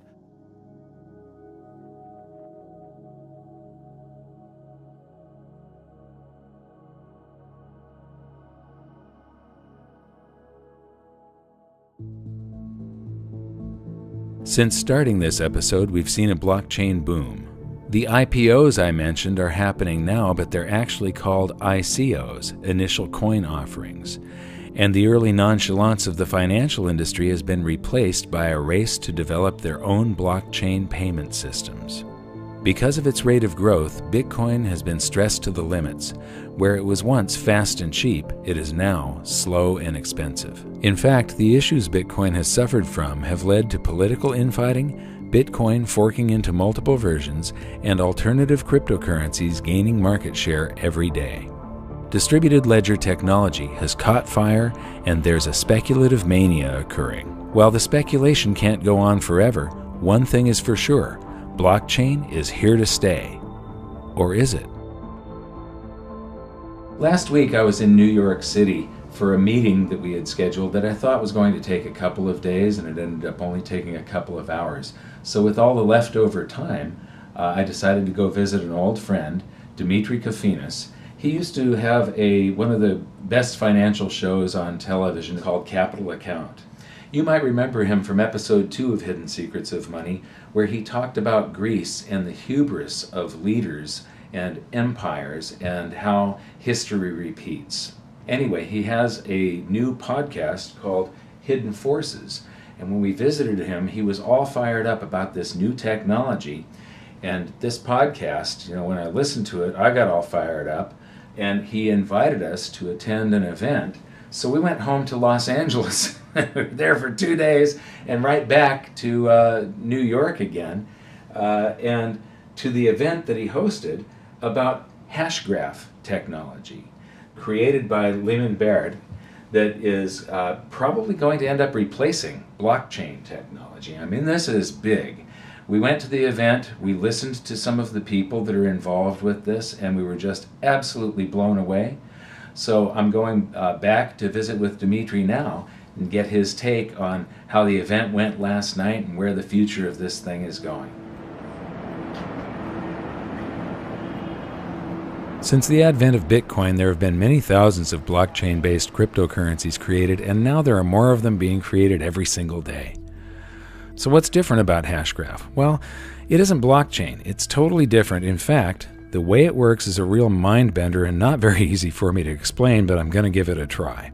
Instead of a block in a blockchain, Hashgraph calls their packages of information events. Your computer takes a transaction like a payment or anything else for that matter, such as an action in a video game, an offer to sell merchandise or even sell stocks or bonds, a bid on that item, a contract, or even a law. Pretty much any information or transaction you want to record, and it puts it in the event. For transmitting information quickly, Hashgraph uses a technology that has been the gold standard in computer science for decades. It's super fast, and it's called Gossip Protocol. Your computer randomly tells another computer in the network about the event you've created, and that computer responds by telling your computer about any events it heard about. Then that computer tells another computer about your event and the other events it heard about, and the computer it's talking to responds by telling all the events it knows about. It's absolutely the best, most efficient way to spread information, and it's exponentially fast. But here's the twist. Each time a computer tells another computer about an event, it also includes the information of the time it heard it and who it heard it from, and the time they heard it and who they heard it from, and so on and so on. It's called Gossip About Gossip, and it lets everyone know what everyone else knows and exactly when they knew it in just fractions of a second. The other major component is an even older technology, and it's the most robust, secure, and certain way of coming to absolute consensus. It's called voting protocol. But until now, it was so slow that nobody ever used it. And the twist that Hashgraph has given it is that there's no voting. Instead, because everyone already knows what everyone else knows, you can mathematically calculate with 100% certainty how they would vote. It's virtual voting, and it allows Hashgraph to come to consensus almost instantly. So instead of recording things on a block and then adding it to the blockchain once every 10 minutes, Hashgraph events are added to the system instantly the moment they're created, so they don't have 10 minutes worth of information in them. This means that they're small and they contain far less data, so they use very little bandwidth and are much easier to transmit.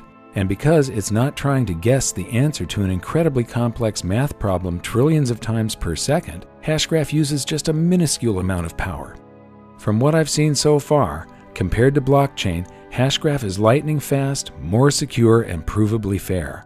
All events are time-stamped the moment they're woven into the system, so the record of whose event came first and whose came second is instant, and there's no such thing as soft forking or unconfirmed events.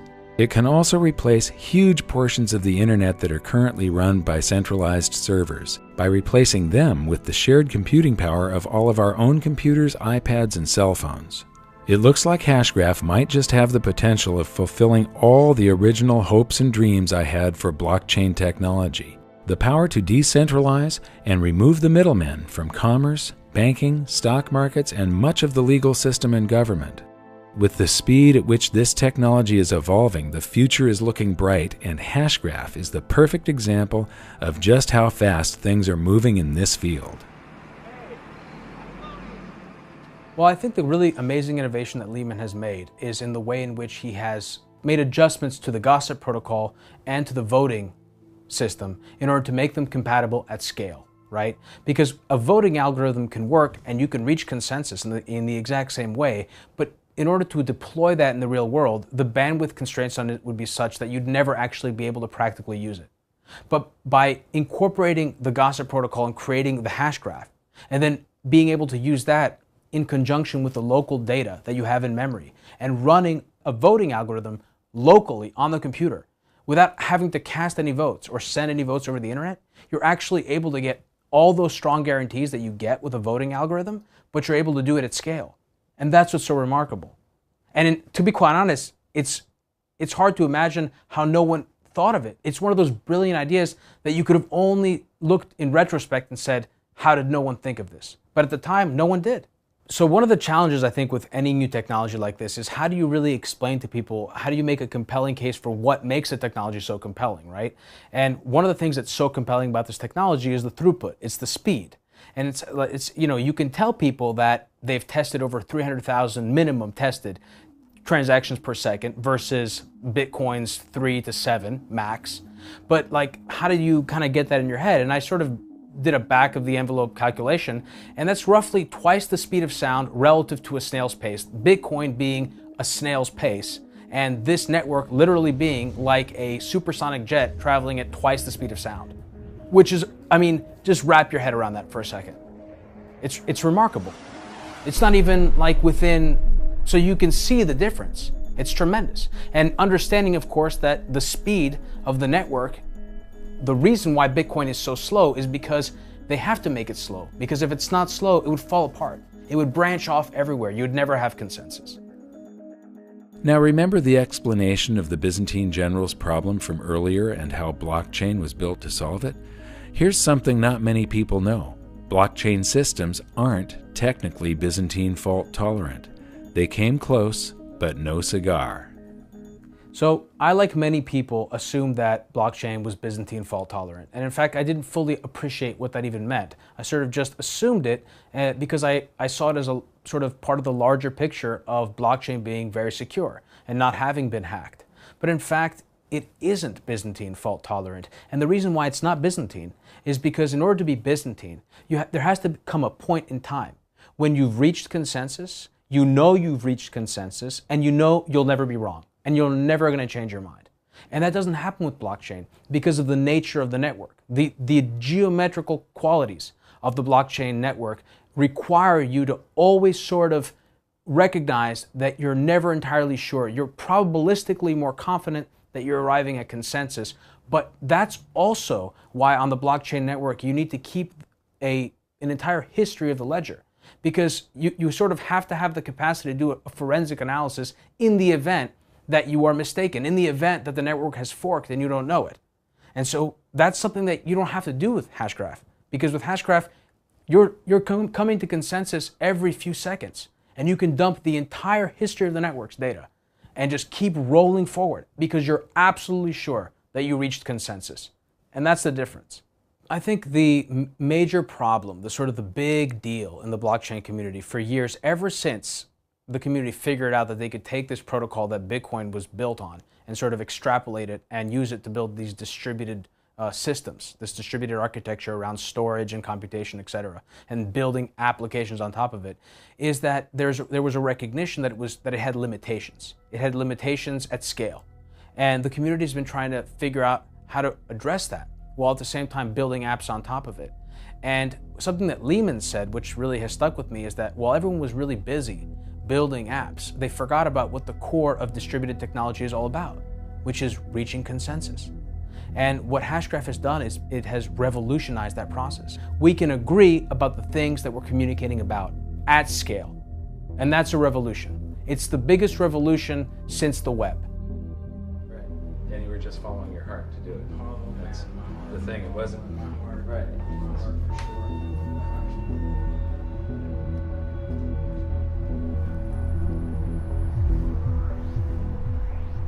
So we've been looking at this amazing new technology for about a week now, and what I find so incredibly amazing is that it holds the promise to solve all of the problems that the other distributed network ledger systems have. Bitcoin, once it started to scale up, it turned out that it used an immense amount of energy to run the system. And also, as it scaled up, it became slower and slower and slower to where it was no longer a currency. It was basically a speculative vehicle. People could make some gains in purchasing power on it. But it wasn't something that you could stand in line at a Starbucks and pay for a cup of coffee for. A friend of mine just did a transaction that took 4 hours for confirmation. And so this is incredibly fast, pretty much instantaneous. The number of transactions that it can process per second is mind-boggling compared to Bitcoin, and it uses almost no power. So it solves all of the issues that I had with Bitcoin. There's a lot of different cryptocurrencies now, and many of them are engineered to either be faster or to be more sound and robust, but everything has a set of trade-offs. And so whatever feature that they want to offer, they have to give up something else. So the really fast ones, if they want them to still be fast once they're scaled up, they're more vulnerable to some sort of attack or hacking. The ones that are less vulnerable to attack and hacking have the problem of scaling. They're going to be slow. Speed, fairness, where the transactions are recorded in the absolute order that they came in, Some cryptocurrencies offer you the ability to pay extra to have your transaction mined first, and that really isn't fair. A distributed ledger should be recording everything at the absolute time of event, and then full consensus is reached, and there's no argument, no going back. This is set in stone forever. So now we're actually on our way to talk to some of the team at Hashgraph and learn more about this.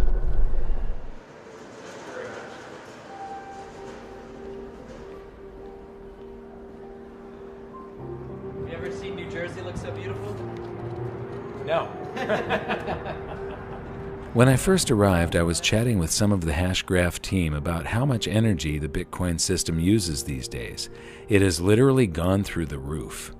If Bitcoin were to replace the entire world monetary system and financial markets, it would use more power than the entire world produces. It's completely unsustainable. This is one of the reasons I'm interested in Hashgraph, its amazing efficiency. The other reason, these guys already have commercial customers using their technology at an industrial scale. How it's being used today is in private enterprises. It's been deployed by the Credit Union Association, where CU Ledger is a group of 6,000 credit unions in a consortium that had to make a decision. What distributed ledger technology were they going to use? And we beat IBM Hyperledger, and we're super proud of that. We're a small company, no more than 6 people today. And the fact that we could go up against IBM, it's a true David and Goliath story, and we're really proud of that. It's also being used in Ethereum-based projects where a lot of these ICOs, coin offerings, are starting to realize the limitations of the Ethereum protocol, and that today it's 5 to 7 transactions per second. Hashgraph is, again, that hundreds of thousands of transactions per second, which opens up a whole new genre of applications that could never run on Ethereum.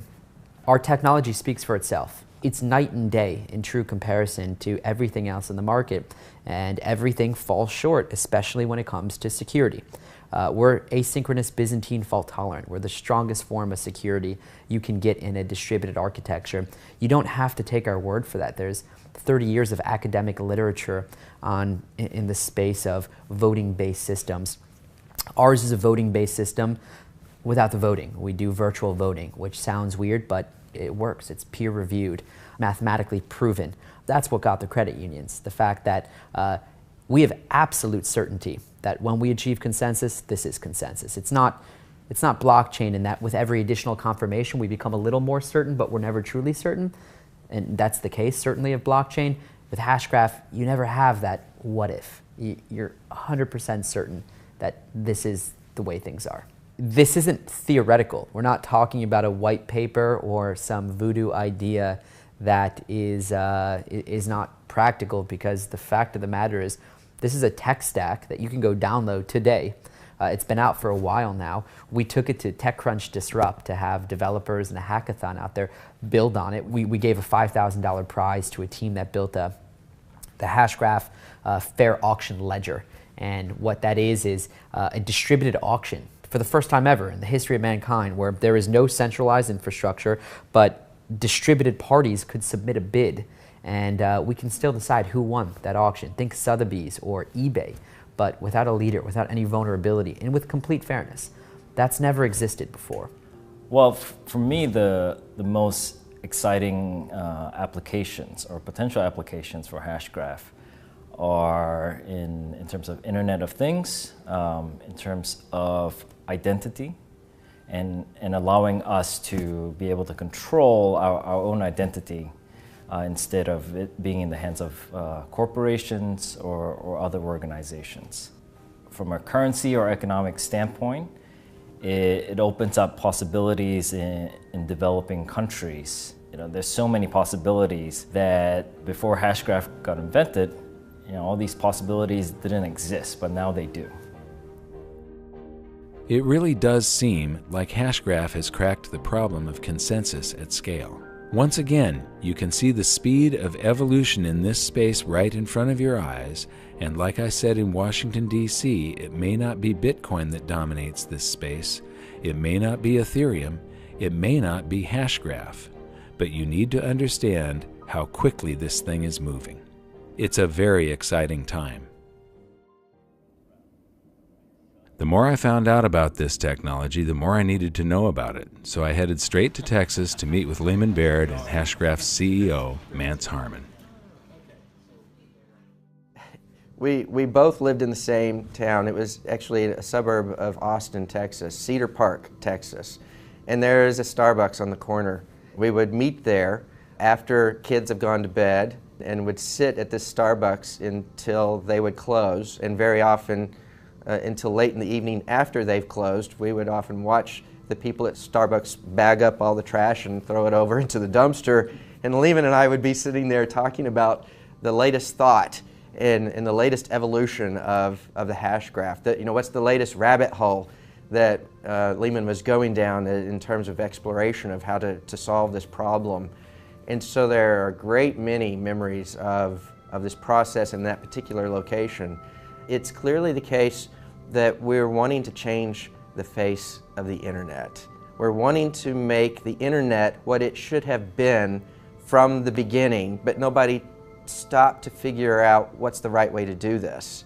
And the internet grew up in such a way that there are serious architectural flaws and security flaws, and there's a lack of trust in a very real sense. And we see the opportunity to fix that problem.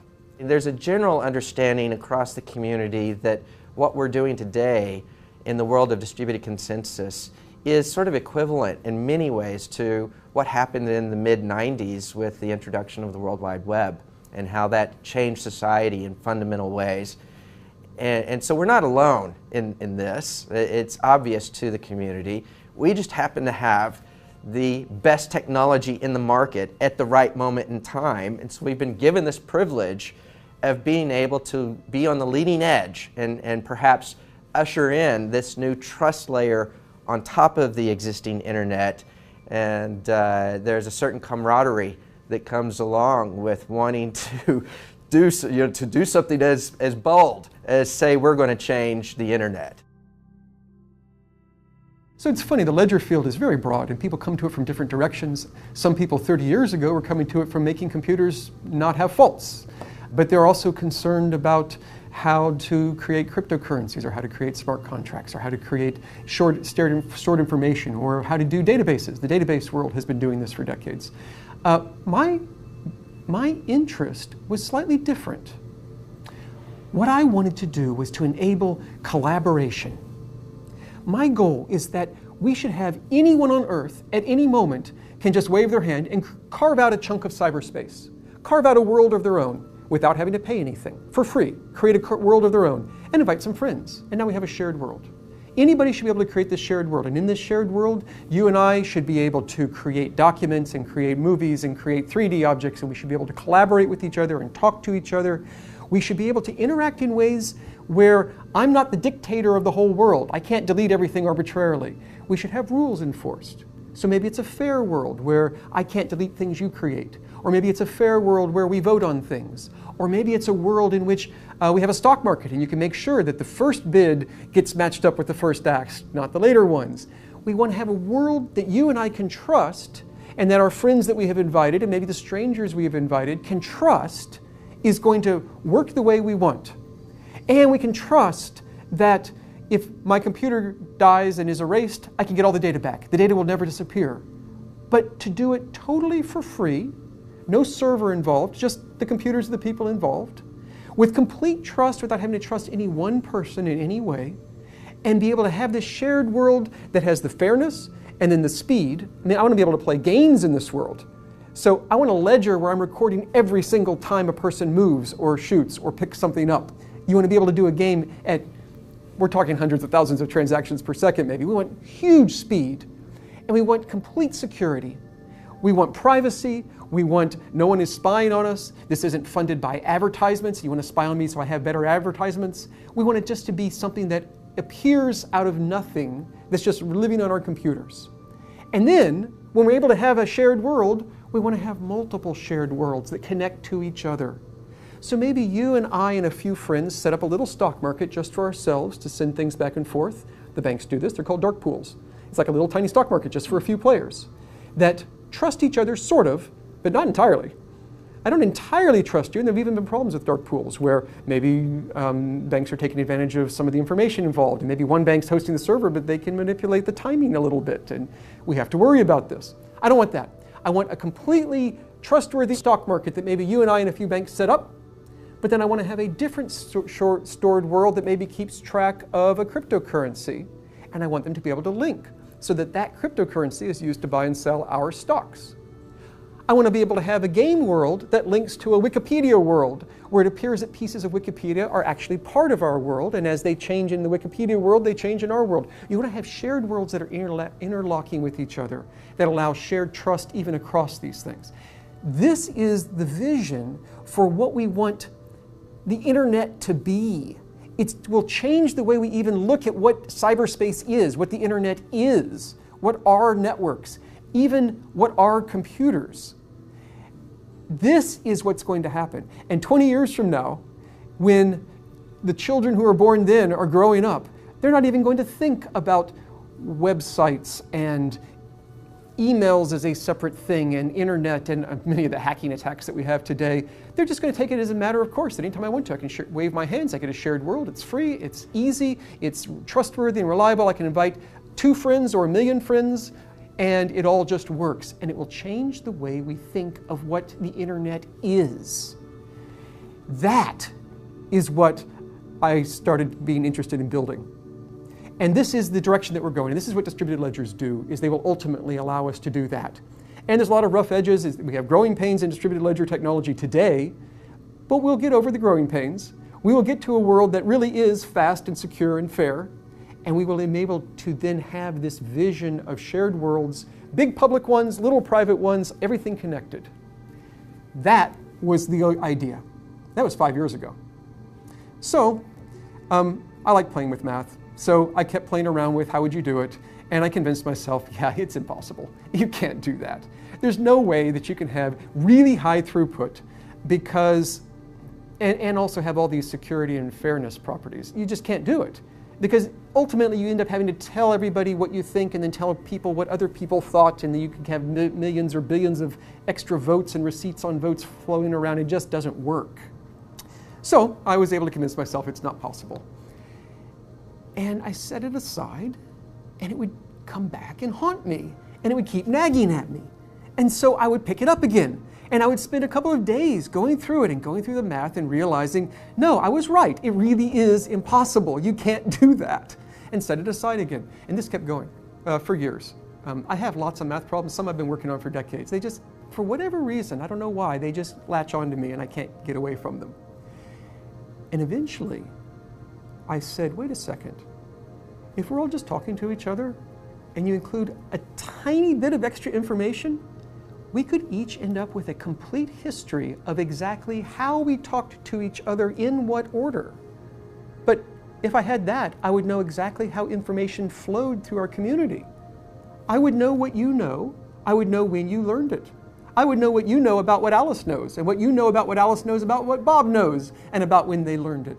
I would know so much that I could take one of those huge, impractical, impossible, too slow voting algorithms and do it with no votes at all.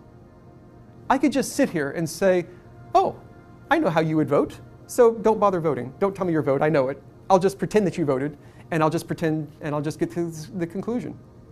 And so all we do is we just talk the way we would talk anyway to send out our transactions. We had a tiny bit of information, and it gives us this entire history. The history is called a hash graph. You just get this entire hash graph that lets you see such incredible amounts of information about who knows what when, that then you get consensus for free.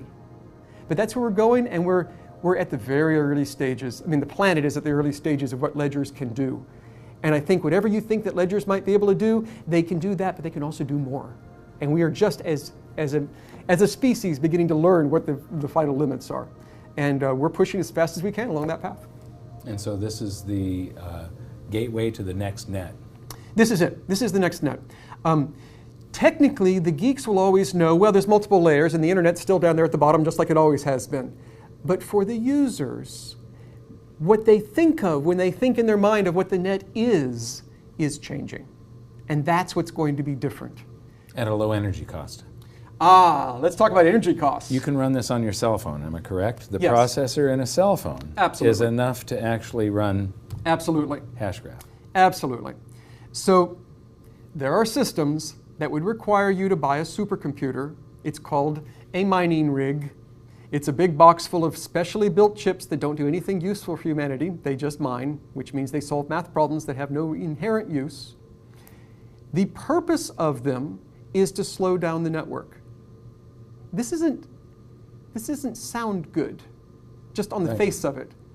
I'm going to spend a lot of money on a supercomputer, and then I'm going to use a lot of electricity to run my supercomputer, and the whole point of the supercomputer is to slow down the network.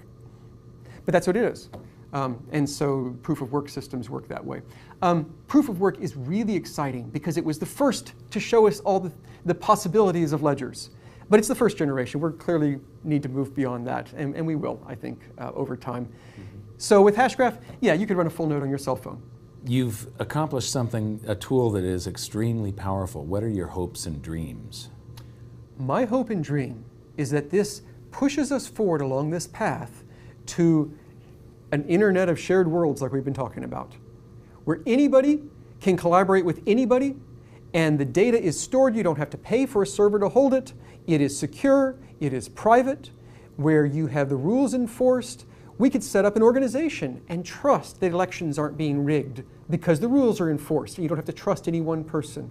We could have money and trust that no one's going to inflate the money supply because the rules are enforced and it is guaranteed. We could store the deed to your house, and at any given moment I could know that we're all seeing the same answer as to who owns it, so that you can't sell it to one person and also sell it to someone else at the same time.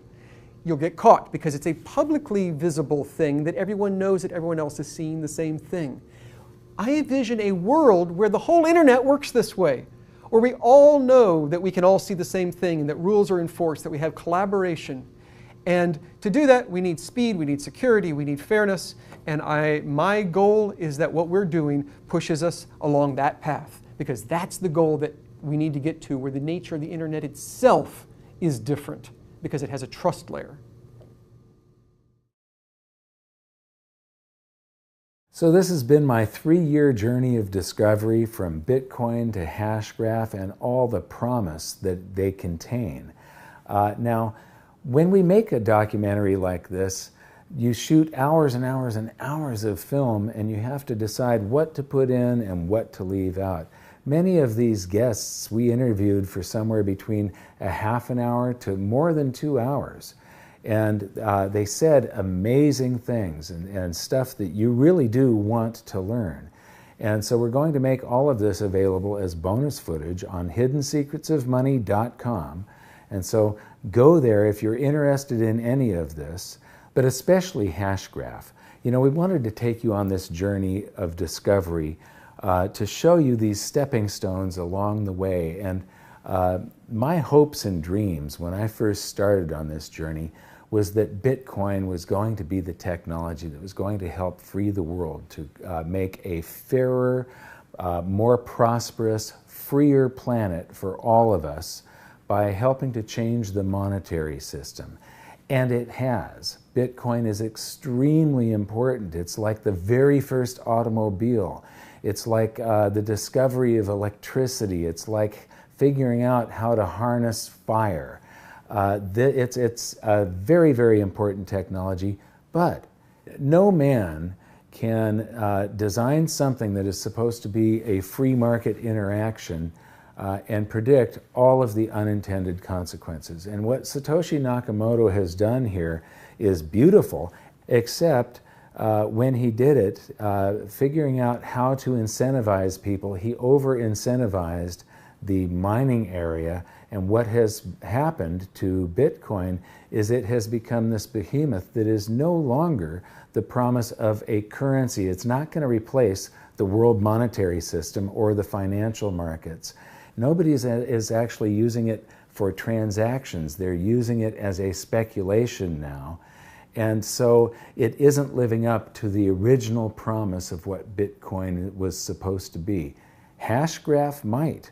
We have yet to see. Right now, None of the blockchain technologies that I know of can run markets where it's got to be absolutely instant and absolutely fair.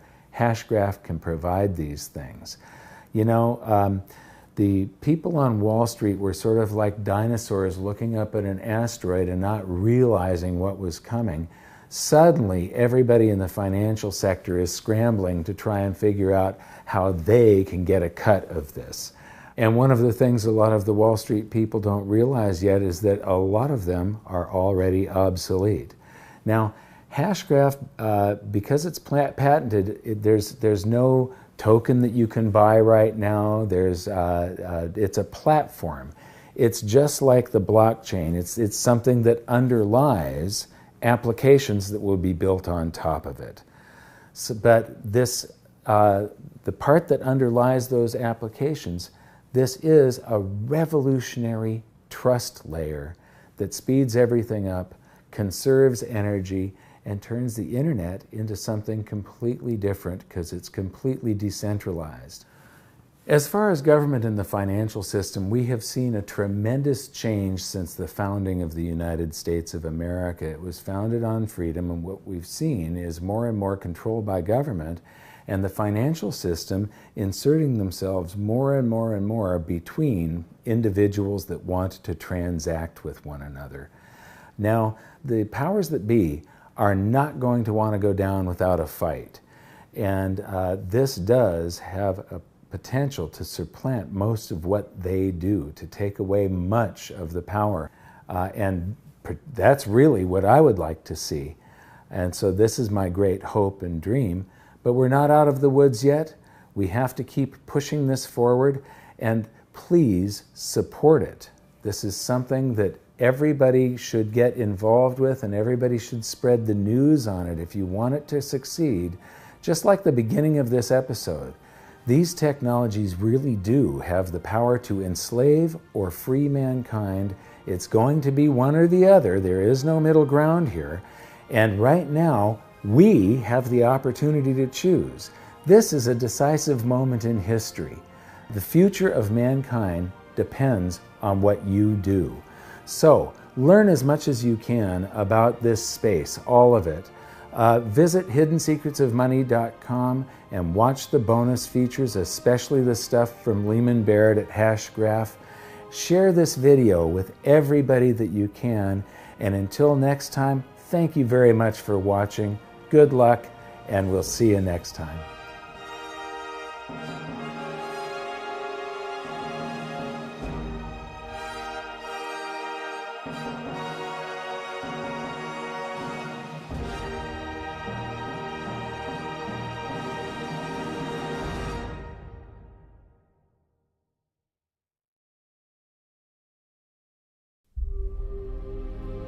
Right now, the world economy stands at an alarming precipice. But would it surprise you to learn that the events of today are nothing new? Give me the next few minutes, and I'll show you that there are cycles to history that can not only allow you to see the future, but to make preparations for the very predictable outcomes. You're about to discover that huge financial gyrations, inflation, loss of personal freedom, and out-of-control government are all things that we have been warned about for centuries and are the direct consequences of the monetary system itself. In fact, most world history is determined by monetary history. So what lessons can we take from the past to help us navigate the perfect economic storm that awaits us?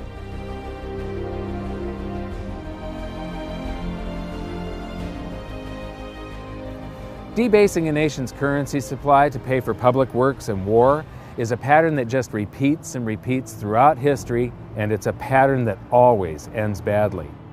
In this double episode, we're going to create a timeline to show the similarities between ancient Rome and the United States today. Just like the USA, Rome started out as a republic after overthrowing a monarchy. So let's begin with their early economy in around 500 BC. In the early days of the Roman Republic, for the first 178 years, there's no evidence of big inflation. They were using gold and silver coinage mostly as their currency. Small denominations were made out of copper and bronze. Then Hannibal of Carthage starts to harass Rome in something called the Second Punic War. And to pay for this war, they did deficit spending by taking the coins that they took in taxes, melting them down, and adding cheap and abundant base metals, such as copper, so that they could mint more coins. This caused a big inflation, and the inflation was one of the factors that brought the Roman Republic down to a dictatorship, the Roman Empire. Most of Rome's gold and silver was stored in vaults under the floor of their treasury, which was also known as the Temple of Saturn. If you visit Rome, go to the Forum in the center of the city, where you can still find the ruins of the temple today. And here's something I found really interesting. The U.S. Treasury in Washington, D.C. has almost exactly the same design. So now let's start filling in our timeline of events to keep track of the major similarities between Rome and the USA. We just learned that the early Roman Republic enjoyed a long period of practically no inflation because they used sound money, pure gold and silver. Interestingly, the United States started on the same path.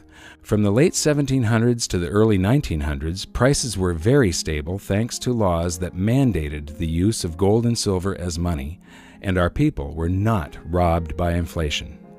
But in both instances, it was the ongoing debasement of the money for war spending and public works that led to economic chaos. Tell us the parallels between Rome and what's happening in the United States today. Well, they're obviously two very different societies, but there are some broad parallels. Rome was a republic.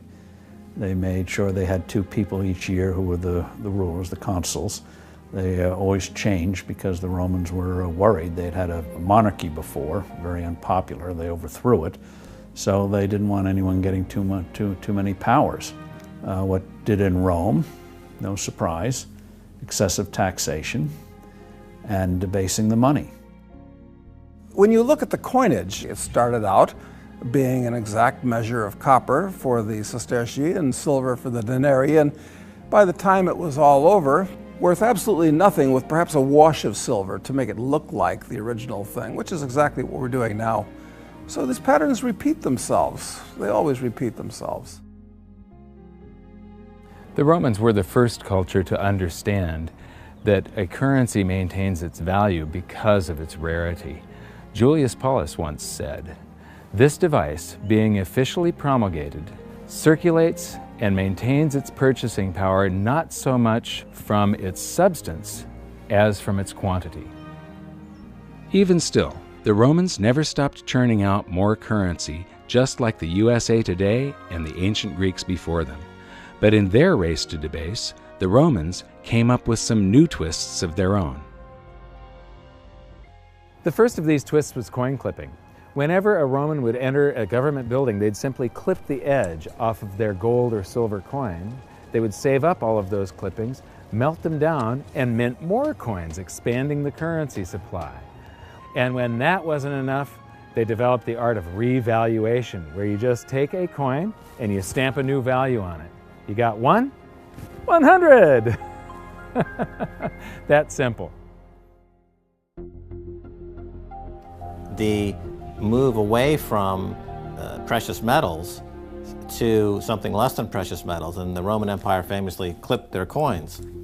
This was a debasement of the currency. There wasn't a paper currency, but it was a debasement of the currency. In the US, there's a very interesting phenomenon going on where they're not clipping coins, but when you go to the supermarket, you find that the portions of the items at the supermarket on sale are shrinking. You know, the servings on various other consumer products are getting smaller and smaller, but this price is the same.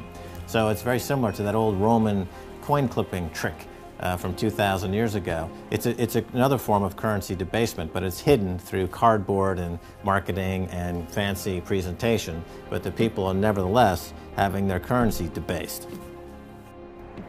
So why should you care about this? The quality of a society is directly proportional to the quality of its money. Stable money leads to stable prices, which leads to a stable society, whereas debasement of the currency leads to the demise of empires. The major reason for Rome's ongoing currency debasement was to pay for their ever-expanding empire and never-ending wars. The precious metals content of their coinage fell further and further until it had next to no connection with the pure gold and silver that had initially provided them with a stable economy. Cut to today, and we see the same pattern. Up until the outbreak of World War I, the United States had very high levels of precious metals in its coinage, and treasury notes were backed by gold at a 1-to-1 ratio. From there, the USA debased its currency more and more to pay for World War II, the Korean War, and then the Vietnam War, until finally, the link between gold and the US dollar was severed completely.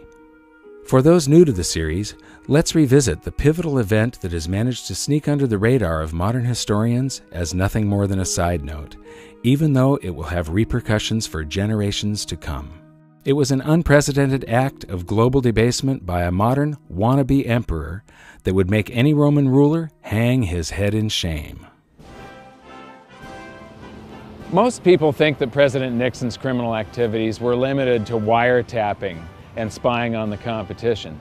But his greatest crime came on August 15, 1971, when he severed the last ties between the dollar and gold, when he ended the Bretton Woods system. I have directed Secretary Connally to suspend temporarily the convertibility of the dollar into gold or other reserve assets, except in amounts and conditions determined to be in the interest of monetary stability and in the best interest of the United States. The Bretton Woods system tied all of the world's currencies to gold through the US dollar. But instead of running out and hanging the guy when he took the world off of gold, the world just yawned and accepted that we were now on a fiat currency system, that we were now on this infinitely expanding system, that we no longer had money, we had currency. Money should be a fixed measure of value. It's like 5,280 feet in a mile, or 12 inches in a foot. I gave you the example. Imagine trying to build a house, say 2,500 square feet. If the foot changed each day, it was 12 inches one day, 10 the next, 20 the next. Very hard to do if that's changing. Or the clock. I like, yeah, this. The 60 minutes an hour. Imagine if they floated the clock. So you had 60 minutes an hour one day, 30 the next, 90 the next. You'd soon have to have hedges, derivatives, futures to figure out how many hours you're working. You're baking a cake. I love this example. And it says bake the batter for 45 minutes. Then you have to figure out, is that inflation adjusted minutes? Is it a California minute, a Nevada minute? Just makes life infinitely complicated. So when you have a fixed measure, when you go to the market, you assume if you're getting 16 ounces of liquid, it's 16, not 13, not 18. Just makes commerce, which is the source of wealth, people doing things with each other, infinitely easier. It is very odd that we've established a situation where what people do is scramble to borrow liabilities. Certainly, I guess, the most attractive liability in the world, or put a different way, the most attractive free trading lie on the planet is the US dollar. We joke in investment conferences it's the worst currency in the world, except all the others. If you're going to trade in a lie, it better be a liquid lie. What the United States dollar has going for it is the most liquid lie in the world. I mean, if you think about the advantage that we have now, yes, it's a horrible thing to do morally, but what we do is amazing. It's amazing that we can get away with this. We print a lie, a dream, on a piece of paper, and we ship it to Brazil, and they send us coffee. And we ship the same lie to Germany, and they send us a Mercedes. And we ship the same lie to Japan, and they ship us a stereo. It's actually a pretty cool deal. I mean, I feel bad about it in a sense, but it's grandly amusing in a sort of a cosmic sense. You just need to understand that somehow, sometime, some way, there's going to be a reckoning. The dollar's involved worldwide as a major currency, so it's 1/2 of everything we do. And it has no definition. I used to get a charge out of asking Bernanke and Greenspan, define a dollar, and they can't define a dollar. In the old days it was a weight of silver, a weight of gold, and that's what it was supposed to be according to the Constitution. Well, Dr. McCracken, not being an economist, Can you explain to me briefly, how in the world do you determine what a value of a dollar is in relation to a French franc, for instance, if you can't convert that dollar into gold? What standard do you have? What is it worth at all? You determine that's going to be determined in the marketplace, just as really largely it has already. So well, what is this going to do then to, for instance, the speculator in gold? How is this going to affect him? Is the price going to drop or rise? The official price of gold, of course, has not been changed. That was not a part of this program at all, nor is that contemplated. Well, maybe they should have contemplated what was likely to happen, because for anyone who had studied history, the outcome was perfectly clear. Rather than help the economy, Nixon's actions made things a lot worse, and the public started feeling the effects of inflation much more acutely. It was hard for savers to keep their heads above water unless they had saved in the ultimate stores of value, gold and silver. Just as it had always done throughout history, gold once again accounted for the expanding fiat currency supply by rising in price to cover that supply.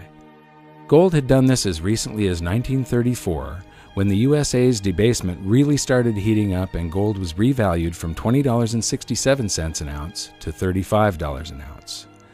Now the process began again as the public bid the price up from $35 an ounce in 1971, climbing all the way to $850 an ounce in 1980, easily accounting for the massive quantities of currency the USA had conjured out of thin air now that Nixon had removed all restrictions.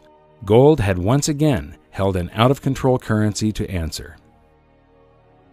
Getting back to the Julius Paulus quote about the value of a currency being decided by the quantity rather than the content, one of the biggest economic hurdles that mankind repeatedly trips on is that we have never been able to control the quantity of currency. And this is one of the reasons why gold has always been the ultimate money. It can't be printed and it keeps us in check. Today, I think cryptocurrencies are a very exciting development and have tremendous possibilities. The bottom line is that governments have a long history of trying to cheat gold either through debasement or manipulation of the markets. But here's the thing. In the end, gold always wins. And that brings us back to the Romans, who went through many cycles of currency debasement for war spending, then inflation being felt by the public, then revaluation of the currency, then more debasement for deficit spending on war, resulting in even more inflation being felt by the public. The cycle repeated again and again. Those who were able to hold gold outside the official system maintained their purchasing power. Those who did not suffered greatly. In 270 AD, Emperor Aurelian took power and had the now worthless official coinage recalled and minted again to contain a small amount of silver, just 5%. This act brought a new vitality to Rome, but unfortunately it was short-lived as government after government gave in to the temptation of spending beyond their means. Eventually, wars were funded by levying huge taxes on businesses and the rich. This only had the effect of closing down many essential businesses. The more meddling the government did with the economy, the worse things became. The government started confiscating private property by force to fill their empty state coffers. Rome was sliding into ruin. And that brings us to Emperor Diocletian. His actions are the first recorded example of the following hidden secret of money. Wage and price controls do not work. He came to power as inflation was surging, but his decisive actions only added fuel to the fire. So because the economy was getting worse and worse, Diocletian created a whole bunch of great government solutions. He created a bunch of works projects. He hired a bunch of the homeless and people that were unemployed, made them soldiers and government employees, and this caused deficit spending to just go out of control, and inflation raged into what is known as the first documented hyperinflation. So to get inflation under control, in 301 AD, Diocletian issued his infamous Edict of Prices. This was a massive volume of a list of all of the wages and the prices people could charge for goods and services. And it was all enforced under the penalty of death. So what happened was instead of risking your life to sell something at a profit so that you could stay in business, people just closed up shop. Instead of doing a job that was listed in the book that was below a living wage, people quit their chosen career and tried to pursue a job that wasn't listed in the book. The result of this was that Diocletian came out with a law that said every son had to go into his father's business under the penalty of death. When governments start meddling with an economy, the result is always the same. Prices become distorted. This is a huge danger because prices act as a signal for an economy. They indicate to producers and buyers where true value lies. The outcome is always economic turmoil, shortages, and black markets. We've seen what happened to gold when Nixon started his economic interference, so now let's go back and see what happened when Diocletian started his jumbo-sized meddling with the economy. We know when Diocletian created the Edict of Prices that the price of gold was 50,000 denarii per pound. And then we also know from transaction receipts around 50 years later, the price of gold had risen to 1,200,000,000 denarii per pound. That's a 42,400% hyperinflation over a 50-year period. That would be similar to if gold was $35 an ounce 50 years ago. Today, 1 ounce of gold would be about $1.5 million. Another analogy that I can make is if an average family car was about $2,000 50 years ago, today it would be selling for $85 million. Just imagine $85 million on the windshield of a car at a car lot. That's the type of inflation these poor people suffered through. Well, wage and price controls upends an economy, gives more power to the government. What are price controls? Prices are supposed to convey information. That's what markets are about, knowledge and information. So a price will tell you something is dear. Oh, get out and produce more. The price is low. Maybe you're producing too many of it. So it's a way of conveyance of information. So you devote your efforts to something that people want, not what a bureaucrat dictates. So when governments trash the money and your prices, nominal prices are going up, the government response is, oh, they're greedy speculators or merchants or whatever, and so you say you can't charge as much. Well, what that means is you get a black market and you hurt the production of the thing. The idea that government can substitute for people interacting among themselves is preposterous. This pattern of failed price controls is something we see throughout history and across the globe. Skip forward over 1,500 years, and governments still hadn't learned their lesson. During the chaos of the French Revolution, the government issued a set of wage and price controls known as the Law of Maximum, also imposed under the penalty of death. It's worth noting that when wage and price controls are implemented, government always tries to deflect attention away from the problems that it has created itself by shifting the focus to businesses who are labeled as greedy hoarders or price gougers. In reality, most are just average people trying to keep their business afloat, doing their best to deal with the unstable supply and demand curve created by government meddling. And France was no exception to this blame game. During the Law of Maximum, many innocent people were executed, food shortages developed, and black markets ruled until finally, 15 months later, the act was repealed because it didn't work. And all the stored-up energy of government manipulation was unleashed at once, leading to a further period of chaos and inflation for France. I agree with Steve Forbes. The idea of wage and price controls is absolutely preposterous. Now we'll skip forward another 200 years and government was at it again.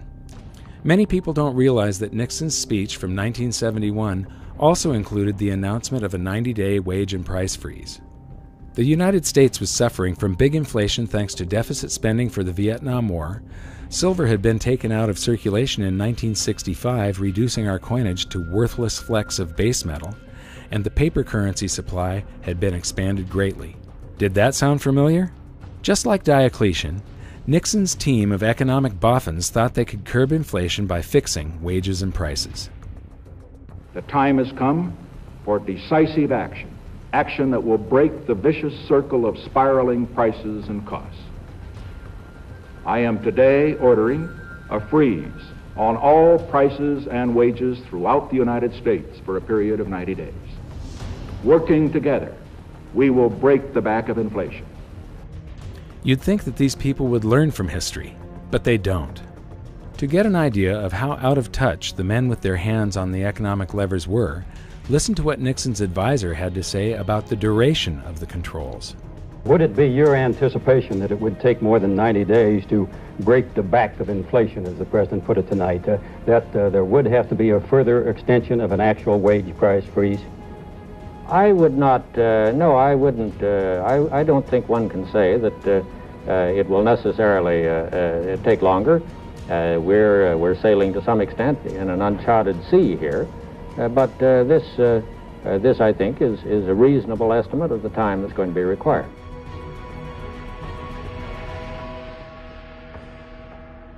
Dan Rather. President Nixon is expected to speak for about 15 minutes on his new economic policies. The President's address tonight comes against a background of the following facts, among others: record high gold prices and rapidly increasing cost of living figures for most Americans. The wholesale price index rose by 2.1% during the month of May. The index of industrial commodities in the last 3 months has risen at an annual rate of 15.9%, the worst since the Korean War 20 years ago. All of that part of the general background of the President's remarks tonight. Every American family is confronted with a real and pressing problem of higher prices. And I have decided that the time has come to take strong and effective action to deal with that problem. Effective immediately, therefore, I am ordering a freeze on prices. This freeze will hold prices at levels no higher than those charged during the first 8 days of June. It will cover all prices paid by consumers. What was Albert Einstein saying? What kind of an idiot would do the same thing over and over and expect different results each time? And it's the same pattern that's happened repeatedly, cycle after cycle after cycle after cycle for thousands of years. A country borrows itself into bankruptcy. It creates more money to try to pay its debt. Prices go up. People rebel. The whole system falls apart. And I'm scared about it. Countries collapse over this. They go to war about this kind of thing. Rebellion in the street, overthrows of government, the whole 9 yards. There is nothing to be gained from inflation and everything to lose, and we're going to lose everything. Around the world, people don't seem to realize that government intervention always makes things worse. It's the government manipulating things. Whenever you manipulate something and try and control it over here, and not allow the free markets to balance everything all by themselves, something comes squirting out way over here that you just don't expect. For instance, the dot-com bubble popped in 2000. Alan Greenspan lowered interest rates to try and get the stock markets back up again, and he accidentally created a real estate bubble that's now devastating the world. Back during World War I, they inflated the currency supply tremendously. The Federal Reserve was born just at the beginning of World War I. We added to the currency supply by adding bonds to back our currency along with gold. Then there was this big, it's called the Depression of 1921. It's the single greatest deflation that the U.S. has ever seen. It's bigger than the Great Depression. The contraction of the currency supply was huge.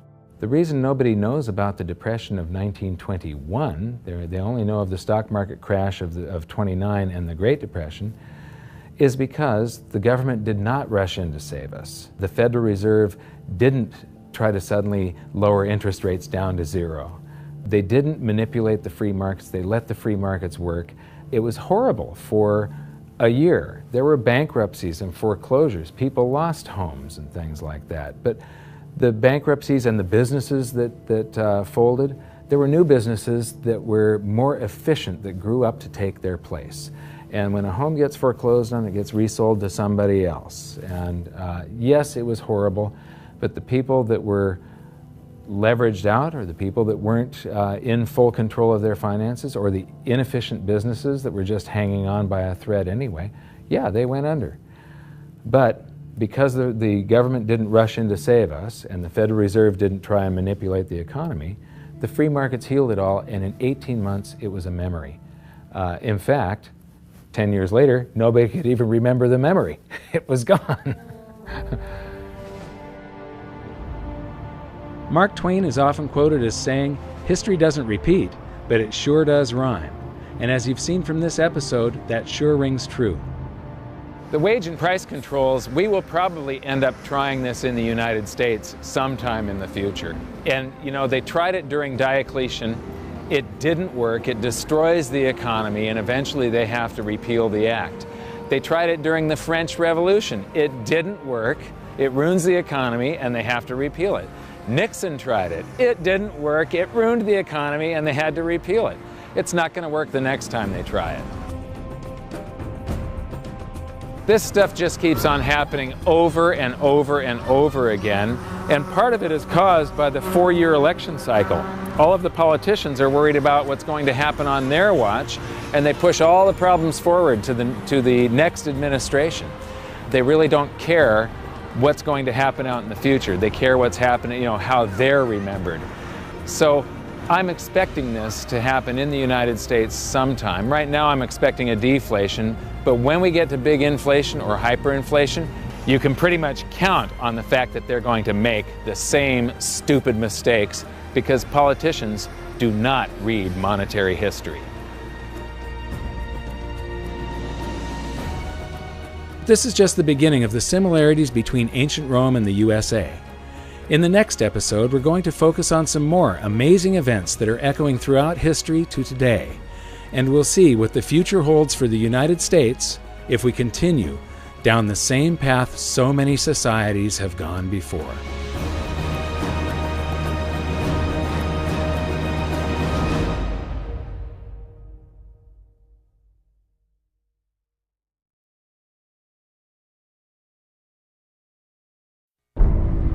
In the previous episode, we started a timeline that chronicled the parallels between the ancient Roman Empire and the United States of America today. When we left off, the Roman Empire was deteriorating thanks to the inflation caused by deficit spending on war and public works. Their government was constantly making things worse by meddling with their economy. Now, their empire was stretched to its limit and under constant attack from barbarians. The ongoing cost of war, plus the huge amounts of deficit spending, was bringing Rome to its knees. Now we're going to continue our journey through to the fall of Rome and learn of more striking parallels with the United States along the way.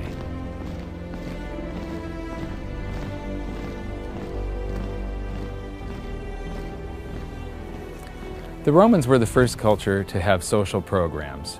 The Athenians had great public works, and they had the expense of war. But in Rome, they had the expense of all their great public works. They had the expense of massive armies occupying foreign lands, and they had the expense of social programs. During the end of the Roman Empire, Rome's population was approximately 1 million people, and 200,000 of them, 20%, were receiving daily distributions of wheat. That's welfare. As their empire decayed, Roman leaders employed a tactic called bread and circus to keep the public distracted and placated. The bread refers to the free grain, also known as the dole, and circus translates to the games that would be held here in the Colosseum with free food, wine, and rather violent entertainment. I find it absolutely fascinating to try to imagine what was happening here nearly 2,000 years ago. These seats would have been filled with people eating and drinking, many would be yelling for their favorite gladiator, and a good portion of the audience would have been mindlessly drunk. The emperors and elite watching from up on high? What a scene! So the Colosseum is a great example of both the huge expense of Roman public works and the endless deficit spending they carried out to pay for supposedly free stuff. But is there such a thing as a free lunch? Breads and circuses give away oil, give away grains, and give away wine, and people would love you. They conquered Egypt. By golly, that was a lot of grain you could give away. But what it did was destroy the economy. And when you put in the taxation to pay for it all, what it did was destroy the small farmer. And so the wealth creation that would enable you to do these things went by the boards, and so it became a vicious cycle. So now let's continue filling in our timeline from the previous episode so that we can keep track of where we are in the story. Welfare, bread, and circus were basically distraction tactics used by the ruling elite who would offer promises of free stuff to ingratiate themselves with the public. There's a famous quote from the satirist Juvenal who summed up the situation very succinctly. Give them bread and circus, and they will never revolt. The citizens felt like they were getting these things for free when they were actually paid for by a crushing double blow of continuous currency debasement and increased taxation. In the end, the only way that the Roman rulers could enforce this tax collection was by doubling down on their stifling bureaucracy. The size of their government compared to the private sector exploded. Business became incredibly difficult, and many simply gave up. Steve Forbes just mentioned how difficult the situation became for farmers, or husbandmen as they were referred to in the past. Here's a quote that backs that up from Lactantius around 300 AD. There began to be fewer men who paid taxes than there were who received wages, so that the means of the husbandman, being exhausted by enormous impositions, the farms were abandoned, cultivated grounds became woodland, and universal dismay prevailed.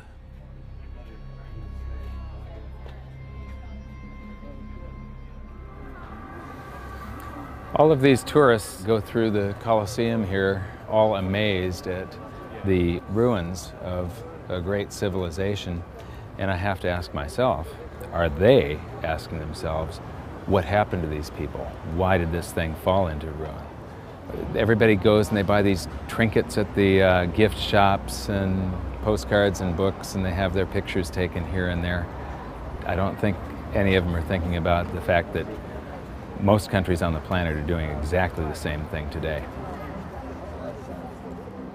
Most of what Americans know, I fear, is what movie stars are doing, what sports stars are doing, and what occurred on the last installment of Jerry Springer or some other reality show. And the food stamps are not even food stamps anymore. They give you a credit card that you can buy your food with so that you look like you can actually afford to eat as opposed to living off the dole. It's very similar.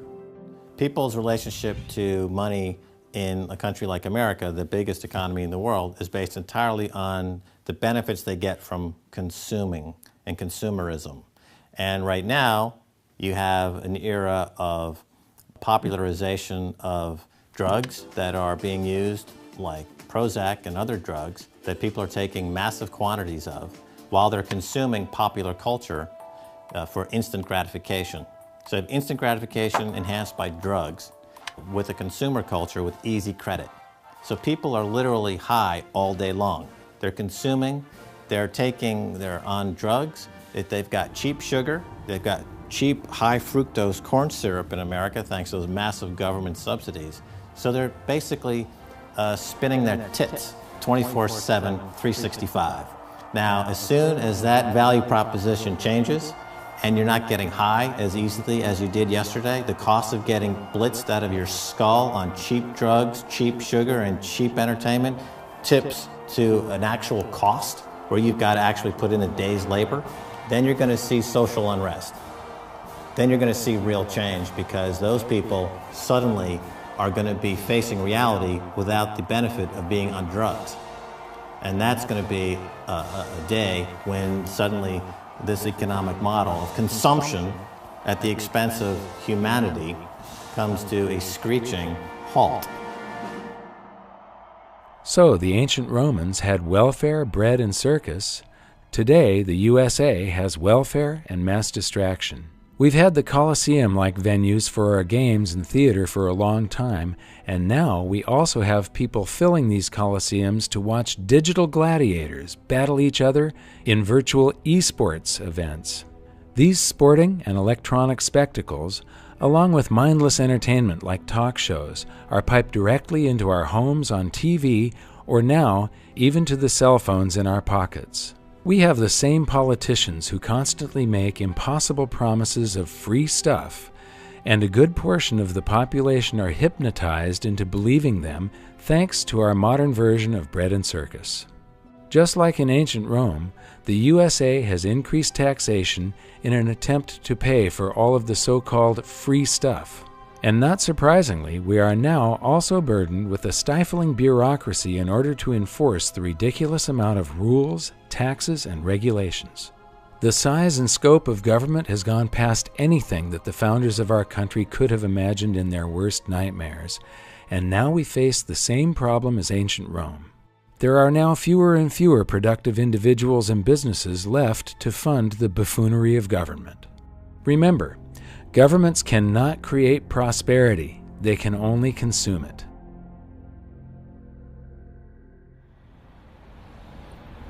Now we're going to take a side trip so that I can show you some of the real-world effects of all this excess bureaucracy.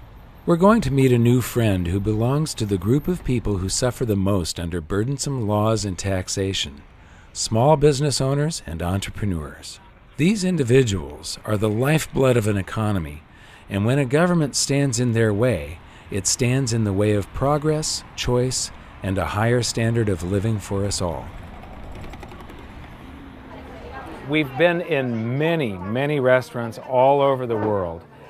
And we came back to Rome on the way to Venice solely so that we could stop and eat at Fiora di Zucca, our favorite restaurant in the world. And we've got the owner here, Roberto. We believe that government is very poor at doing things, and that if government was running your restaurant, it would not be exceptional. We agree. He agrees, and I do too. One of the things that we feel is sort of difficult and dangerous these days is that people are very upset with the economy and they want the government to do something about it. And I believe that the best thing that government could do is to make it easier for small businessmen like you to do your job. This is what makes the economy good. E le personalità come Assolutamente le vero. vostre. Infatti il governo, Absolutely lo Stato true. The government and the state non aiuta assolutamente. is really not helping the small business in any way. Se io avessi un aiuto politico, If I had had government help, io avrei la voglia di aprirne uno, due, it could probably open more of them. You don't need government money though. What you need is just for government to get out of the way and make it easier to go into business. Not so many rules, not so many taxes, right? Dice sì, a questo punto non è neanche più un discorso di capitale, è un discorso di amministrazione e di tasse. Exactly. Yeah. In ancient Rome, the government was telling you how much you could pay your workers, and no more, no less. The government was telling you how much you could charge for that buffalo mozzarella and that flatbread. If the government told you everything you could do, would you want to stay in business even? Assolutamente no. Yeah. Absolutely not. Diventa un McDonald's totale. It just becomes a big McDonald's for everybody. Yes. This is the problem. Right. This is the problem. We live in a state we call the People's Republic of California because the government has made so many rules, it is becoming very difficult for a small businessman. Sta mettendo proprio i bastoni nelle ruote della piccola azienda. Ma anche qua in Italia. Here, it's the same problem. Ci stanno portando via dall'Italia per quello che mi riguarda, cioè se It's io like avessi they are trying to do everything to take us away from this country. Di andare in un altro If you had the courage to go somewhere else, you probably would do it. It's a struggle to stay here. I have all the same problems on the other side of the world. All I want is for government to get out of the way and let me do my job. Aiuto dal governo. Vorrei solo che si togliessero dai piedi. Sono perfettamente d'accordo. I feel like I have found a brother. Agree. My brother. Roberto is still in Rome, and I love nothing more than supporting his exceptional restaurant whenever I'm in the area. But since filming this segment, the burdens placed on my business in California became so totally unbearable that I had no option but to move operations out of state. It pains me deeply to watch history repeat like this, as this affects people's lives, including some of the best employees and friends I ever had. Mille grazie. Mille grazie. Grazie a te. The role of government among other things, is creating an environment where people can go out and do creative things. Our founders understood we are born with certain energies. The question is, are those energies going to be directed in a positive way or a destructive way? You know, there are two ways you can get ahead. One is to steal it from your neighbor, and the other is to go out and provide a product or service that somebody else wants, create something that hadn't existed before out of your mind. You take the risk and you do it, and we all benefit from it. And that's why it's so important to have that proper environment. And what makes up that environment? Well, you don't have to be a PhD. In fact, it'll probably get in your way. One is the rule of law, where you know what the rules are. Sound money, sensible taxation. Taxes are a price and a burden. And if you lower that burden, people are able to focus and do more real things, making it easy to set up a legitimate business. Just basic rules, and people will do amazing things. Amazing amount of creativity can be released. But beware of government saying we're here to help you.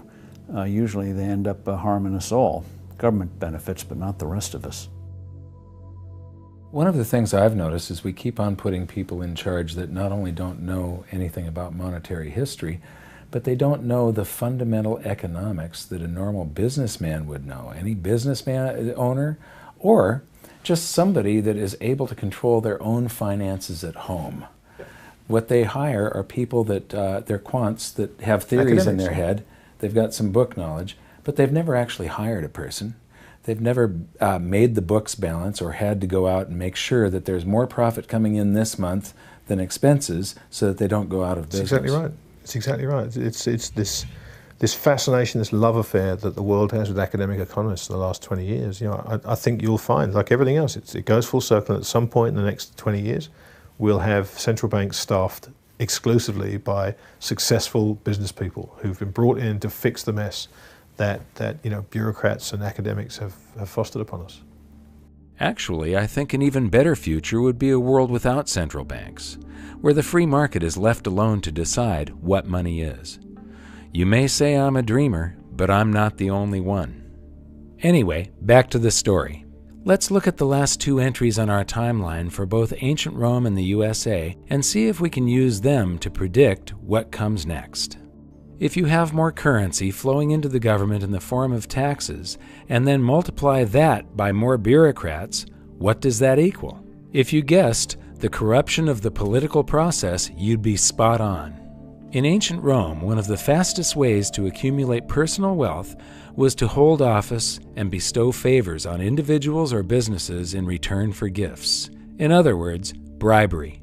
In the modern USA, I hate to say it, but not a lot has changed.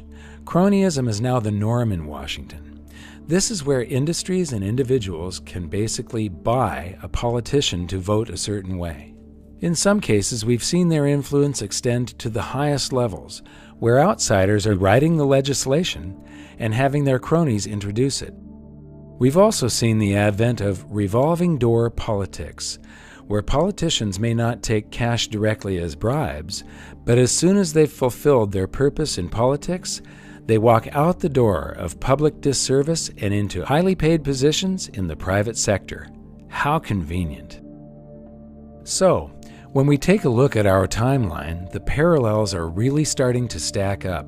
Our political and monetary experiments never seem to end, and I know I'm not the only one who feels like we are accelerating towards something really big.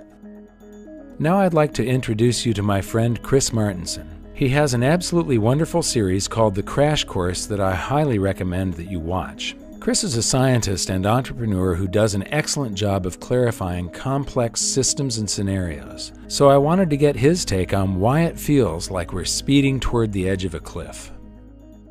Tell me about exponential growth, because this was one of the pieces in your series that I was blown away by. You know, it's there's this famous quote by Keynes that not one man in a million understands inflation. The inflation process is very important. I think it's one man in a billion that probably understands what exponential growth is, and it's one of the most important things that we could get our arms around. And the reason it's so difficult to talk about is because we're humans, and we're not wired for exponential growth. We think in linear form. So if something goes from 1 to 2 to 3 to 4, people get a sense of that. We know how that works. But when something goes from 1 to 2 to 4 to 8 to 16 to 32 and just mushrooms off, well, it's much harder to understand it, and we're surrounded by exponential growth. It's in our economy, it's in our monetary numbers, it's in our debt numbers, it's in environmental statistics, it's in how rapidly we're depleting things in an inverse exponential decay, it's in everywhere we're surrounded by it. So understanding is really critical.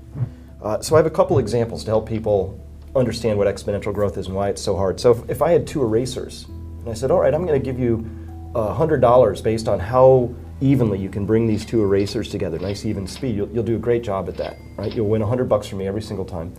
But now let's replace them 2 big heavy magnets, neodymium magnets, maybe from a Tesla coil, something really awesome. And you'll do what everybody does.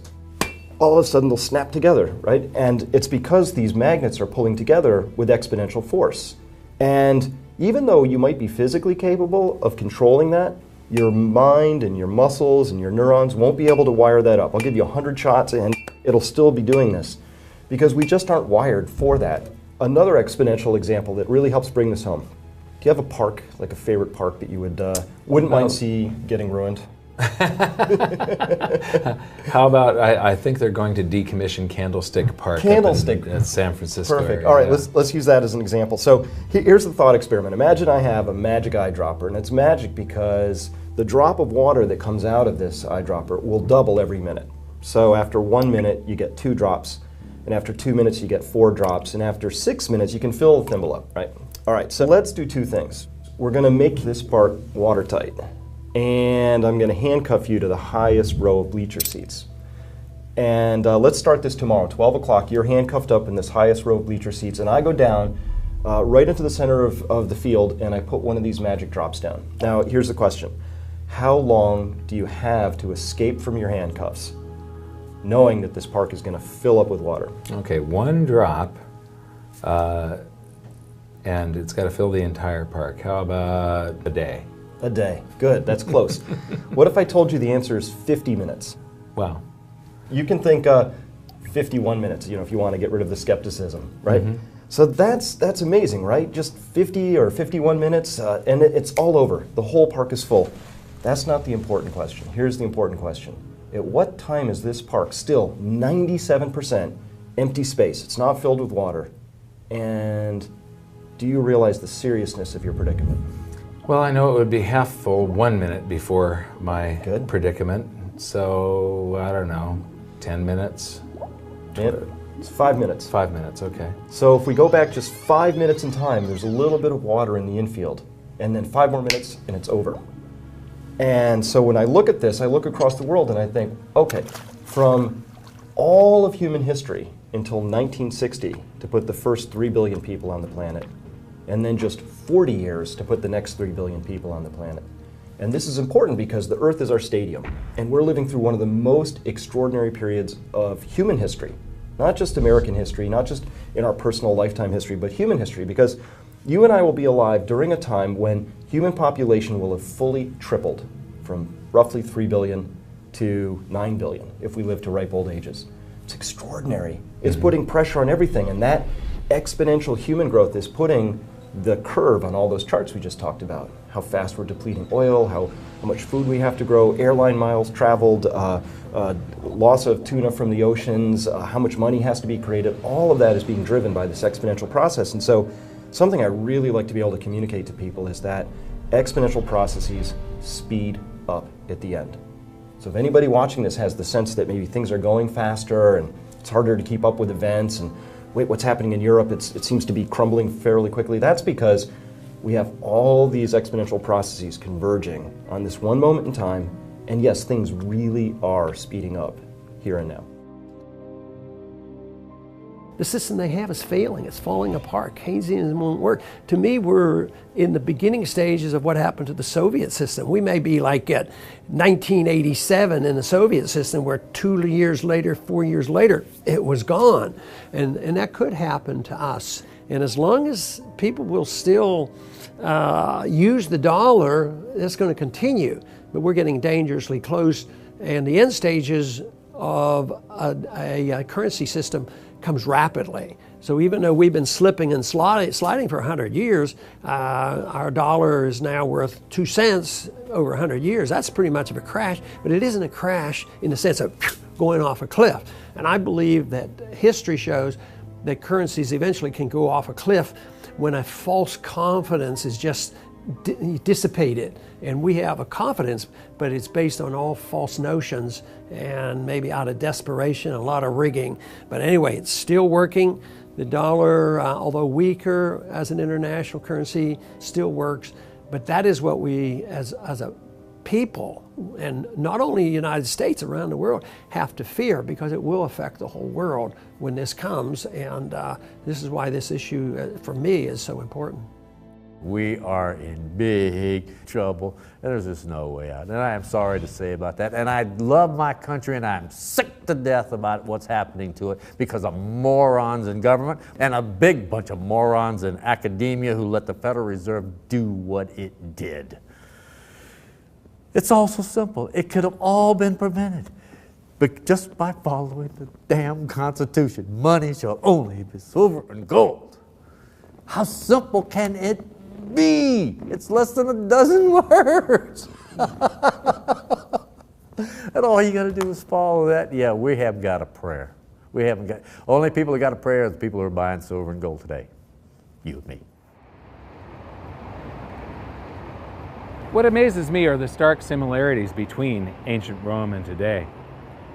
Once again, we're debasing the currency to pay for war, social programs, public works, while we keep the society placated with bread and circuses, football, sports, American Idol, Dancing with the Stars. Our government keeps on getting bigger as our military aspirations expand our empire. Congressman Ron Paul recently stated that we have over 900 military bases in 130 countries. That is an empire. And that brings us to one of the most dangerous parallels between ancient Rome and the USA, the excessive influence of the military on government. Rome's elite realized very early on that keeping the military happy was of the utmost importance if they were to either gain or stay in power. As a result, the military grew in size and attained high levels of leverage throughout politics. In today's USA, we spend trillions of dollars on our military, and it has grown into a behemoth. Much of the revolving door politics mentioned earlier comes as a result of the massive deficit spending that we pump into so-called national defense. Our country has become a war machine. We are on offense, not defense, and there is now an entire industry reliant on keeping things this way. And it's not as though we haven't been warned about this. In fact, alarm bells have been ringing for longer than 50 years. I'd like to show you part of a very important speech from the year 1961. President Eisenhower had just served 2 full terms in office, and he was just about to hand over the presidency to John F. Kennedy. Despite his own military background as a 5-star general and the supreme commander of the Allied forces in Europe during World War II, Eisenhower chose one of the most important moments of his presidency, his own farewell address to the nation, to warn America of the dangers of the corrupting influence of what he famously termed the military-industrial complex. Until the latest of our world conflicts, the United States had no armaments industry. American makers of plowshares could, with time and as required, make swords as well. But we can no longer risk emergency improvisation of national defense. We have been compelled to create a permanent armaments industry of vast proportions. Added to this, 3.5 million men and women are directly engaged in the defense establishment. We annually spend on military security alone more than the net income of all United States corporations. Now, this conjunction of an immense military establishment and a large arms industry is new in the American experience. The total influence, economic, political, even spiritual, is felt in every city, every state house, every office of the federal government. We recognize the imperative need for this development. Yet we must not fail to comprehend its grave implications. In the councils of government, we must guard against the acquisition of unwarranted influence, whether sought or unsought, by the military-industrial complex. The potential for the disastrous rise of misplaced power exists. I am an American, Mike, and there's a lot of criticism of our country and where it's been and where it's going, and I'm part of that group. I use a phrase picked up from Chalmers Johnson called sorrows of empire. And what he points out is that when you have what I call forever wars, and that seems to be what's happening since 9/11, wars in Afghanistan and Iraq and Libya, add in Yemen still today, on top of disruptions everywhere. These wars are expensive. We've never had the stand down of our armies. And at the same time, the extended powers of the government have taken away a lot of our personal freedoms. So publicly in the NSA revelations from Snowden, but we as people were built on a country with mild government. Restrictions on what the government can do were the constitutional sources. So you combine wars, personal freedom loss, and a control of us through the deceptions. And you've got a system that feeds on itself and we can't afford. $1.2 trillion if you add the spooks, the hidden parts, the veterans, the energy department's nuclear operations for weapons all together, and a bit of interest on the debt. It's almost half our budget that we spend on this military. And that's not a good direction. I hope we could go to more peace and avoid the sorrows of empire that are too expensive. And when you spend $1.2 trillion on your military, the effects are destructive on your economy. In other words, the supposed spending for strengthening our country on military is destroying our economy. When we were in Rome, it was to see how a great society, a great empire, can completely collapse and fade into history because of deficit spending and currency debasement, because of all the things that the U.S. is doing today, because they were trying to fund these armies that are occupying foreign lands just like the U.S. is doing today, because they were trying to have bread and circuses, what we call guns and butter, while they were funding all of this war. And all the deficit spending and currency debasement to pay for it is one of the key factors in what brought Rome down. And this great civilization faded into history, and not only that, but they lost for a long time. The technologies were lost, all the knowledge and insight that they had, the standard of living. I mean, we were plunged into the Dark Ages.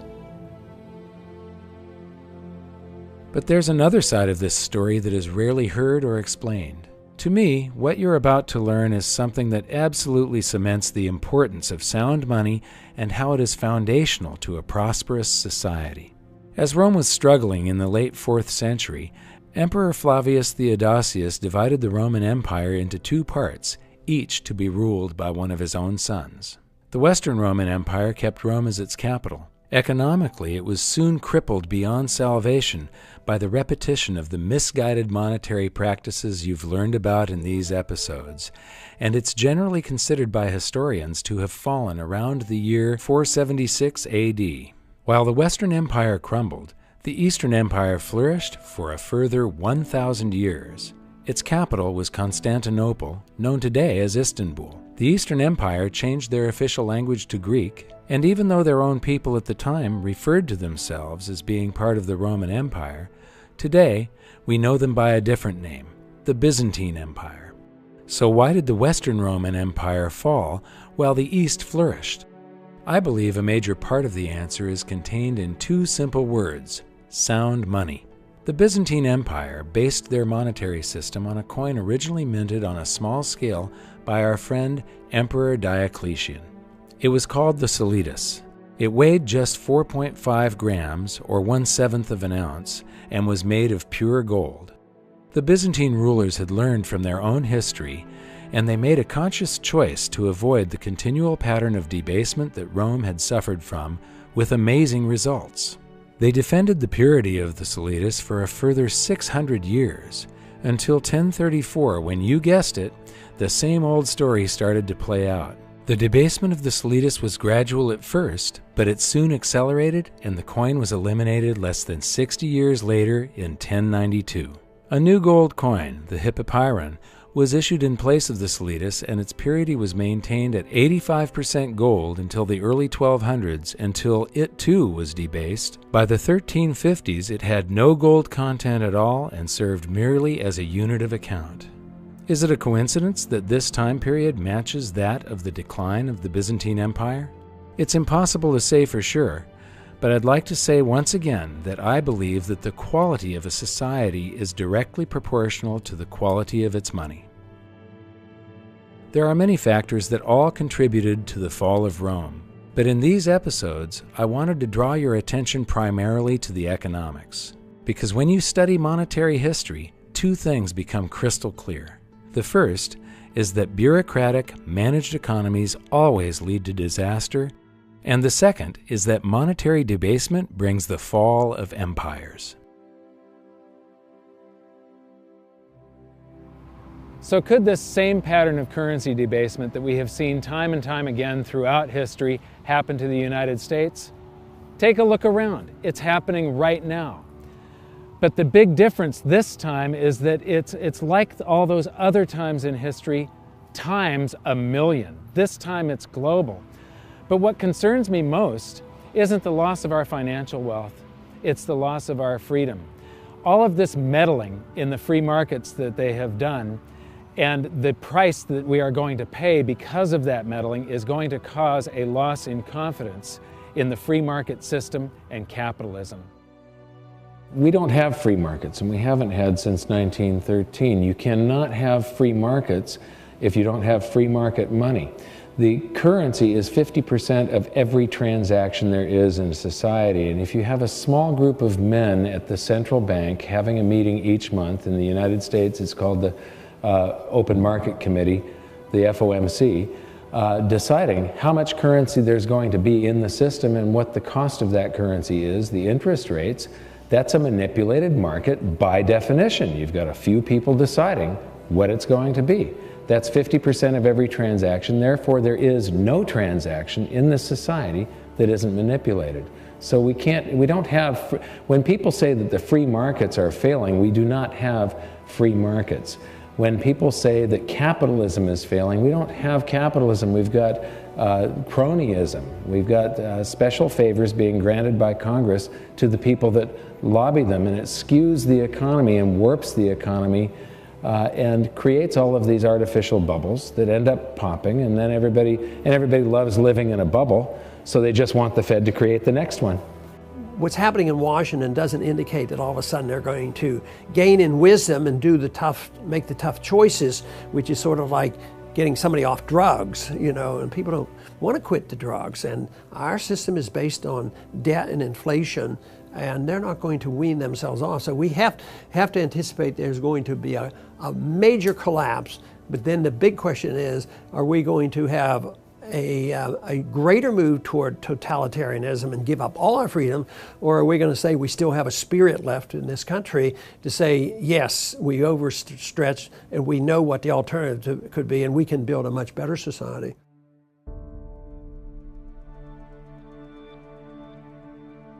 Milton Friedman, the great economist, once said, "When government, in pursuit of good intentions, tries to rearrange the economy, legislate morality, or help special interests, the cost comes at inefficiency, lack of innovation, and loss of freedom." Government should be a referee, not an active player. In the United States, government has gone way too far. It is proven, beyond a shadow of a doubt, time after time throughout history, that managed economies do not work. Free markets have always won, and they have always provided a higher standard of living. When people cry out for the government to do something about it, they're asking for the government to manage the economy. They are asking for the government to lower their standard of living. Ultimately, what you get is the USSR or Mao's China. That is what a managed economy brings you. It's time for you to take action. It's time for you to get educated on this, to find out more, and then to voice your opinion, to make yourself heard. If we want changes in the economy and changes in our monetary system, change in our foreign policy, the people have to speak out and decide that they want to change, and they have to make it very clear to the politicians that that's what they expect. And matter of fact, that's one area where I tend to be more optimistic, because I think the people are learning with the work that you've done and others. They're learning something about monetary policy. But the most important thing is that people understand the nature of freedom and the role of government, and money being a major part of all that.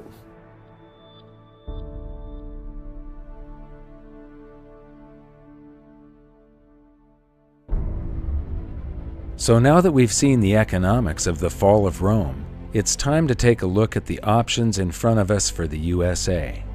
Will we choose more debasement, more war, more intrusive government, more cronyism and special interests, more taxation and regulation, and less freedom? Or will we choose sound money, stable foreign policy, restrained government, a level playing field of fair laws for everyone, sensible taxation and regulation, and maximum freedom? I want to thank you for watching this series and for sharing these videos with your friends and family.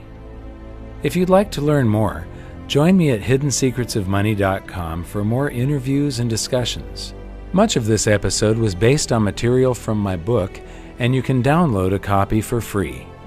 Until then, thanks for watching, and we'll see you next time.